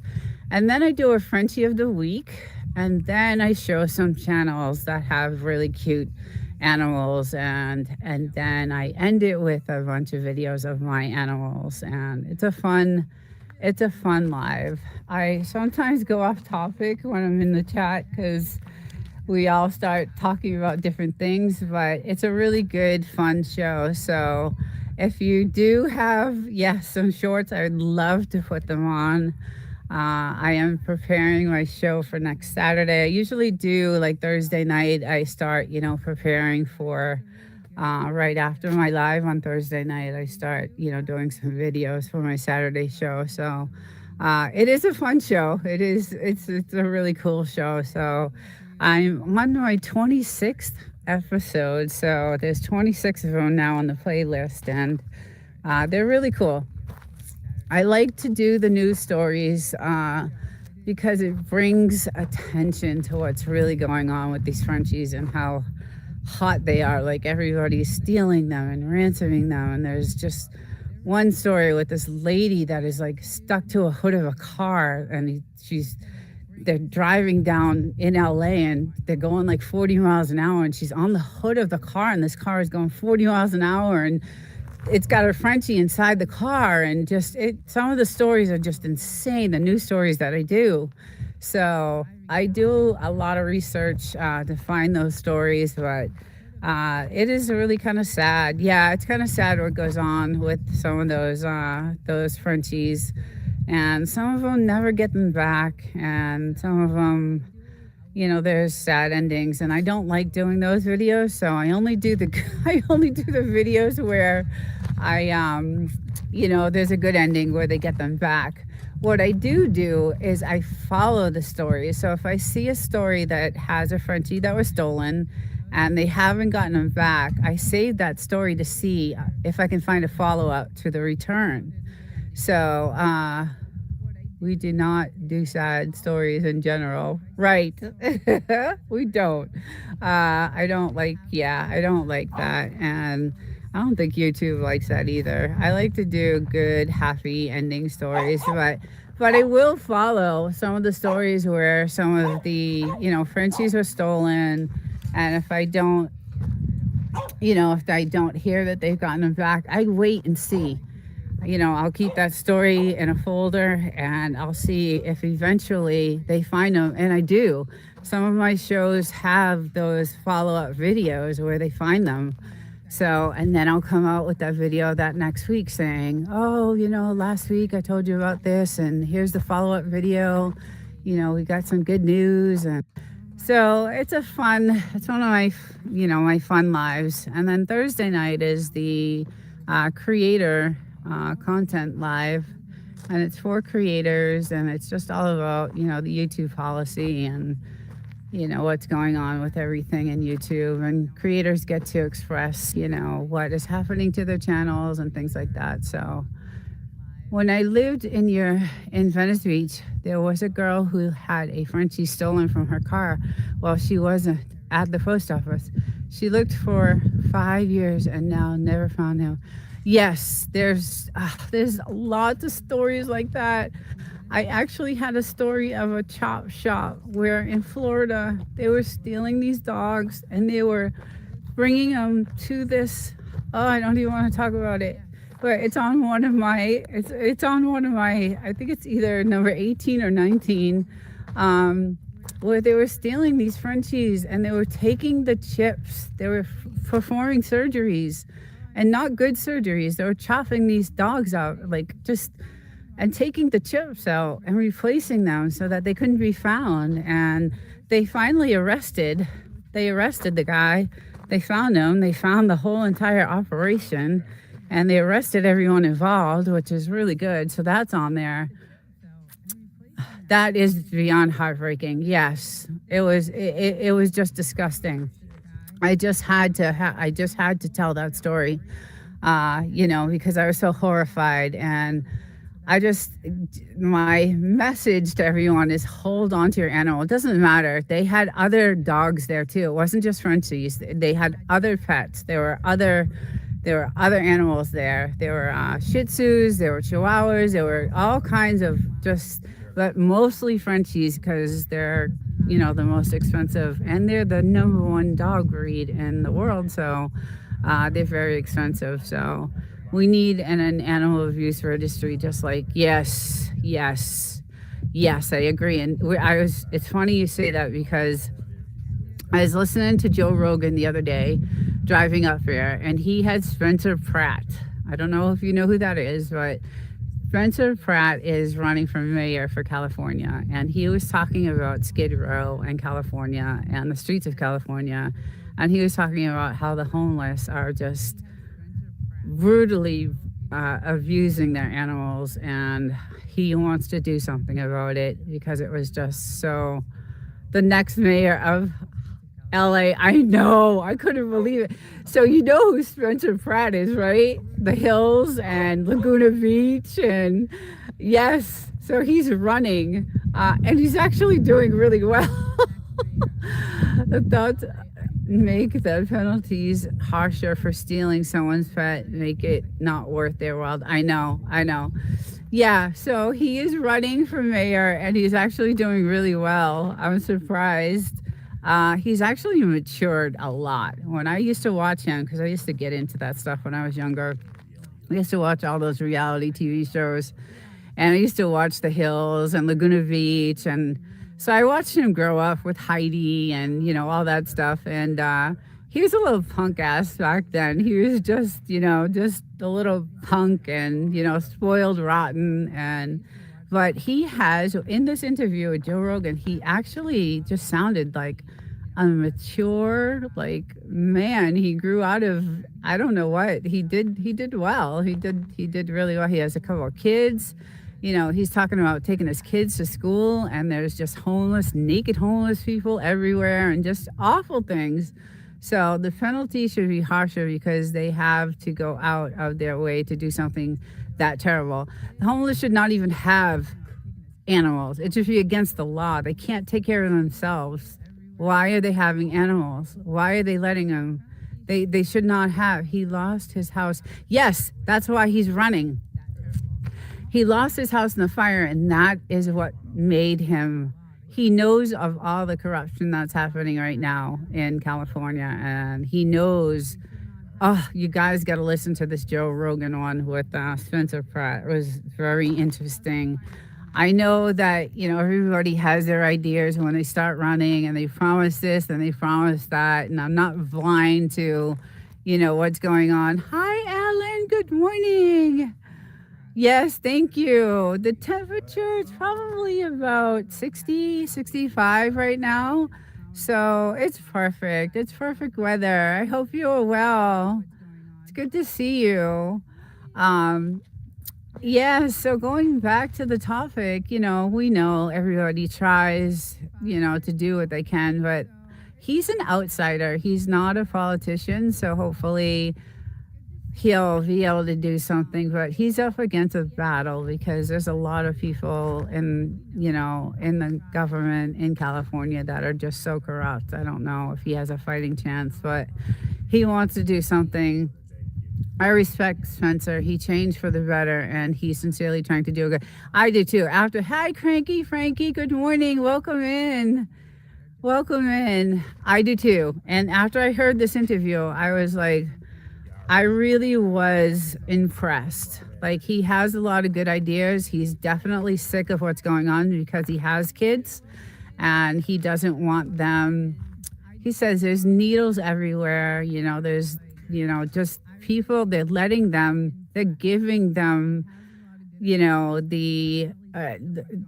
just, it's just, I can't talk about it on YouTube because it's not a topic that, YouTube likes to talk about. But if you Google it, you'll see, Google Skid Row, and you'll see the horrible, horrible nightmare of a mess. And I hope we don't have Katie Porter for... I hope we don't... I hope things change for California, because this is out of control. It's getting out of control, where it's pushing so many people out of here, out of this state. And it's really sad. I love this house I have here. I love it. I don't want to lose it. I don't want to move, but I hate California. I just hate California. I hate their laws. I got a nice raise last year, and because they raised the taxes, that raise that I got went to their taxes. I vote for Jesus. Yes, a lot of, I think we all do. And I think we all know that there's no man on earth that can change, anything that needs to be changed. Prop 30 elimination is supposed to be out on the ballot. Oh, there's so many beautiful places to live in the United States. Yes, wild child, there are. I don't know if they're like this, with this. The good thing is no one can build around us. Like, no one. It's all government-owned land. No one can even step on that land. So that's what I like about it. I really just love the fact that we are at the very end of... If you go to Google Maps, you can just find us right at the very end of the mountains, and we're the last house. No one can build after us, around us, near us, before us, because we own a lot of this land in front of us. So part of our 5 acres is, out this way too. So most of it's on the side, and then a lot of it is out here. And then part of it is on, just a little bit is on that side. But most of it is on, this area covering over here, and then the back side, like to the telephone pole out there. Um, so it's really nice and quiet, and we're self-sufficient out here, so it's yes, your views is secured, yeah, and uh, we do have, we're very protected. I feel protected here. We did, do a lot of investing, on different types of cameras and, all kinds of surveillance. Because when we first came out here, it was dangerous. There was a lot of meth houses and, drug dealers and all kinds of things going on. So we were like, oh my God, what do we do? We had no idea that there was, stuff like this going on. And it was really bad. There was a lot of traffic. That's why we dug this hole. It's because I would go in the hot tub and I'd want to lay out in the sun. And we had all this traffic driving by, and all you'd hear is toot, toot, toot, toot, toot. So I'm like, I need a little bit of privacy. So, how far away is your mill? 4 miles. So we drive 4 miles. Oh, 3 miles? Okay, 3 miles. We drive 3 miles all the way down to Adobe, and then there's all the mailboxes. Casual. Yes, yeah. So we drive all the way down there, and then there's everyone's mailboxes down there to pick up their mail. So and it's unmaintained roads. These roads are not maintained. They're rough. They're not maintained at all. They're really rocky, and when the storms come in, they're flooded sometimes, and just, it's a gorgeous place, and it's worth it. That's all I can say.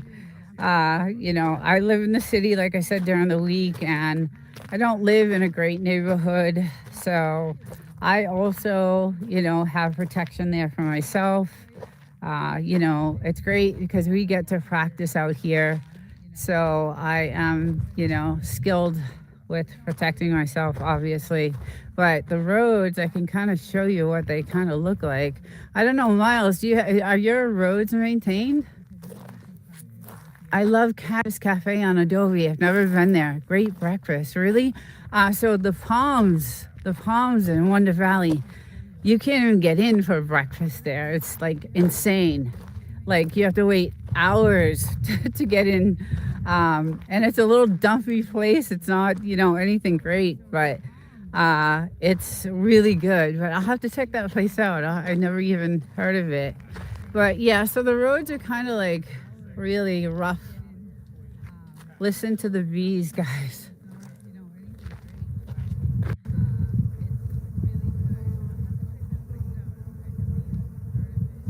I don't know if you hear them, but it's crazy. It's crazy. There's thousands of them. So, but I love the trees. I love them. But yeah, we are self-sufficient out here, so it's nice. Let's see. I'm missing something in the chat because I'm in the sun.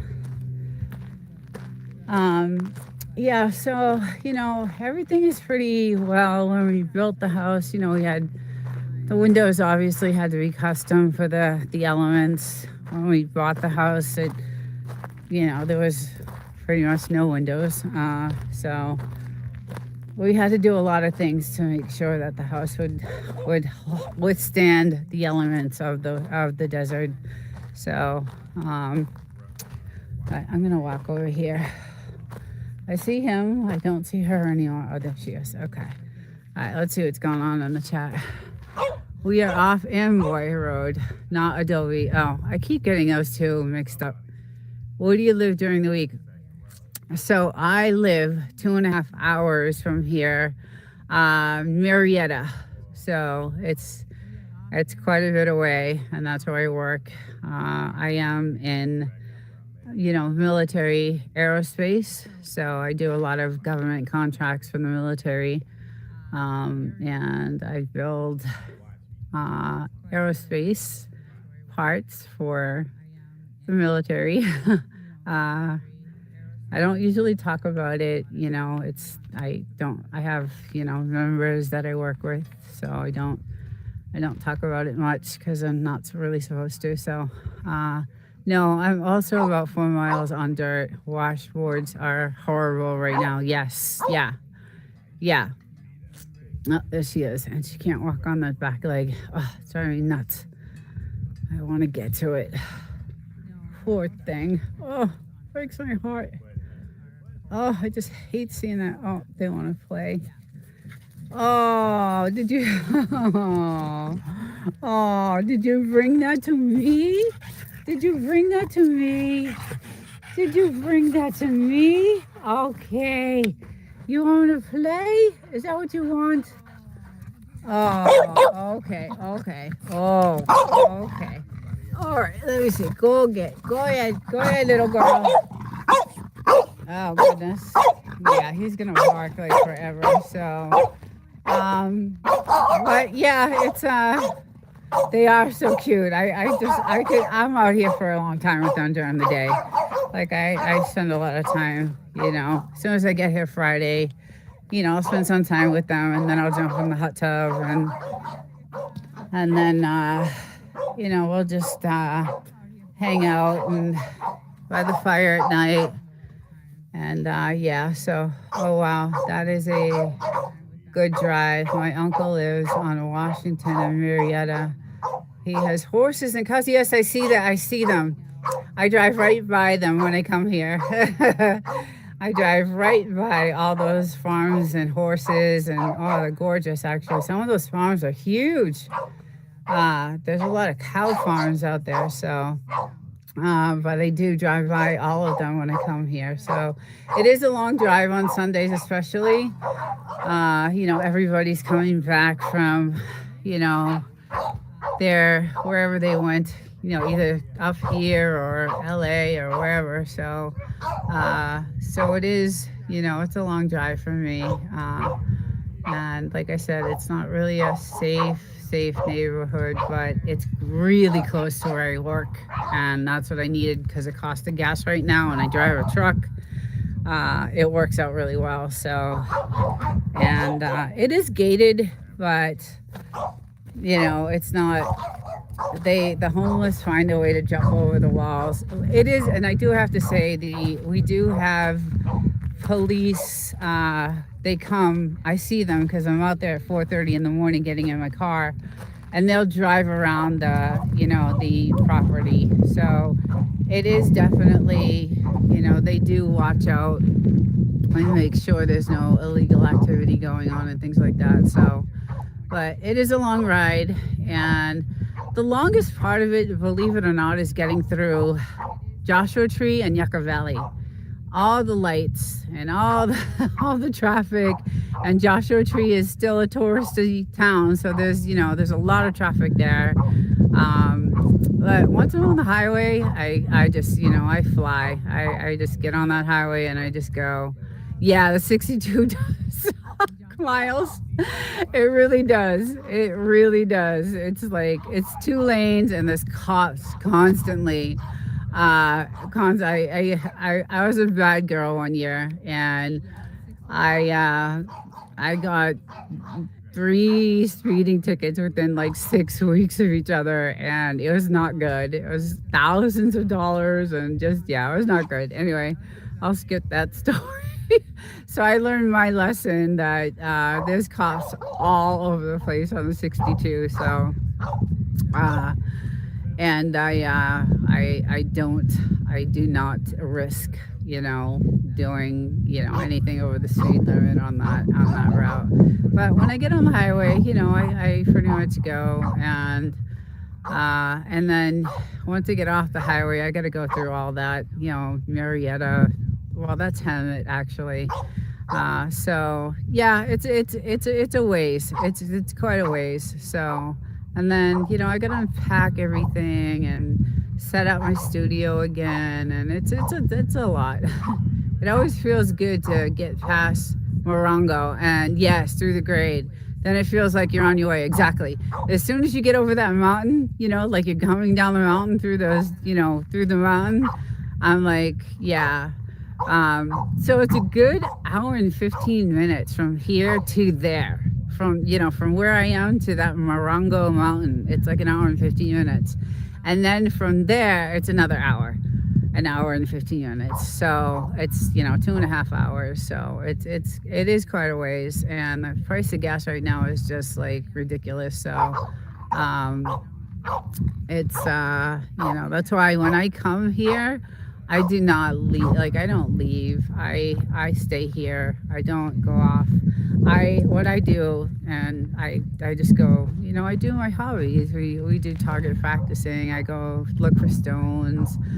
I'd love to go research some of these other broken down houses, but my Wi-Fi, I would have to record everything and then, do a video on it. But there's so many broken down houses that I'd love to just go. I did a video on that one over there a while ago. So, but it's pretty interesting, some of the things you see, and I just love it here. It's very peaceful, and we have a nice place. And when we built it, we built it the way we wanted it.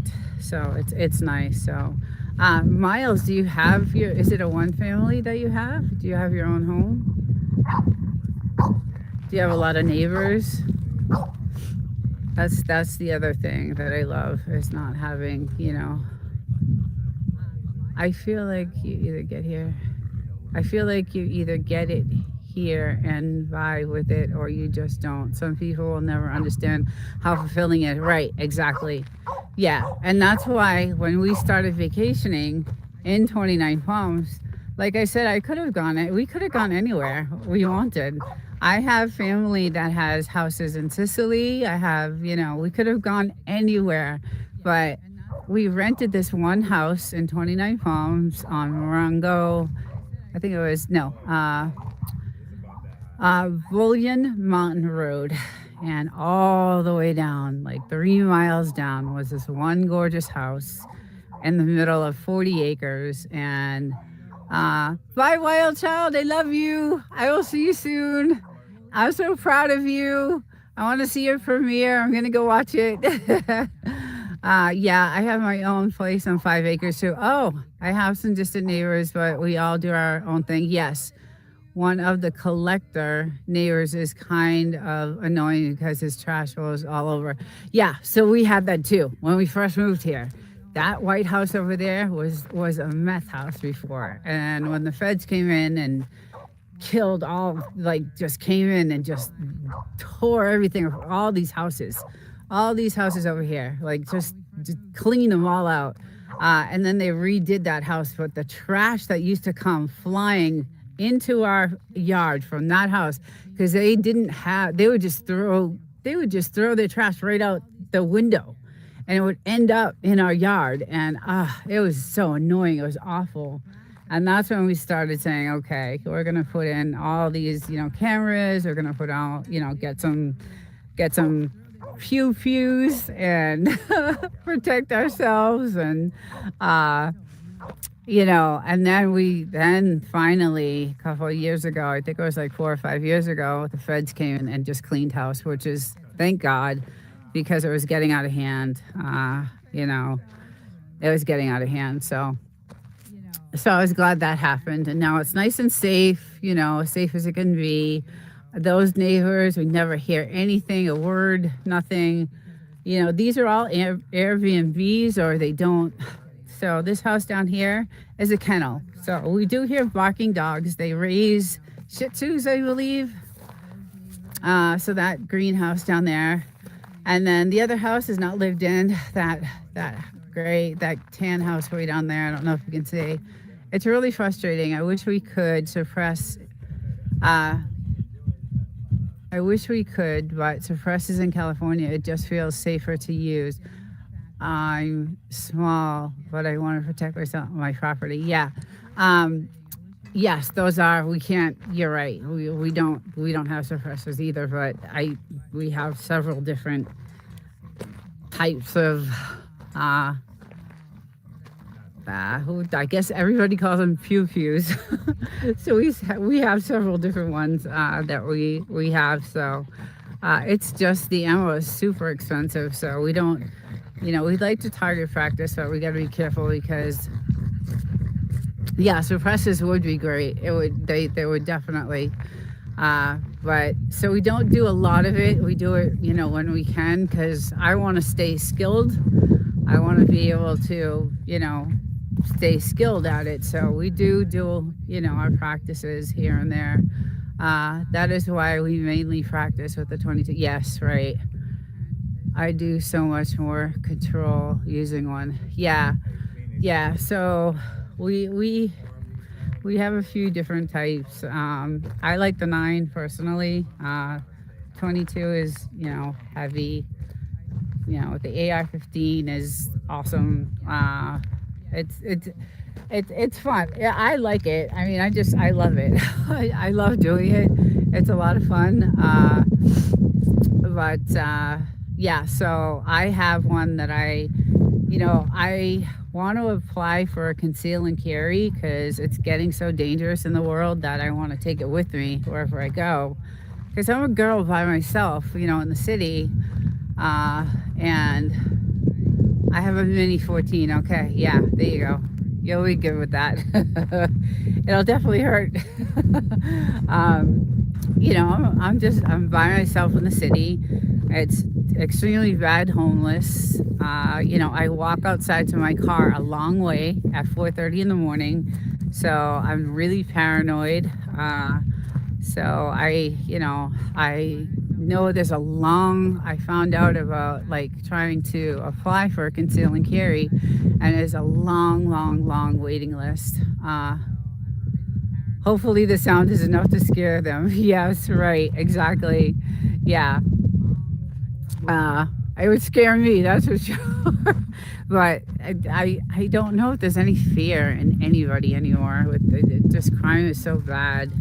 It's just so bad. Some of these blatant just things that are going on right now are just crazy. So, but yeah, so I want to apply for, and then I heard it was like thousands of dollars to get your conceal and carry. So that's another thing. So anyway, but I want to carry it with me because I am nervous, and like I said, I am a single girl by myself in the city. It would take someone 30 to 45 minutes to even get to my house if I had. That's the thing, we don't have services out here either, and that's why we have what we have. That's why we have the cameras. And this place is really locked. I mean, we have cameras that can see pretty much, at least a good mile down the road. And, we can hear people coming in. So, but yeah, there is no services out here. And that's the other reason why we have people watch movies. They think they'd dodge them. Yeah. Yes. People watch movies, they think they dodge them. Right. That's how it shows in the movie, right? But it's not that way. Yeah. So there are no services here. So you're on your own. It's pretty much martial law here. And let me tell you, I do hear shots being fired during the day. So there's a lot of people out here that, live way down there. And, they're also doing the same thing. They're practicing, and then we do see the military out here on this side of the mountains. They have barracks over here, and they do their practices. And I stand over here with my binoculars and watch them. It's pretty cool. But yeah, no fire, no ambulance, no police, no Uber, no nothing out here. No, absolutely nothing. No services at all whatsoever. So you have to protect yourself. So I kind of feel like I'm safe because I'm near the military, but I don't know if that's a bad thing or a good thing. I don't know what to think, but I know that on top of the mountains at night, I can see their lookout towers. I can see the red lights and their towers. So Uh, Catherine, hello from Africa. Hello, long time. It's been so long. How are you? I see those red flashes too. Do you? Yeah. Yeah. So hopefully, Catherine, how are you, honey? I hope you're well. Yeah. So hopefully they're watching out and, I know they're spying. I know they're listening. So, we're all being obviously spied, and there's satellites everywhere. It's the new world, right? It's the new world order, guys. It's the new world order. That's how it is. So I kind of feel like I'm free when I'm out here, but really, you're being watched everywhere. So they also fly drones along the perimeter by my house all day and night. Yeah, they do here. And those are some of the drones that I talk about that are some of them are really freaking weird. Like they're just weird looking drones. like I'm waiting. So I swear to God, I think this is gonna be first contact here, Area 52 will be where they're gonna come. I'm gonna be the first human to be in contact with one of them. Hopefully I live through it, but I feel like someday over that mountain is going to be, it's hilarious. It's just hilarious, the things I think of. But I do, I feel like, I don't know, maybe this is a spot where they'll come. I know like World War Z and that Tom Cruise movie, they come out from under the ground in the middle of the city. I don't even see that happening, but I don't know. Anyway, make up for UFO UAP airport, Area 52. Yeah. Love the ideas. I love it. Oh my God, it's so funny. Okay, guys, I gotta run. I just got a text from my co-host from the podcast, so I got to get on the road and get back to the city to set up for my 5 o'clock podcast that is going live. So you'll be the Uncle Eddie in Independence Day. Thank you, Miles. Thank you, everyone, for joining. Catherine, yes, I do. Yes, Catherine, I've done really good. So I miss you. I'm glad you joined. I hate to cut this off, but I do have to get on the road. Everyone, have a great Sunday, and I will see you all next week. Take care. Love you all.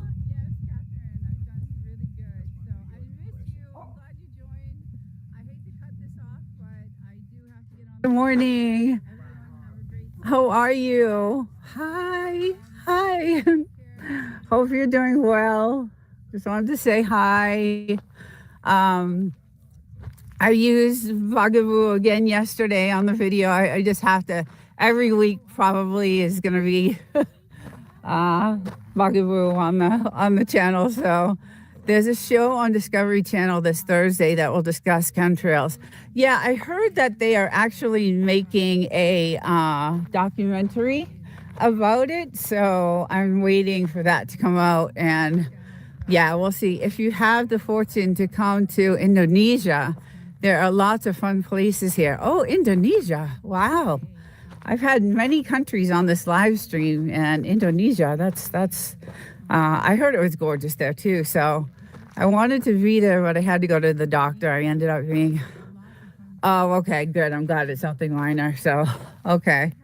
Well, I hope you're feeling better. And yeah, I take care and take care of yourself. And anyway, yeah, the sky is very gray, as you can see.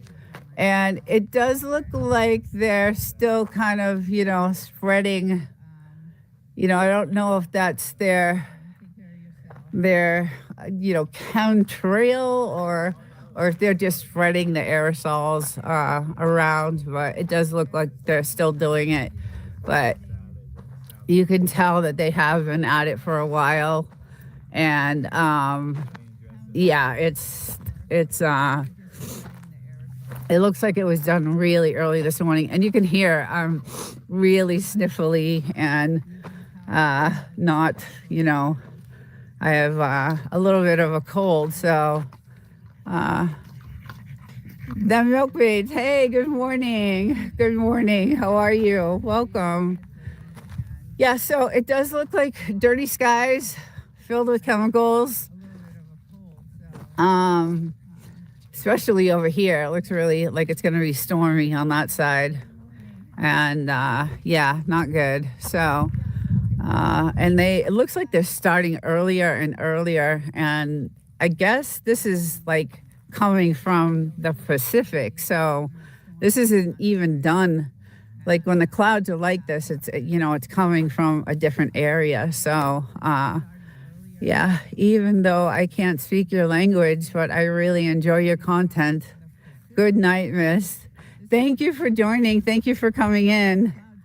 I hope my sister shows up. She was on my other, I'm so mad. She was on my other live and I wasn't able to get her. Let's see. Hey, drunken chef. Good morning.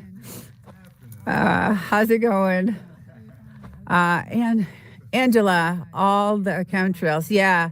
Yeah. So it looks, like I said, this looks like it's coming from, like the West is, blowing these clouds to this side. So, but you can see that there are some planes like dragging the trails. So, yeah. And it's been stormy. It's been, cloudy and, we had a really bad storm the other night. I wasn't here for it, but happy Sunday, definitely.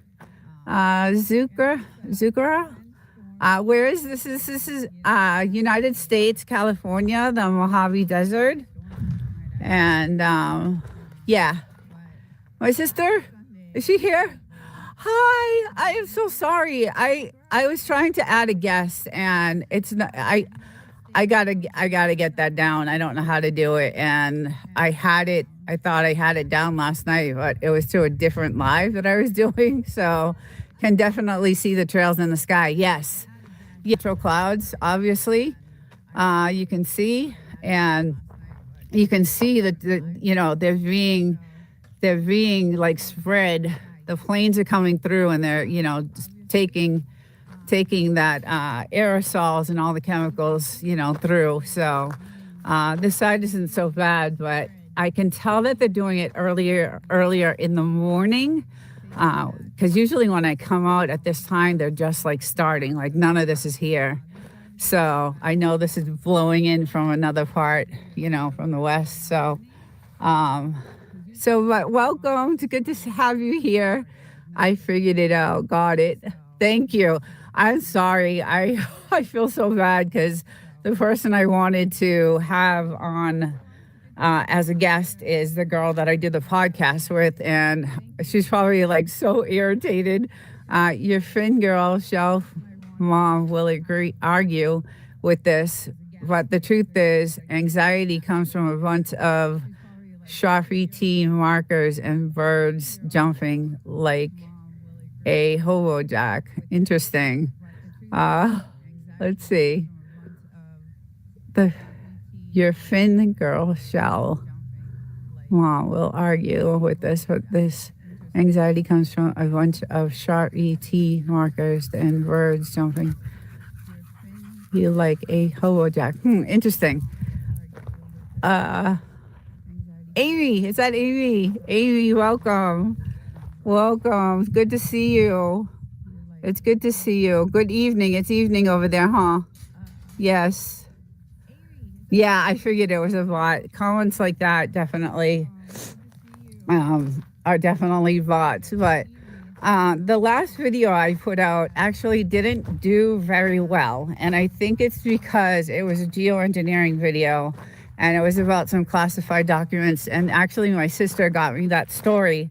But I think I know why, obviously, because this topic is not a topic that YouTube wants to talk about. And I know I got some advice from my team, and, it didn't have enough B-roll in it. It didn't have enough, because YouTube is entertainment, and they want to see entertainment. So I'm going to revise the video and add some more information that my sister actually just sent me, which is really interesting.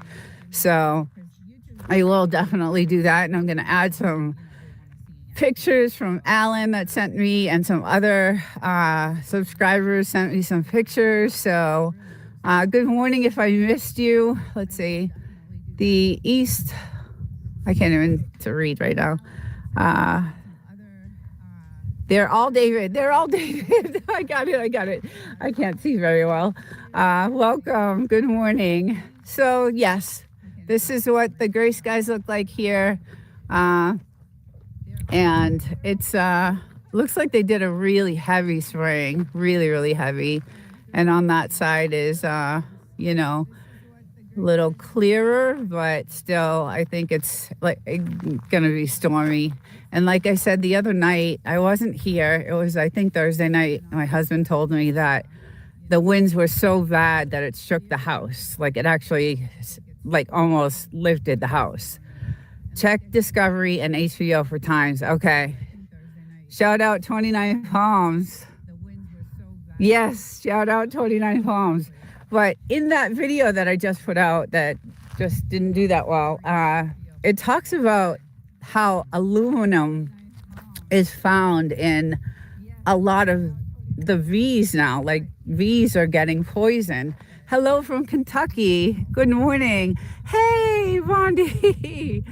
I had Hatchet on yesterday on my show. It was a really cool show, and I showed some videos, but I'm going to step out off the property, and I'm not going to get too close to these V's right here, because these V's, I don't know if I can get close enough. They're a different color. I don't want to get stung, but I don't know if I can get close enough to, they're like a strange color. If I can get close enough to, and you can hear them, sounds like an airport, but it's weird because they are a different color. I'm not going to be able to get close enough because I don't want to get stung. But so they're even poisoning, like, our bees and our wildlife, and it's just really sad. I can see the color. They're like this. They're not the yellow and black, right? The yellow and black bees. They're like a tannish color. It's very strange, very weird. I didn't have a great service yesterday. Oh yeah. It's spotty everywhere, right? It's really spotty. You guys stay there. I'm gonna take a walk around the property, but I did want to show you guys how gorgeous our other plants are doing. They do have they're not as white as they usually are, but they are beautiful driving up to the property. Let's see, who else do we have in here? I never thought the desert would have such greenery. So it never did, Pam. We never had a blade of grass in years. And that's why I'm saying something is going on. They're spraying so much that something is happening. We've never had grass ever. None of this. See this stuff on the ground? Let's see if I can get the camera to. There we go. Yeah. And I'm sniffling like crazy. None of this. We have never had this ever. This is the hottest place on earth, and we have never had greenery in the desert. And that's what makes me so nervous about what's going on.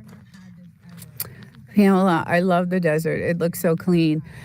It used to be really, really, really clean. Like we used to have fluffy white clouds, real fluffy clouds, beautiful skies. And now we have this gray, yucky, they're just weird clouds. And I have a photo that I use sometimes as a thumbnail of the clouds that we used to have. And those are chemtrails in the sky. Yes, exactly. And that's kind of what I'm trying to get out there, is that it's really heavy here in this area with the spraying. So it's destroying, and I don't know exactly, it's destroying obviously the health of people, um, the wildlife. It's making things grow that don't usually grow here. But and then these flowers, like, they're not as white as they usually are, as they usually get. But they did bloom really beautiful all the way around, and it looks beautiful. And my moderator, if I'm getting out of if I'm looking out of if I'm getting out of focus, let me know if I'm losing signal, if I'm out too far. So those are my two little babies over there following me everywhere. I gotta watch out for snakes because it's snake season right now, and I gotta be careful. I'll stay on the trail. So yeah, the plants look great. They look so pretty when you drive up to the property. They're gorgeous. They're all the way around. But let's see.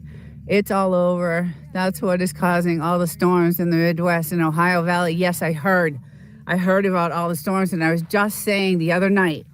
Now, I wasn't here, but my husband said that the winds were so bad, the storm that came in all of a sudden was so bad that it almost lifted the house. Now, we've had 50-mile-an-hour winds, and even up to maybe 60. But he said this was different. This was not the same. He said he's never felt the house like move. So it freaked him out, and I was like, oh my God, like, I'm used to the really windy weather, but to have like the house almost. Oh, thank you, girl, dad cooking up deliciousness. I love it. Yeah. So, it's scary to know that the way they're manipulating the weather. And that video I just put out, like I said, I'm going to revise it. I'm going to add the documents actually from 1965 in the video. I was able to locate those, and those are online. All the links that were in the video were in the description. But I'm going to add some actual footage in the video and revise it, because it really didn't do that well, and the information was so good and so true. And I had no idea that they had used this type of weaponization of the weather, in the Vietnam War. So it was really interesting. But I'm going to revise it and add a little bit more information. And I try to keep the videos, as short as I can.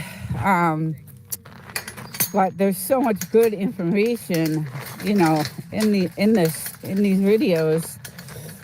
There's too much information that it's hard to keep it, to 10 minutes. So I'm having issues with this.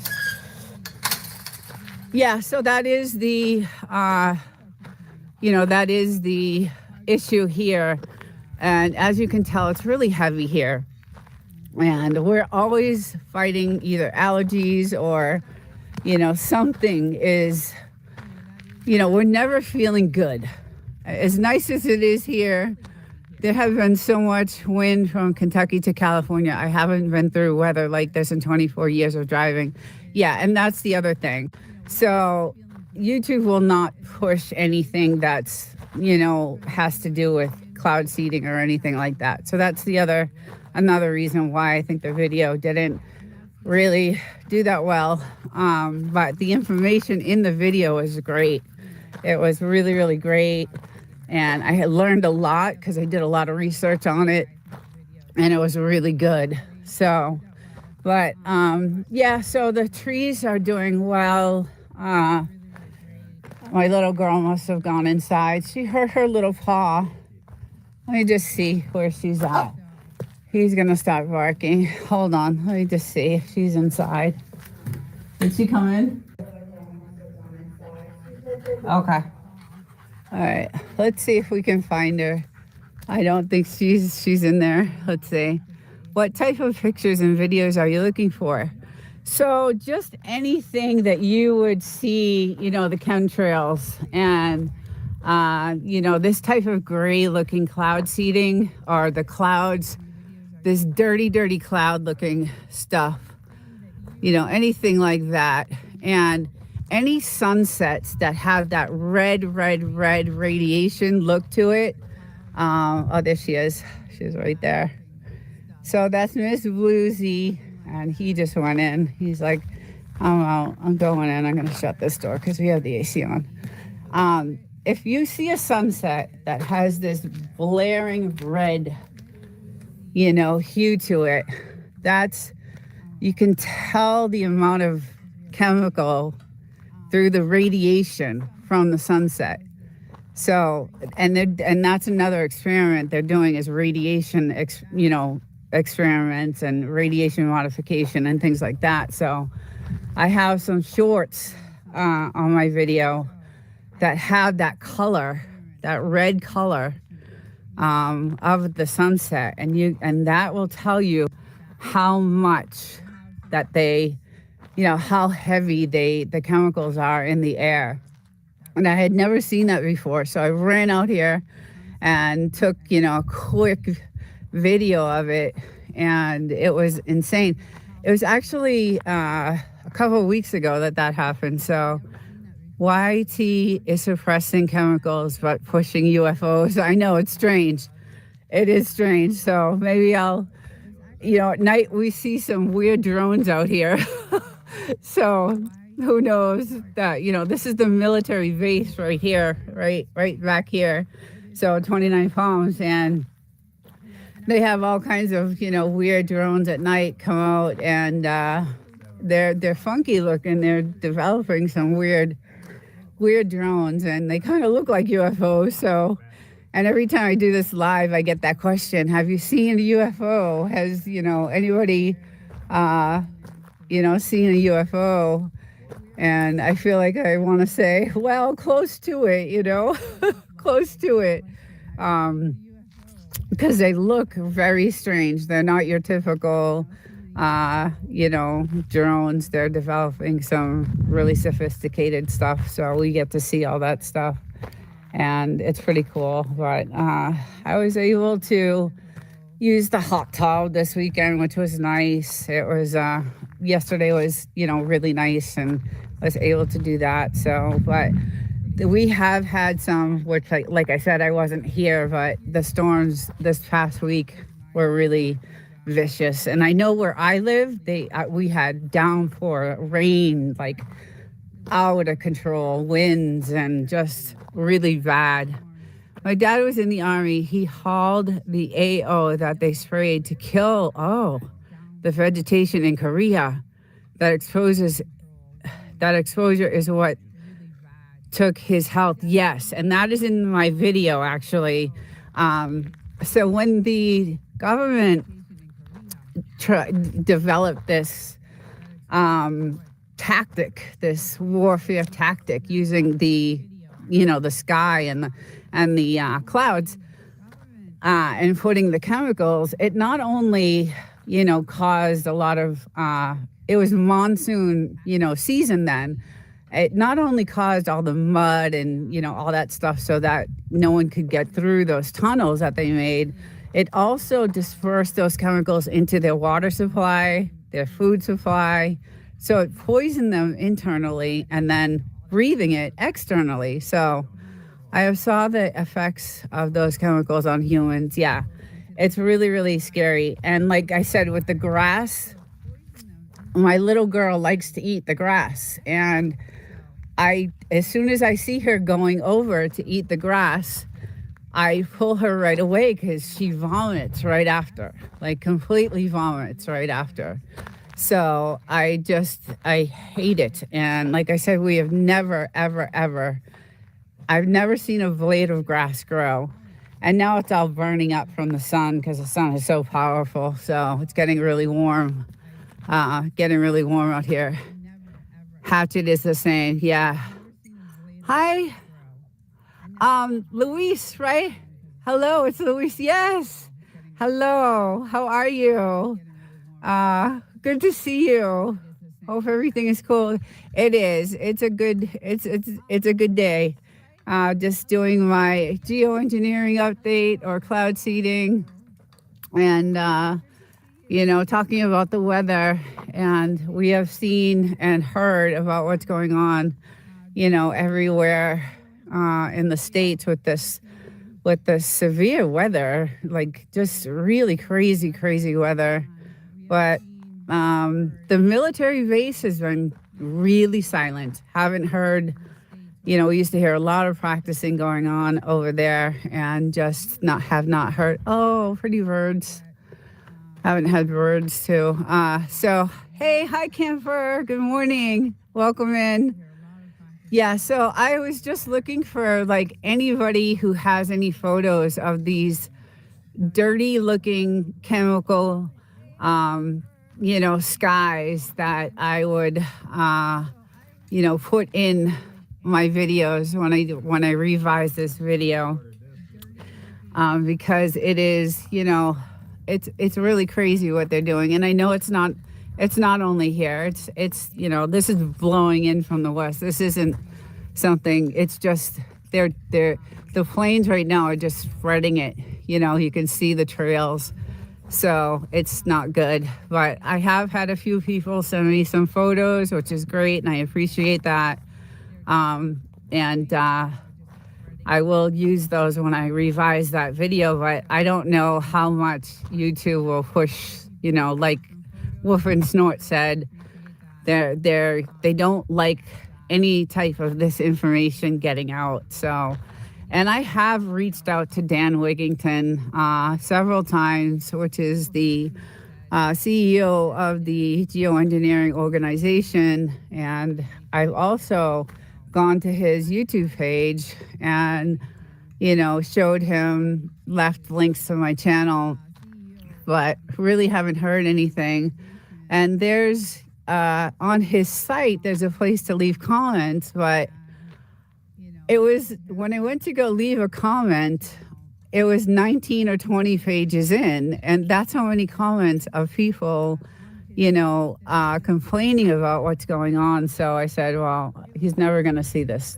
He'll never see this one. So I didn't bother. So I ended up, just going to his channel and leaving several, every once or twice a week, I'll go there and just leave, my link to the channel to see if he'll, notice it. But I know he's got hundreds of thousands of people on his channel. So, and he's also the CEO, and, he's also doing several interviews.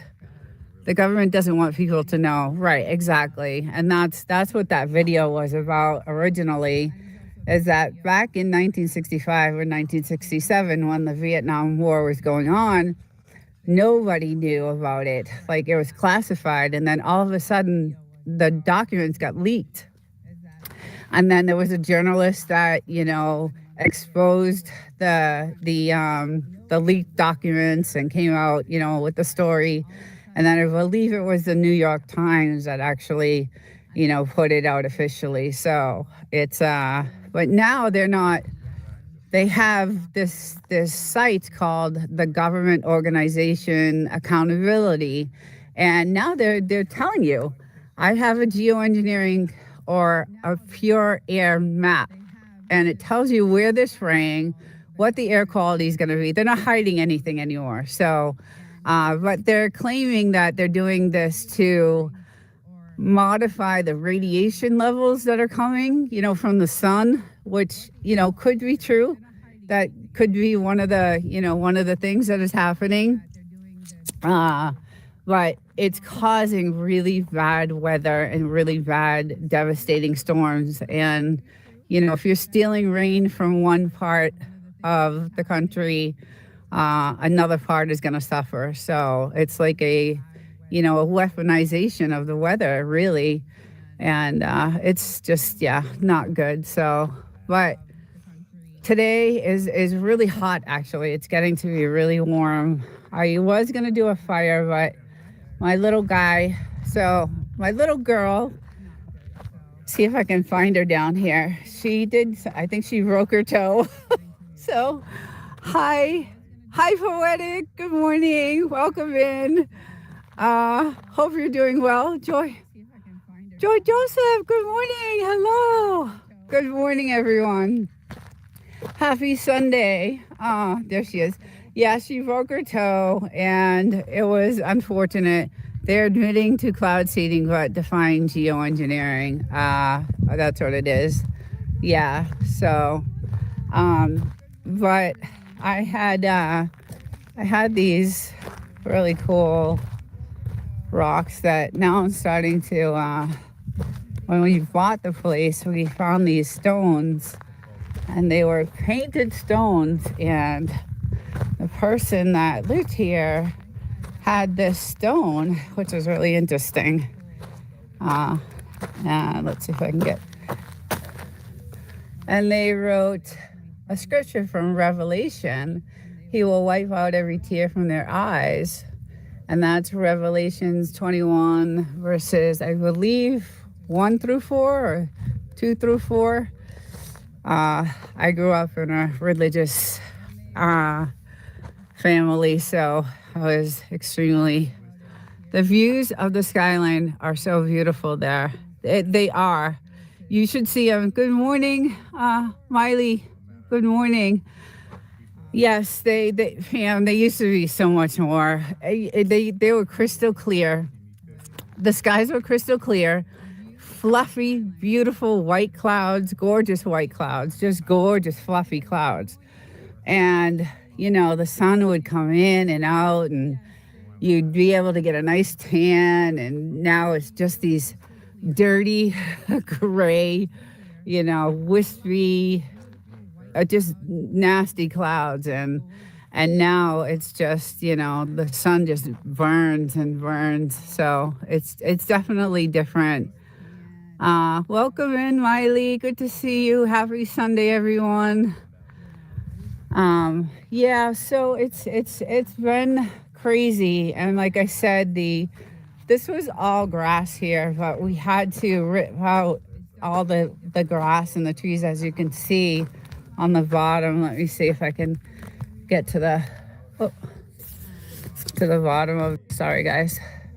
So this was all grass, and we had to fix that due to the snakes being out here. So yeah, we can't have that. So okay, hold on guys. There we go. Something is happening to me. Okay. Yeah, let's see if I can change the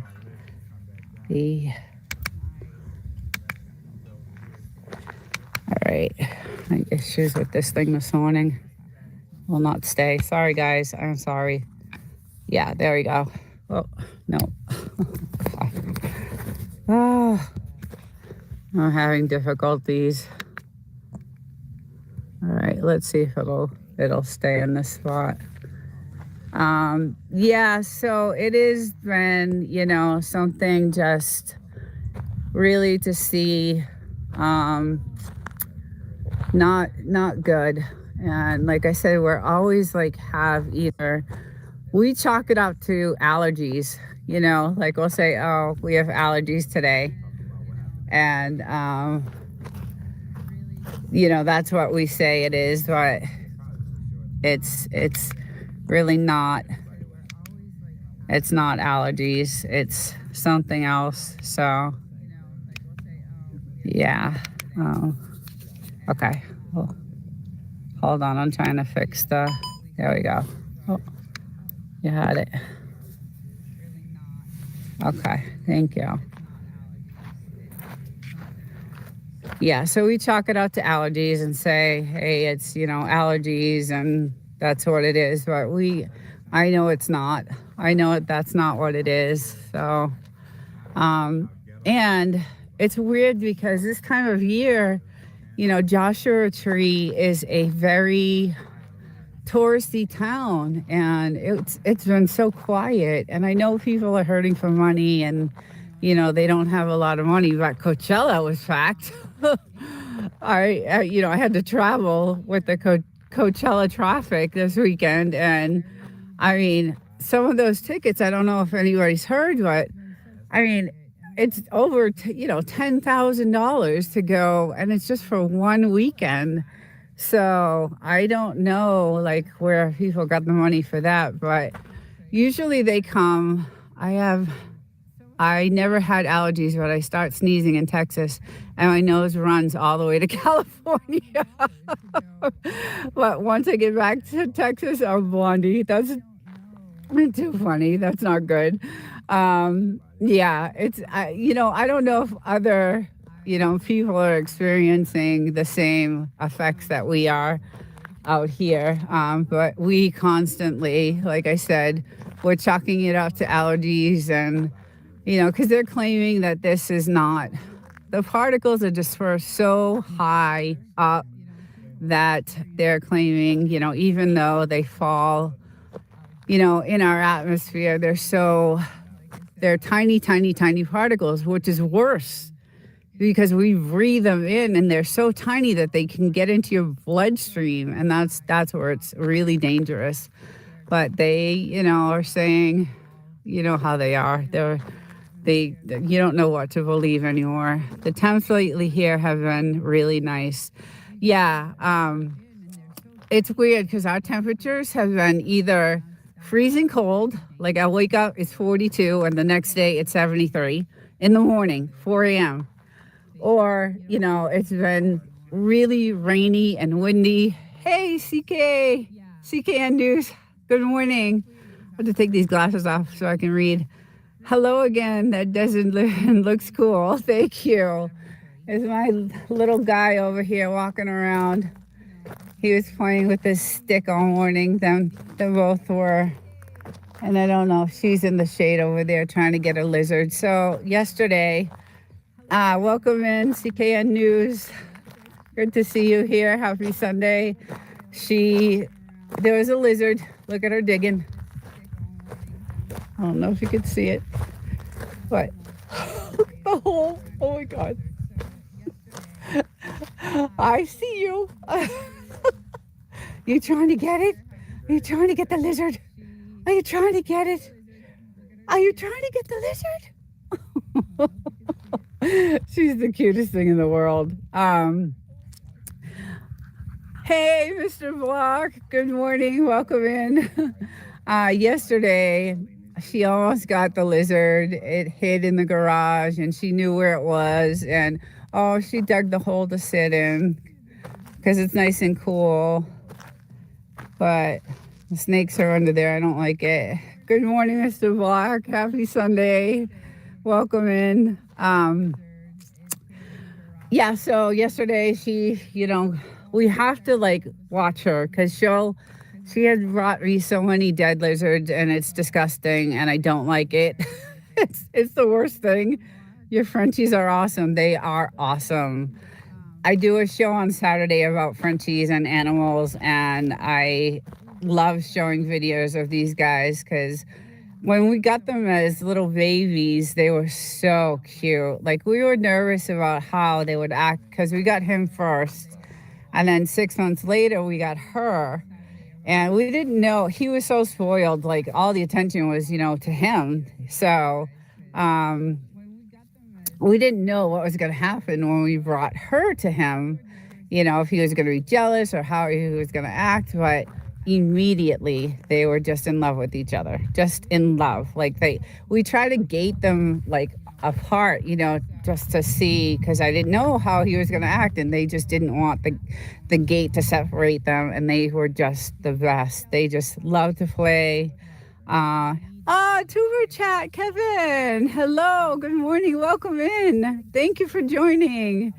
Thank you so much. Yeah, so when we first got them, they were just in love immediately and inseparable, and just have been that way ever since. And he's, really good. He's really good. He does tease her a lot. He has this spot, and I'll take you guys down to it. I'll take you. So when the storms came in, they destroyed our land, and we still haven't really fixed it. So there's these big, like, holes in our property.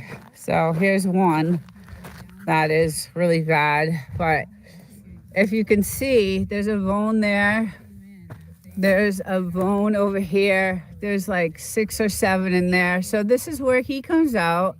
And if I were to like dig through the sand, this is where he comes out and buries all his bones. And there's like a ton of them in there. So, but yeah, the storms were so bad. The rain came down so hard and did so much flooding that this is what happens. And we have to fill it in, because even though they like sleeping in those little shaded areas, I'm nervous about, the snakes right now, because it is snake season from April to September. And yeah, I worry about that. So I'm constantly, watching out for that. And that's why I had to remove all this grass that was out in the front, because they will come out there and just, she got bit. It was $6,000 bill, and I can't have that happen again. She almost died, and there's a video on my channel about it. So, and it was a horrifying experience for me. But anyway, Mina, hi, good morning. TDK, good morning. If I missed anyone, sorry. Good morning, TDK. Snakes like holes like that. Yes, I know. And that's why we need to. Did you do rattlesnake aversion training with them? So they get vaccinated every year for rattlesnakes. We take them and get the rattlesnake vaccination. Thank you, Mina. And so, but that vaccination really only buys them a couple of hours, right? And it depends on what type of rattlesnake bites them. Each rattlesnake has a different venom. She happened to get bit by one of the most poisonous, deadliest snakes called the Mojave Green, which I had no idea was out here. I know there's several different species, but when they did the blood work, they were able to determine what type of snake bit her. And she, I'm 2 hours away from the hospital that I'm taking her to. So the vaccination did help because it gave her that extra time. But she was, almost dying by the time I got her. So it was really traumatic. It was very traumatic. And I had the video on my channel.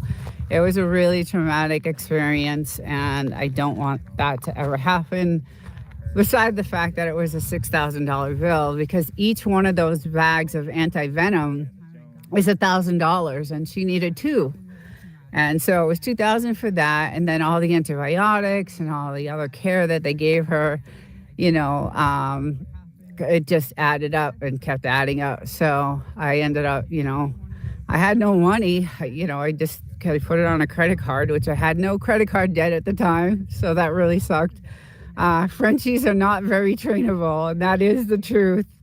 Yes, those Mojave Greens. Now that I know they're out here, yes, they are very, very deadly. And so, some dogs can get bit. In that video, I have a story of a couple that had a big, I think it was a Labrador, and it got bit by a snake, and they gave it Benadryl. They took it to the hospital, and the hospital, said it's going to be a $6,000 bill. They said, no, we don't have that kind of money. We'll just take him home and see what happens. And they gave the dog Benadryl, and the dog, suffered for a couple of days, but then it recovered from Benadryl. But I don't know what type of snake bit that dog, because if it was a Mojave Green, I don't think it would have survived. I honestly don't think it would have survived. So And she's a little thing. She's 25 pounds and she still has the scars on her face. I have to run. I will definitely catch the replay from. Thank you so much, Wandy. Thank you for coming in, and drive safe and be careful. And we'll see you soon. Take care. Yeah, so, I don't know what type of snake it was that bit that dog, but there were several cases in that video during the time that she got bit. So I know the snake season is April through September, and I just am so cautious of it right now, having, them out here. And I always, look around and I'm cleaning up, like this bush needs to be cleaned. We got to cut down the bottoms of that because they like to hide in those. And she got bit by chasing a lizard, and she chased it into this, place where the snake was. So the dog was 80 plus pounds and was bit by a common rattler. The greens have neurotoxins. Yes. Okay. So, yeah. Okay. I don't remember that in the story, but it was a big dog. It was a big Labrador or golden retriever or something like that. It was a big dog. And it got bit in the face just like she did. And she still has the scars, which every time I look at her brings me back to the memory of her almost dying in the car, in the seat next to me as I'm driving. It's 2 hours away. I made it there in an hour and 15 minutes. So I put on my flashers and I just went, yeah, I probably can't say it on YouTube, but I just got her there as fast as I could. So, yeah, it was really, really traumatic. I saw a snake skin stuck on a creosote bush. Oh no. Okay, see, so they are, yeah, they're coming out. It's the season. Oh, we're getting some flowers blooming on the tree. Oh, that's pretty. These trees look really gorgeous. Like in June, they're beautiful. All yellow flowers, but thousands of bees. Thousands. Thank goodness your fast driving saved her life. Yeah, I didn't even care. I was just, people were like honking at me and, chucking me the finger. And I was just like, you have no idea what's happening right now. So I didn't even care. The 62 has, 5 lanes and I took one of them and I just, yeah, I can't. Anyway, I don't want to be, I don't want to say how fast I was going, but she was, by the time I got her there, she was not breathing. She could barely breathe. It was really, really, really traumatic. And I was a mess. I was freaking out. And, but they were there ready for her, waiting for her. So what's your annual rainfall? Well, lately, CKN News, it has been sporadic. We never used to get rain. We've lived here for a long time. We got rain maybe, I don't know, once every 6 months or so. Now it's these crazy storms. It should be near 0, but it's like 8 inches now. Yeah, these storms come in.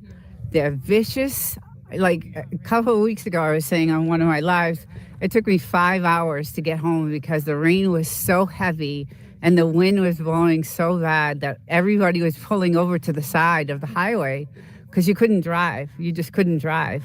And the flooding was up to my, top of my tires on the 62. So I couldn't, it was just so bad. It was just really, really bad. So these storms come in, they last about a half hour and they're gone.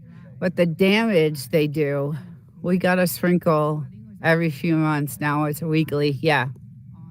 That's what I'm saying. All this grass that's growing is just really strange. We've never had it. We've never had it. So, she's watching me. She loves me so much. We went through that experience together. And I was doing everything I could for her while she was sitting there. And every time I look at her, I remember that. And every time I see the scar on her face, because I think the fang went through her skin somehow, I don't know, it wasn't good. I just noticed all the blood on the floor, and just it was not good. And she started vomiting, and I tried to pick her up and let her stand, and she just couldn't. She couldn't even stand. We carry tire repair kits. They usually work. She got one last week. Jeez. She got one last week. Yeah. The lizard you're talking about? Yeah. But yeah, so the military has been super quiet, although they did some they did some helicopter practices yesterday. Or what's today? Sunday? Yeah, yesterday, Saturday. So I did see some of that action going on. There was actually a few of them going on. So I did get that. And guys, I have several pictures of all this like training, but I don't want to post them because it's private and it's military. And I just feel like it should be kept, not shown. But I mean, I suppose I could because it's really good content. But at night when they're doing their practices in the middle, we'll see all kinds of flares and all kinds of stuff going on, and the bombs that are going on, and I have videos of all of that. So, but I just haven't posted anything. So I saw 3 choppers flying in a row. Yeah, right. Yeah, woof, that sounds about right. Mine always hit the sidewalk. Desert, your flat tire. Oh, yes, my flat tire. I got a flat tire last weekend. You can post the base post their activity. Oh, okay. Yeah, I don't know. YouTube is taking down channels. They're demonetized. I'm not monetized anyway, but they're demonetizing. YouTube is doing all kinds of crazy things right now. So I'm trying to be cautious and careful about what type of content that I put out. And that's why I think that the video that I put out on the 1965 Operation Popeye didn't do well at all. Like it wasn't shown to anyone. It was only shown to a few people that are subs of mine. But the information was so good, and I had no idea that this had started. This weaponization of the weather started way back 60 years ago. But I'm gonna redo that video and kind of put some more, B-roll in it and give it a little bit more information. So I will take that down and redo it. Magic Medical Entertainment is the base channel. How come that sounds familiar to me? Are you over near Wonder Valley? I am in Wonder Valley. We are right near the Palms restaurant. Yes, we are by the Palms. Yes, peace and love. MEV, welcome. MEV SMS. Chris Lee. He changed it. Hello, good morning. Welcome. Yes, we're in Wonder Valley. That's why like this our address is technically, we have a zip code that we live in, but technically we're not, like if you were to look for us on Google, you wouldn't be able to find us. It's weird because this is all government land here. So it's not everything around us. That's why no one can build. That's why we don't have neighbors. Everything around us is government land. We don't have, our closest neighbor is the very last house, which is that white house over there. So we are the very last house before all the government land, which is across over here. So we are 4 miles from the main road, which is where our mailbox is. I got stuck by the sign once in loose sand. Haha. Yeah, we've had that problem too. Are they still building the massive resort in Wonder Valley? I didn't hear that. I did not hear that. I don't know. I wouldn't be surprised. My thought is that all the data centers were going to go here. That's what my thought was. Because they had a video out that this is what was said, that any government land that's available, they're going to build data centers on. So, but who knows? I don't know about that either. Being secluded definitely has its privacy, yes, for sure, and that's why we're here. So, but yes, all this is government land. No one can build on it. And speaking of soft sand, this used to be our entrance. But because of the soft sand, we had to hire someone to kind of redirect the entrance to this was our gate right here to come and drive in and out right here. Was it right here? And then we kept getting stuck. And when we bought the house, the delivery trucks, the 18-wheelers were getting stuck. And they were stuck there sometimes for days before they could get out. It was awful. It was really bad. So we had a new entrance put in. We also had a weather station put in because of the severity of the weather here. So now that we know, we can see what's coming, and which is really helpful. It's extremely helpful, the weather station, for what's going on right now. Hi, Jasper. Good morning. So we had them, get us another entrance where the sand was solid. And so now this is the road. This is the side road here. And then this is the main road. And our entrance, this is our gas tank. So it's nice. We're pretty self-sufficient out here. This tank will hold us for years. We have, our own water source, which is our well, which is really nice. And, cameras are everywhere, all over the house, everywhere. And we have our own protection, which is nice. One good thing about here, you can target practice. So we got a few toys, and many toys actually, to, do target practice. And so we are protected, and like I said, cameras everywhere. But this is our new entrance now, and that's the road we come in on. There's also another way to come in, and it's through this back way. But it's coming from way down there. Like, you got to take a road that's way down there and then come around, and there's a little bit of soft sand on that side too. So it's we're really out there, guys. I do a podcast with No Dowdy Homestead. If you guys have a chance, go check out that channel. If you haven't, we do a podcast together, and it's about off-grid living, because she literally lives on 20 acres of nothing. Like, she drove there and she didn't have water, electricity. She had nothing. Just drove her car there one day, bought 20 acres, and is completely off-grid. So she started getting like a lot of sponsors that started, sending her different things to help her along, like batteries and just all kinds of stuff. So she's doing really well. But I do a podcast with her that gets released every Sunday about off-grid living, and it's on her channel, but we collaborate. So the videos are on my channel also.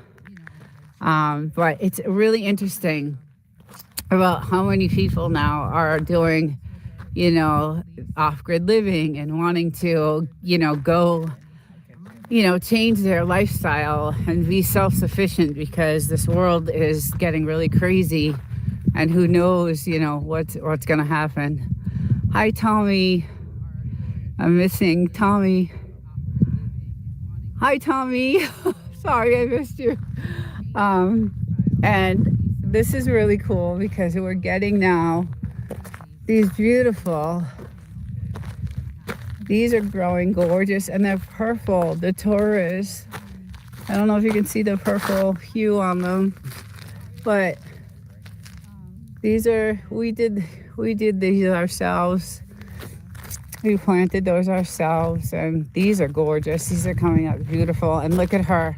She's looking for the lizards. She knows where they hide out. That's the thing. She knows where they hide out. Oh, her poor leg. She did something to her toe. But look how gorgeous. They're just so pretty. And yeah, the poor thing.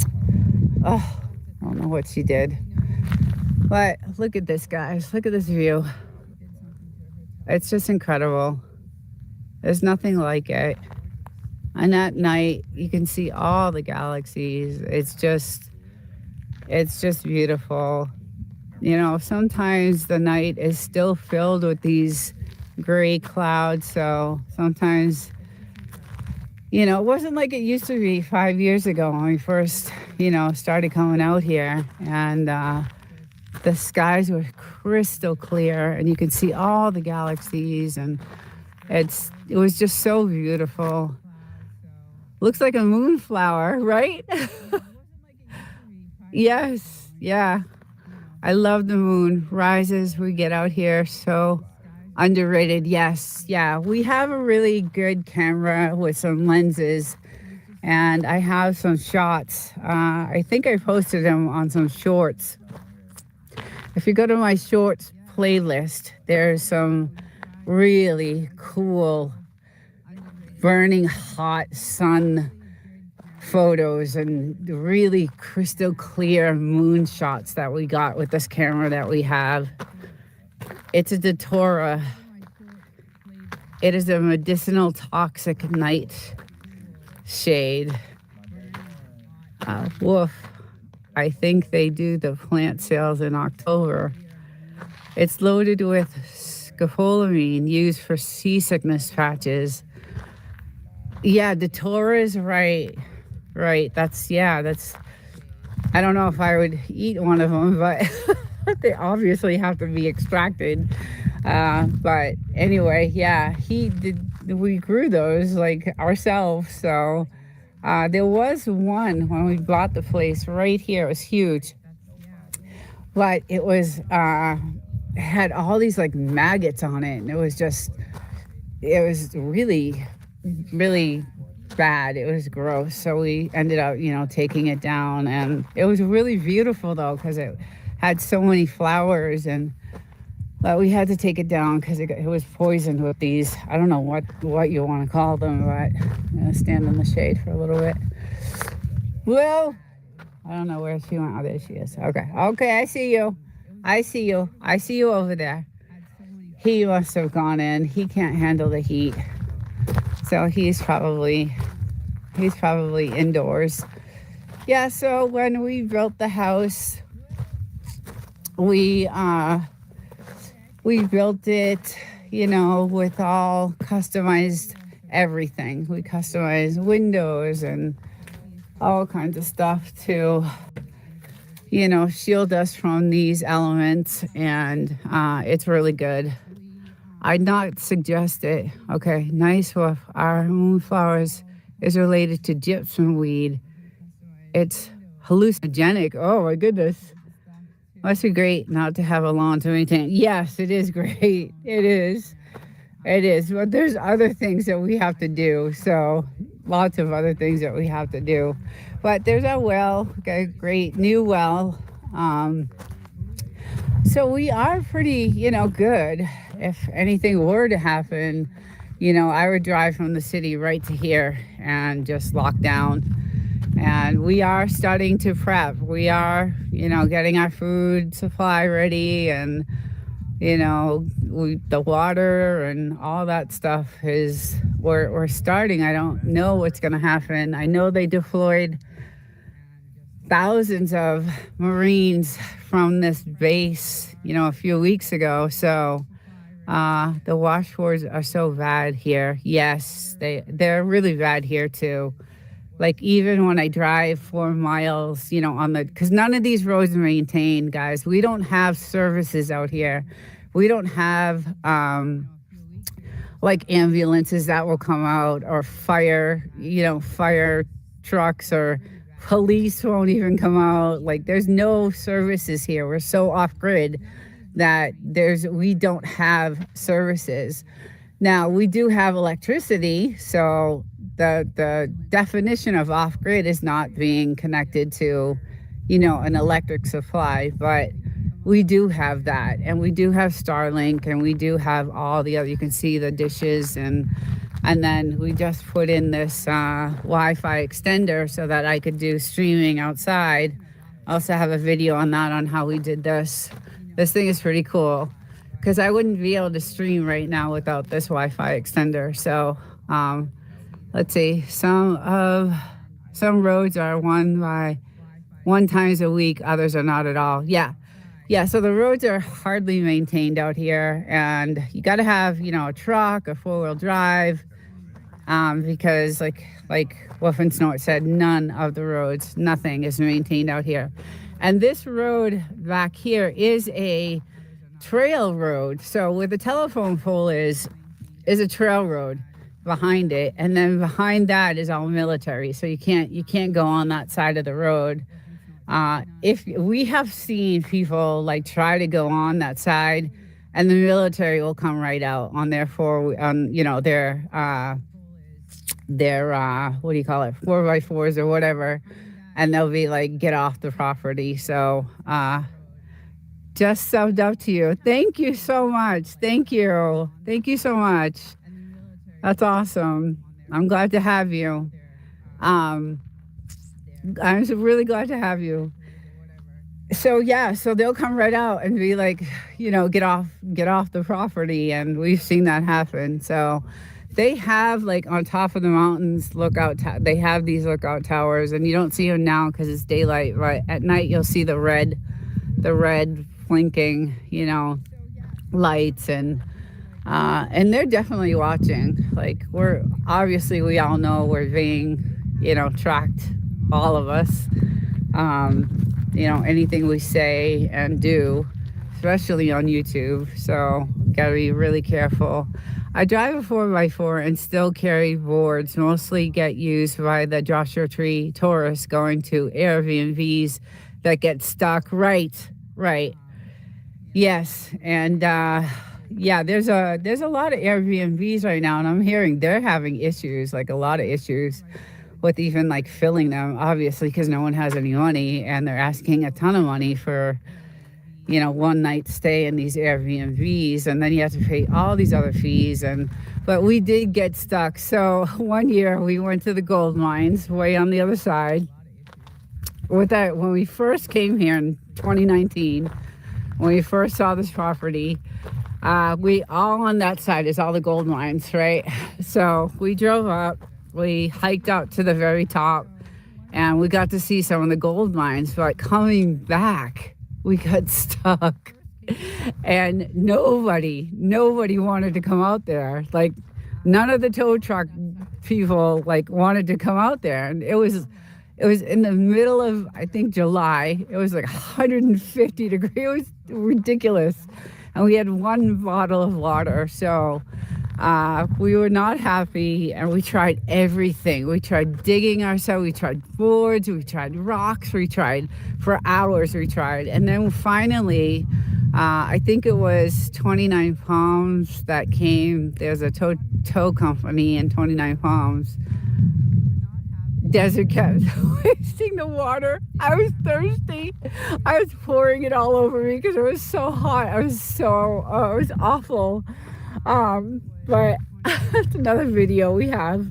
I wasn't wasting the water. I saved some for you.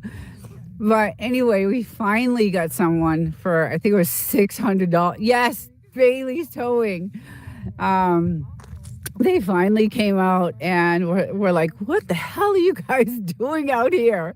Like, why are you out here? And we were like, well, we're going to the mines, and you have to have, a 4x4 or, a four-wheeler or a Razor or something like that to get to those. You can't. We had a Jeep 4x4, and we thought we could, get in and out easily. So that was not the case. But after 4 or 5 hours, Tommy, doubtful just to consistently monitor someone takes 3 to 4 people with 4 to 7. I was talking about Tears Desert. Okay, I missed that whole chat, I guess. Uh, I have a neighbor that has a serious ham. That's what I want, a ham radio setup that was visited by the vase. So the ham radio, you have to have a certification for that, right? Like you can't just go have one of those. You have to go through like a certification to have one of those radios. Because I looked at it because I was like, if something ever happened with the world, how could we communicate? And I thought, I don't know if anyone saw the movie Greenland, but they were communicating through this, device, which was, I'm thinking, a ham radio. It's the movie, so I'm just, who knows. But then I looked it up, and it said that you have to go through these, like, I think Jess was talking about background checks and general associations. That would definitely get their attention. Have you ever visited Death Valley National Park? I haven't been, but it's on my bucket list. I read Dante's View.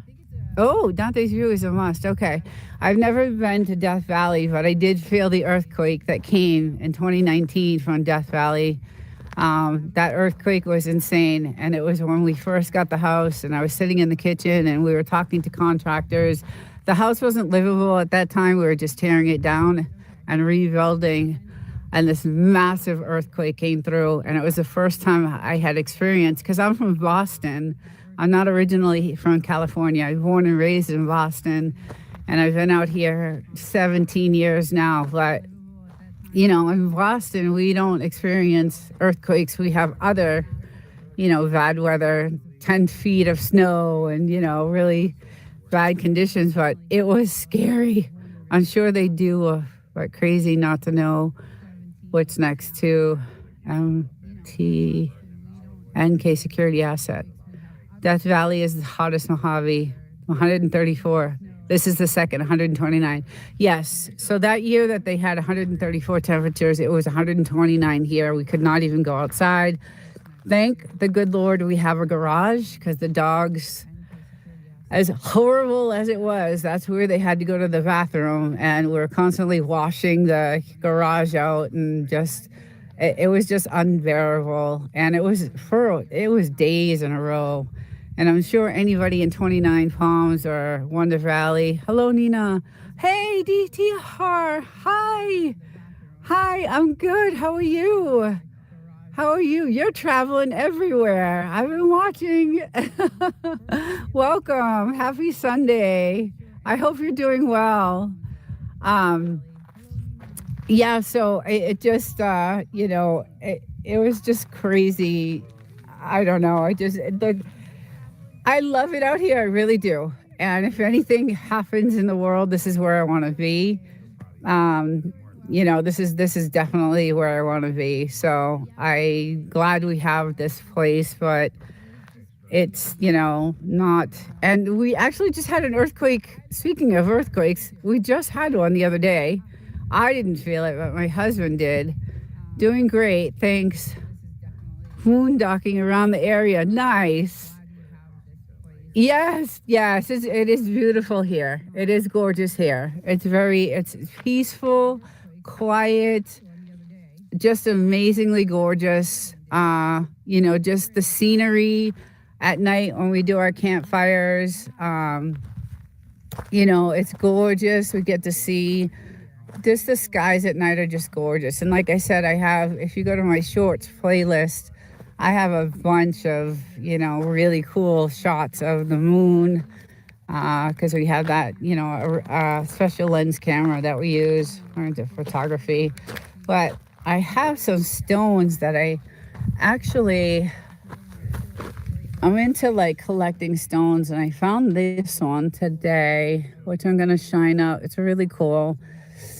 I'm into these, and this one was really strange. So it's got some sort of, I don't know what's in it, some sort of chemical in it. But so all these, when they're shined, like some of these look like diamonds. Like this one would look like a diamond if I had it shined and polished. I like to shine and polish. So I found some today, and I found this one was really cool. too today. It's kind of like a gray with a, I don't know, a line going through some sort of, it's really pretty anyway. So that's what I do. That's my hobby here. I go off site. I go off the property and do you thumbnail? Do you tumble the rocks? Um, so I do not. That's the thing. I want to start to do that because there's a place in Joshua Tree that has almost the exact stones that I have, but they're all shined up and they're all, tumbled. And so to do a tumbling or shining of rocks is like a 4-week process. And I'm not here all the time. So yes, coyotes can be followed a long way. It's rare to see them. Yeah, so I'm not here constantly. If I was here all the time, I would totally do it because I love to see, to see them. So there's this rock store in Joshua Tree called The Rock, and they have almost the identical stones I have, and they're selling them. And I actually went on eBay I have one crystal that I found. So I try to look for crystals. I have one that I found that is just amazing. And it went on eBay and it said it was like worth $25. So I was like, oh my goodness. So I know I have some, crystals and stones that have some value to them. But because I'm not here full time, it's, I can't do the tumbling, but I want to. And it's super expensive because of all the different grits you have to buy. It's hard here. There's too much cover. They can win you before you ever see them. I like looking for rocks at night with the UV light. Yeah, that's the other thing. I got so into like collecting stones and gems that we got this like light that when you put it on a stone, it detects like a gold level or it looks like a gold level. It glows, yes. And I know these are the gold mines over here, right? So I'm thinking, somehow maybe some of these stones, that we have when we have this light have this, gold tone in it. You could see the gold sparkles, but that's just my own wishful thinking. What can you find in UV light except arrows? Yeah. Oh, calcite. Calcite glows. Yeah. Oh, okay. Oh, very interesting. Magnesium. Yes. Yeah. Gold. Okay. Yeah. And I assumed it was that because way down here. Okay. So way down. Let's go over to this side. At the very end, and Miles, you might know this, that there's a huge salt mine way down at the very end. And it's this massive salt mine. And I know, we get some of the wind blows so bad that some of that, stuff on the ground, blows this way. So I'm sure some of the stuff that I find, is from there too. So, but like there's a ton I just go digging for hours, when the temperature's right. The iron, magnesium, gold, glows colors. Yeah. Nice to see you.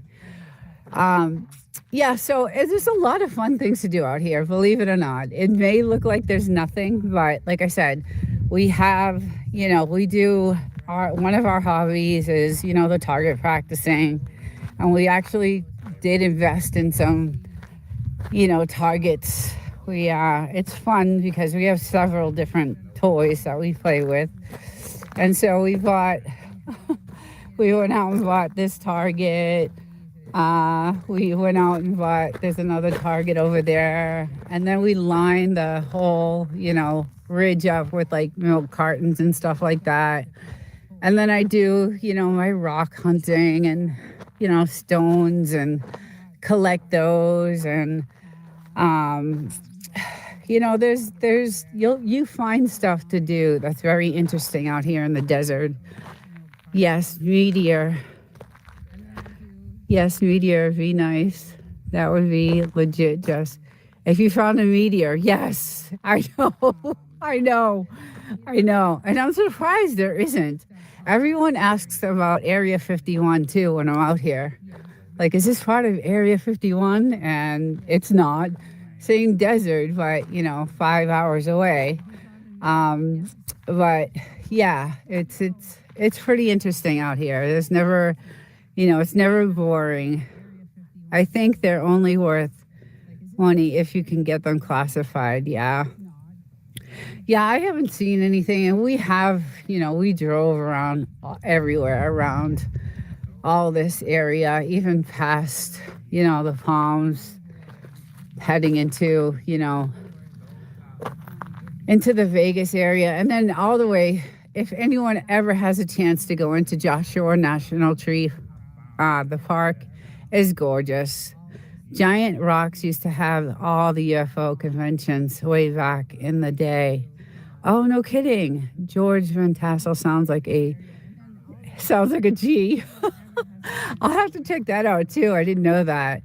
I know there's a community that are all about the stones and the rocks and the things that they do digging, out here. So there is a community that does that. I just haven't. I work full time. I work over 50 hours a week, in the city. So I'm only here literally for 48 hours on the weekend. So the old photos of the UFO conventions are incredible. Definitely worth. Oh, I'll check those out. Maybe I'll do a video on that too. I used to love the hunting jackrabbits in the desert. I was stationed over there. These jackrabbits are huge. They're bigger than, oh, my little girl's living. Oh, they're bigger than her. They're huge. Like, they are massive. In my shorts, I think, go to the shorts playlist. We set up a Ring Central camera to see, and it was right here. We took it down, and we put like a carrot out here, and we want to see the wildlife. And it's funny because you have the rabbit will come, and all these little mice will fight the rabbit for the carrot. And then all of a sudden, the coyote will come, and everybody will just scatter, and the coyote will end up getting it. But those are some of the scenes we have on some of our shorts. So it's It's a cool place to live. I'm glad we found this place. It took us 2 years to find it, and it's just been a great place to live. George claims he was abducted by aliens and given the plans to build the integration in landers, which is wild because it was ahead of its time, and he didn't use a single nail in the construction. Interesting. Did not know that. We have a UFO crash area here I would like to check out. Shag Harbor. Interesting. Huh. Don't worry, wild child. I know you're there. I know you're there. You're dedicated. You're so dedicated. I love you. Thank you so much. You're the best. I just love you. And I know you got to work and you got to do what you got to do. So, but I appreciate you being just listening because I get the hours for that. So thank you. George Norrie. How come I've heard that name before?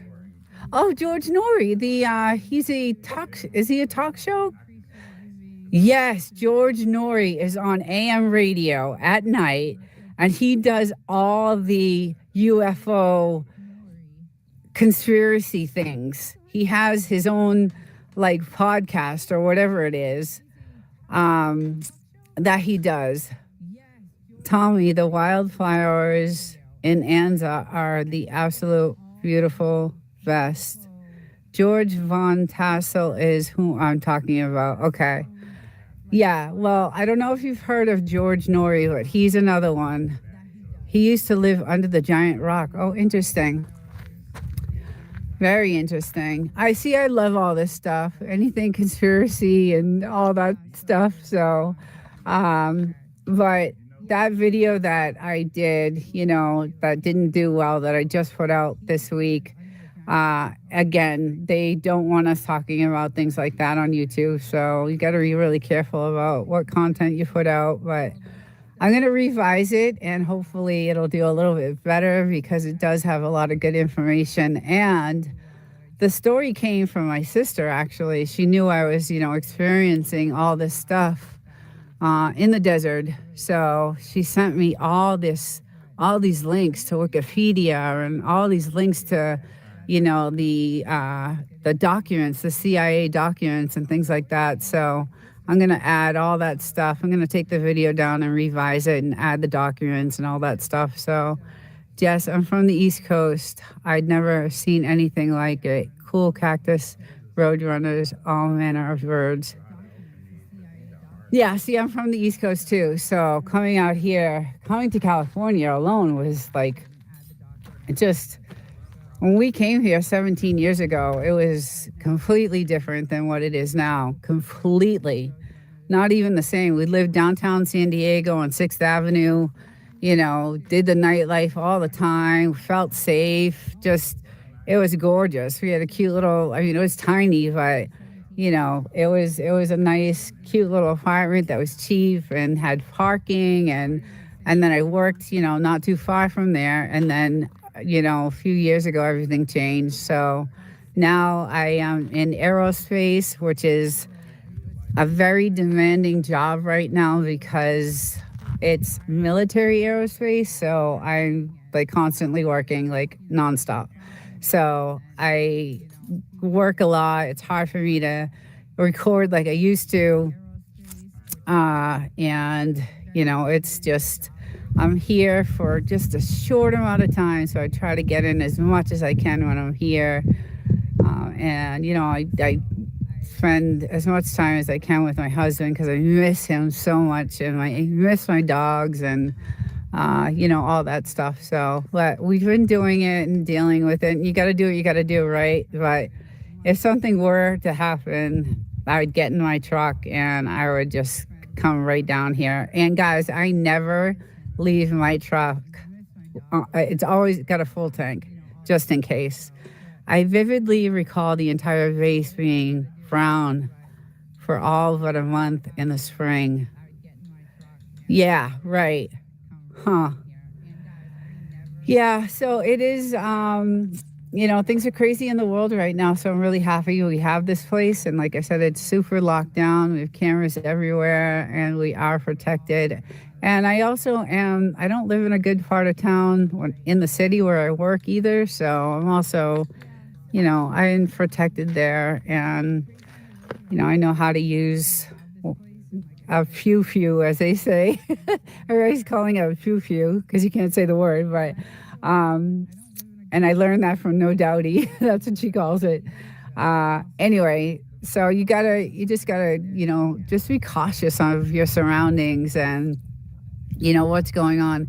It was definitely a culture shock, Jess. Nothing like riding 15 and nothing like riding 5 and having a gal press her bombs on the glass.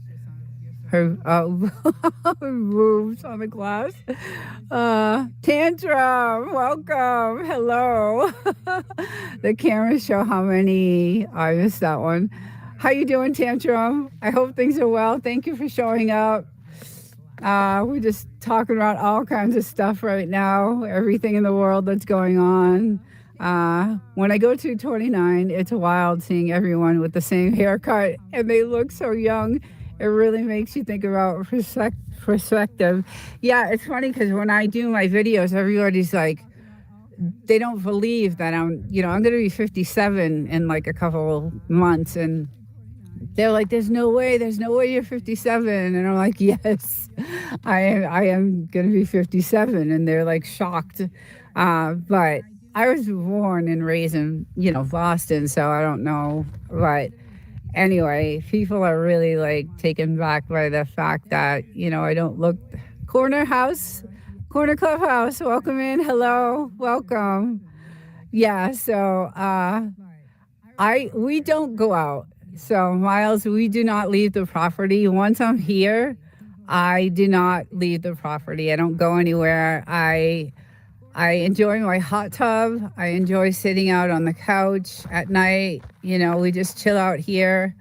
Um, our house is ridiculous inside, so I enjoy the house. It was all custom made.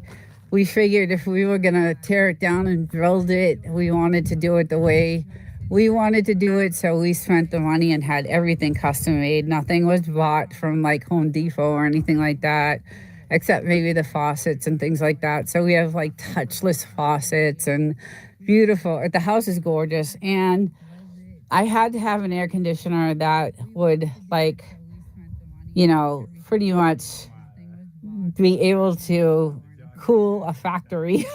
So we have, a lot of AC, but this is where I like to spend my time. I have, a nice Bose stereo inside here. So I listen to music and chill out. And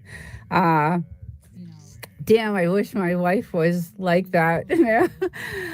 Yeah, I don't leave. I missed the question. I am originally a Bostonian. Oh, no kidding. Okay. Yeah, there's a lot of people from Boston. I was on a chat last night and there were so many people. Oh, I lived here. I lived in the Cape. I lived in Winchester. I lived there. So, yeah, there are a lot of people. I mean, I had someone from Australia, Indonesia, Africa. I've had so many people on this morning live from all over the country. It's pretty cool. And you get to hear what they're going through and what's happening, in their part of the world, which I love. So it's very interesting. 20 years, 100 pounds ago, as I tell everyone. I love how fast clothes dry out there. Yeah, so we have, go ahead, Boozy, go inside. Go ahead, you want to go inside? No, she wants to look at the lizards. So this is our shed where we actually have now I knock on this thing before so if there's any snakes or anything. So we have the washer and dryer, but we don't need the dryer. Like, the clothes dry in 2 seconds. We can run that dryer for 45 minutes and it still wouldn't dry the clothes as fast as hanging them. So we hang them, here. And when we bought the house, there was a clothes hanger, a clothesline on this side, and we took it down because we were like, no, we're from the city. We dry our clothes. But I wish I kind of left it up now because it was perfect. It was really, really good. Yes, right, Pamela. Is Pamela back in here? Yes, the dryer is and it costs a lot of money to run that dryer. So now we just, hang our clothes and they dry literally, Miles, in like 5 minutes. Well, it's insane. So we have this gorgeous dryer that we spent, a lot of money on, but we don't use it, and it costs money to, he digs a hole so he can pee. They like it over here. They keep digging and doing their thing.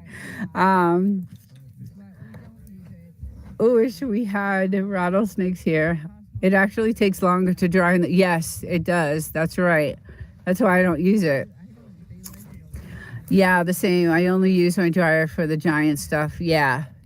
We actually don't even use it. We unhooked it and everything. And it sucks because it's brand new and it's a really nice dryer. Like, it's super nice. It's like a front loader. It's like really new. It's a really nice dryer, but yeah, we were just like, you know what? It's quicker to dry the clothes, just hanging them with the sun and the wind. And then our watering system, I don't know if you guys noticed, but we hooked up from the well. So this is our well. And you can kind of see all the wires this is our hoses to water all our plants all the way around, like, the property. So you'll see all these little sprouts. And this is how we water. Right from these are all watering sprouts. And they're all the way through, everywhere, through all of our plants on that side. They're actually through all the plants. So it was a long project. I had to hunt for my clothes in the plants around my house a few times. Oh, believe me, we had to chase. That is hilarious because I found my underwear like somewhere out there and I had to go get it. But we had the same issue too because the winds were so high. But you can see like the watering, our little setup that we have to water our plants. And that was a huge project to get that done. But that's how we do the watering, and it's set on a timer, because it can get pricey with the electricity to run the well and things like that. So, but, the well we don't drink from. When we first bought the house, it was not, you couldn't, the rotten egg smell was so bad. It was just so bad. So we had to have someone come out and we had to have it, serviced. And, but then we bought this super duper amazing, filtration system.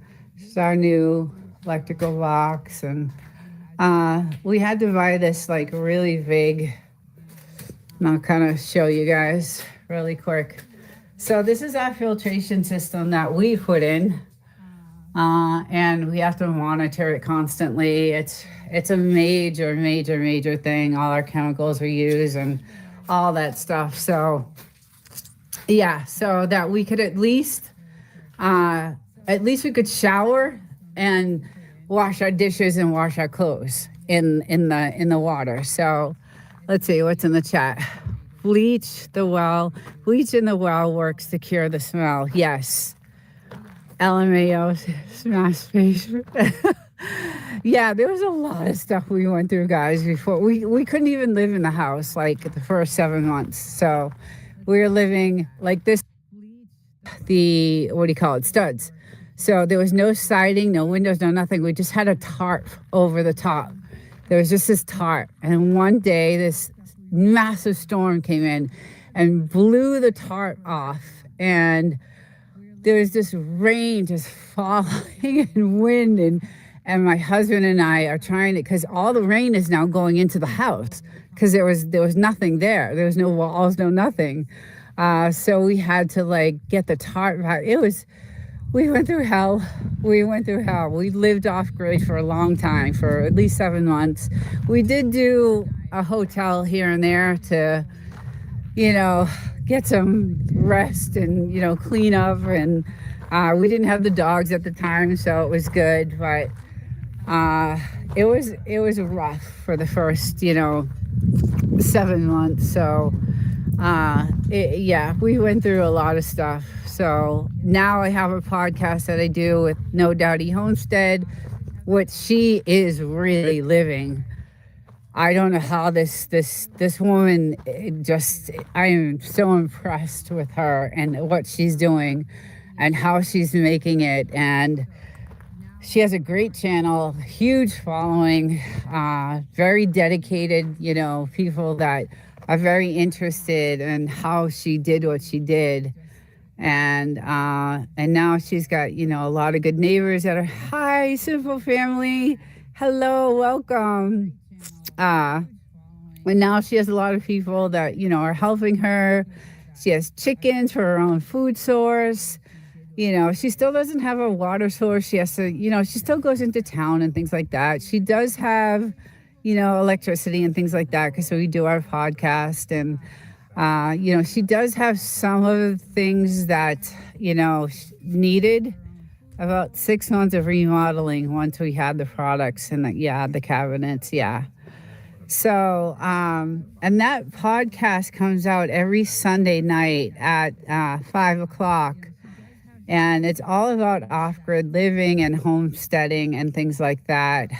We stopped recording a couple of weeks ago because my job, because of what's going on in the world, and I work in that industry, the military aerospace industry, I have not been able to record a session with her. So we had to put a hold on that for a little bit, but I plan on, getting back into it with her. Just spoke with her last night about it. So hopefully we'll have another episode coming out soon. But there are 4, and they're originally on her channel. So it's No Dowdy Homestead. The podcast is released on her channel and collaborated on my channel. So you can see the videos on my channel also. But the release is out on her channel. So you can see them on either channel. And some of the things, some of the topics that are covered are really interesting. And a lot of people right now are looking towards homesteading. And with our next topic was going to be, what is the amount of population really that is homesteading? How many people, are gearing up for it, or, going, getting ready for it, and, wanting to homestead and getting out of the cities and getting out of the rat race they're in. And, what is the purpose of working anymore? It's just really, my health insurance doesn't cover anything and I pay a fortune for it. It's just another desert willow or Parley Verde tree would be wonderful out there. Yeah, we had nothing out here, Miles. So that's why we started putting all these trees in, because we need some shade. There is a property, I think it's an Airbnb, I'm not sure, but it's way down there. And I don't know if you guys can even see it, but it is completely shaded and I want it. I'll see if you guys can see it. I don't know if you can, but it is so far down there, and it's completely shaded. There's a lot of places down there that are shaded with trees. So I know it's just the beginning, and it takes years for these trees to get some sort of shade. But we definitely put all this in. Bye, Tommy. Thank you for showing up. Let's see. It's shaded with the wrong trees. They are I can't read that word. Arcidio pine. Yeah, well, whatever. They have shade. So we're hoping that some of these trees at one point will provide some sort of shade for us.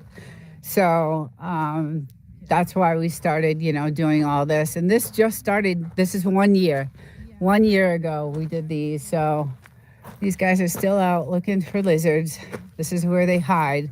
The lizards hide in these trees and underneath the bottom there. And that's where they go. And he wants to play stick. So, yeah. So anyway, thanks guys for coming in and joining me on this live. It was really good. I was happy to see everyone here. Everyone enjoy their Sunday. It looks like it's going to be a gorgeous day. And I will see you guys all hopefully next Sunday. I do this every Sunday at 9. And hopefully I can figure out how to have my guest, which is No Dowdy Homestead. I've been trying to figure out how to have a guest on this live through my phone. And anyway, everyone have a great weekend. Pamela, I love you. Thank you, sister. I just love you so much. You're the best. And I wish we'd live closer. You're in Boston. I'm here, and I miss you so much. But I love you, and thank you for the information for that video. I'm going to take it down and revise it, and you're going to like it even more. Tantrum, thank you for coming in. DDK, CK News, Simple Family, Wild Child, all you guys, Amy, thank you guys. Love you, and I will see you guys in the next one. Have a good weekend.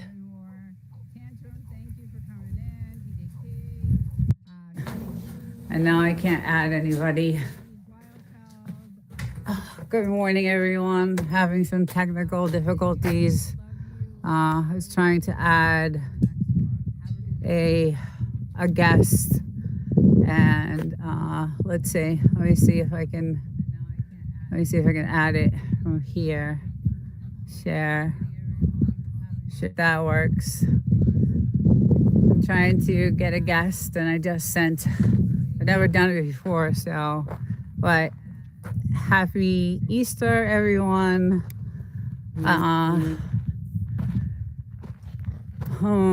Let's see. Not sure why it's not allowing you to add. I did go together. Let's see. Let's see. Yeah, I don't know. I shared the code. I have it. I have it going. I had a guest to come on the show today, and I sent her the link, and it's No Doubty Homestead. I wanted her to join me today, and I sent her the link a couple times, but I'm not sure what is just selected public. It was unlisted. Okay, so let me try sending it to her again. Maybe that's why. So let's see if that works. Let's see if that, maybe because it was, yeah, it should have been public. So hopefully that works. Dowdy, if you're listening, I did resend the code. I guess it was unlisted, so no something. Okay, I'm not sure then. Every time you send something, it pauses the stream. Yeah, okay. I don't know. I've never added someone to the stream, but it was all set up to add Dowdy as a guest, because you can go live now with someone as a guest. Good morning. Happy Easter. Where is this place? This is Mojave Desert in California, in Joshua Tree. No Doubty. I'm gonna have to figure out. I'm not really sure like what happened, but I did have it all set, so I will just chat with you here. Okay, good. Yes. First of all, No Doubty, happy Easter. I hope you're having a great day. The weather, it's gonna get windy, so I don't know how long I'm gonna be able to stay out here, but this is our morning fire that we're having. And No Doubty, I don't know if is it raining where you are. I'm not sure if you got the rain or not. Hi, is it Shad? I think it's Shad. 47 degrees. Oh wow, yeah, it was cool this morning here. It was really cool. I gotta find my little girl. She's the one I gotta keep an eye on. Oh, there she is. Okay, yeah. Welcome in, everyone. Yes, this is Mojave Desert in California, and No Doubty is also about 600 miles, I think, north of me. In California on her homestead, and we actually have a podcast that we do every week about homesteading, so go check out the channel. Yeah, it was cold here. We woke up, it was like 42, and that was cold because the day before it was, hi Mike's Adventures, welcome, happy Easter. It was like really hot yesterday. It was really warm, but we woke up. When I woke up, it was clear skies, beautiful clear skies, beautiful. And now I am seeing, they're starting.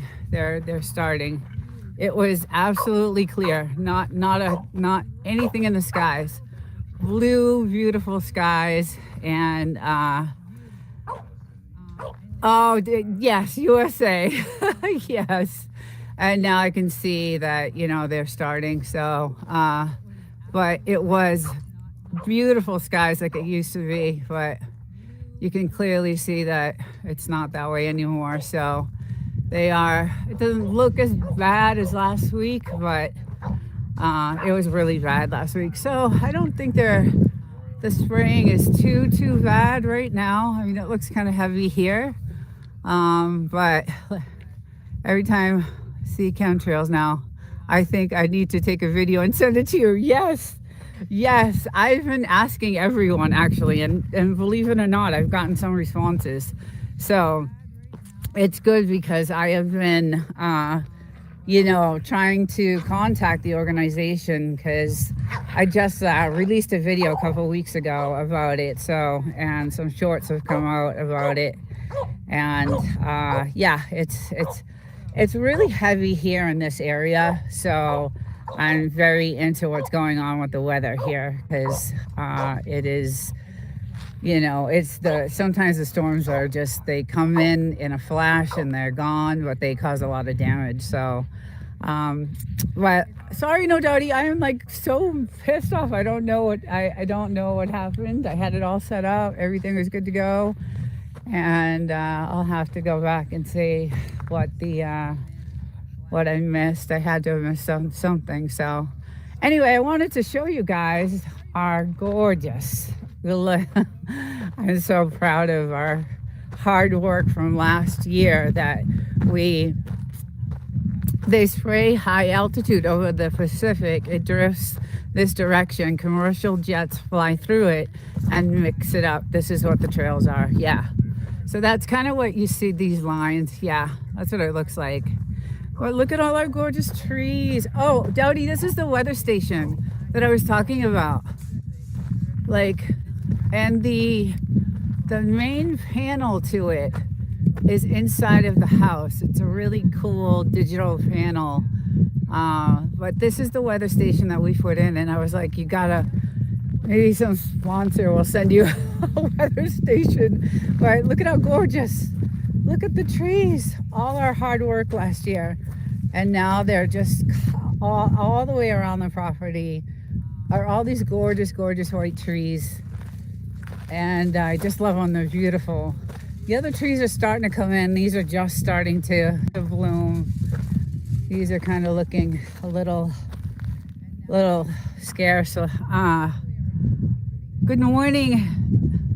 All these names are really hard to read. Haven't seen you for a while. Girls, what's up? They're all David, 1966. Good morning, happy Easter. Yeah, I'm still on every Sunday. I usually do this every Sunday morning, and I just do kind of a little weather modification report. And hi, wild child, my love, how are you, sweetheart? Happy Easter. Give Bugaboo a kiss for me.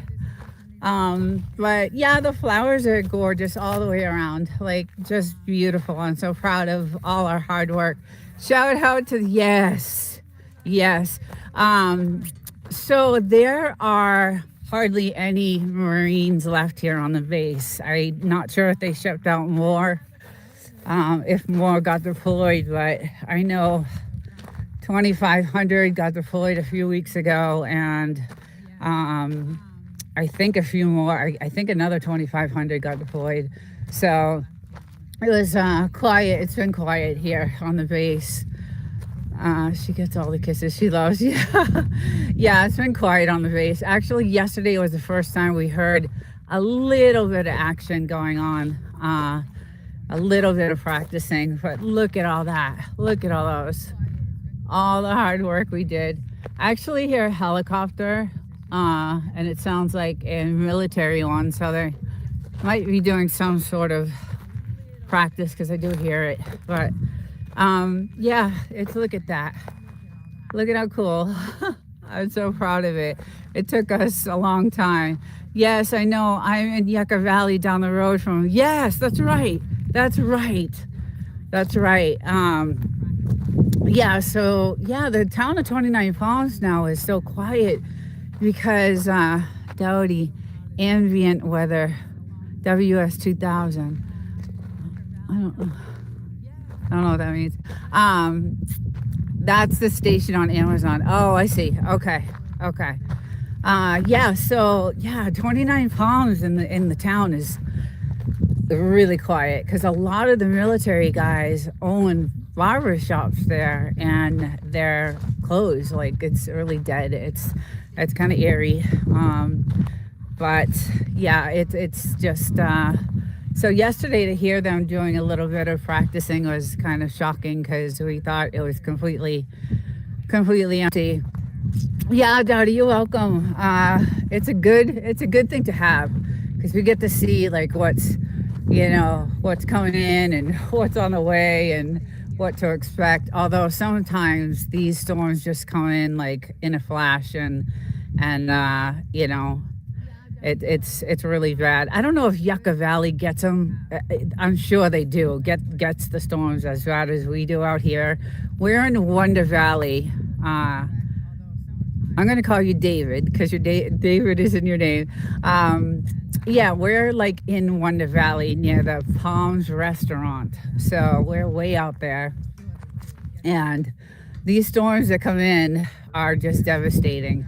They just, ruin I'm only 20 minutes from you. Okay, yeah. Yes. Okay, so you probably experience the same thing we do. So, yeah, and I don't know if you have the mountain range. Yeah, Yucca Valley has a huge mountain range actually, but she's trying to look for the lizards. She almost caught one the last week, so that's her thing. She's trying to get the lizards on. She says she saw one the other. She's been seeing them a lot lately. They're out, so it's rattlesnake season, guys. So just beware. This is the damage that the weather causes when it comes down real bad. We still have to kind of just shovel it all in because they actually like to go in here and sit because it's cool, but I'm always nervous because it's snake season. So I'm always desert. Yucca is 1,000 feet higher than we are. They have the views. Yeah, okay, that's what I think. Dragon Slayer. She is a wild child. She totally is. She's so fast. Like, she's really, really fast. And I had to rip her away from one the other day. I was freaking out because I just was like, oh my God, she had the tail. And I just had to pull her away because I was just so nervous that, she's killed so many of them. And it's awful. She'll bring them to me and I just am like, oh no. But all our pretty trees, they're just doing really well. I'm really happy. And all our other trees are doing, we ran out of our wood. So this is the last of it. This is the last of the wood, so we'll be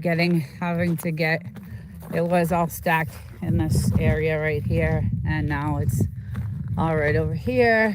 But this guy, he's been running around all morning doing his thing around the fire. The fire's starting to go down now. So, and then I found some really cool stones this morning as I was out here with them. I found some really cool ones. And so I found this one this morning. It's kind of, when I shine it, it'll be real crystally. But some of these are going to be like really, like this one here will be real crystally once I shine it. It'll be like a nice crystal. So I did find some nice stones this morning, and I come out here all the time and with the dogs and just look for stones and see if I can find any crystals. Once in a while I'll find a crystal, but not often. They're very hard to find. You got to go off the land and dig and and look for them there. So I don't see her. I cannot take my eyes off her. She gets me nervous because she's the one that got bit by the rattlesnake. Oh, there she is. Okay. Yeah, so it's actually going to be really hot today. They are so pretty. I love crystals. I do too. Good morning, Deported. This is Dope Land. Thank you. Yeah, I'm in California, USA, United States. And this is part of the Mojave Desert and Joshua Tree National Park. So I have 5 acres, and it is absolutely beautiful. This is the military base behind us, behind those mountains. Um, you do have a washcloth by. That's where I find mine after the flash floods. Oh, okay. Yeah, yeah. The flash floods are just, ugh, they're really bad. But yes, this is. We have 5 acres, and this land around us is government-owned land, so no one can build on this land around us. All this land around us, we are the very last house that anyone can build. So we have no neighbors. It's do you ever see weird? Everybody asks me that. We see crazy drones. I think it's from obviously the military. So we do see crazy drones. But I always said, and if Dowdy's still on, because we were talking about this the other day, I always said, if anything were to happen, like any UFO or anything like that, I think this is a place it would happen. And I would be the first to actually see, to see them. I would be the very first.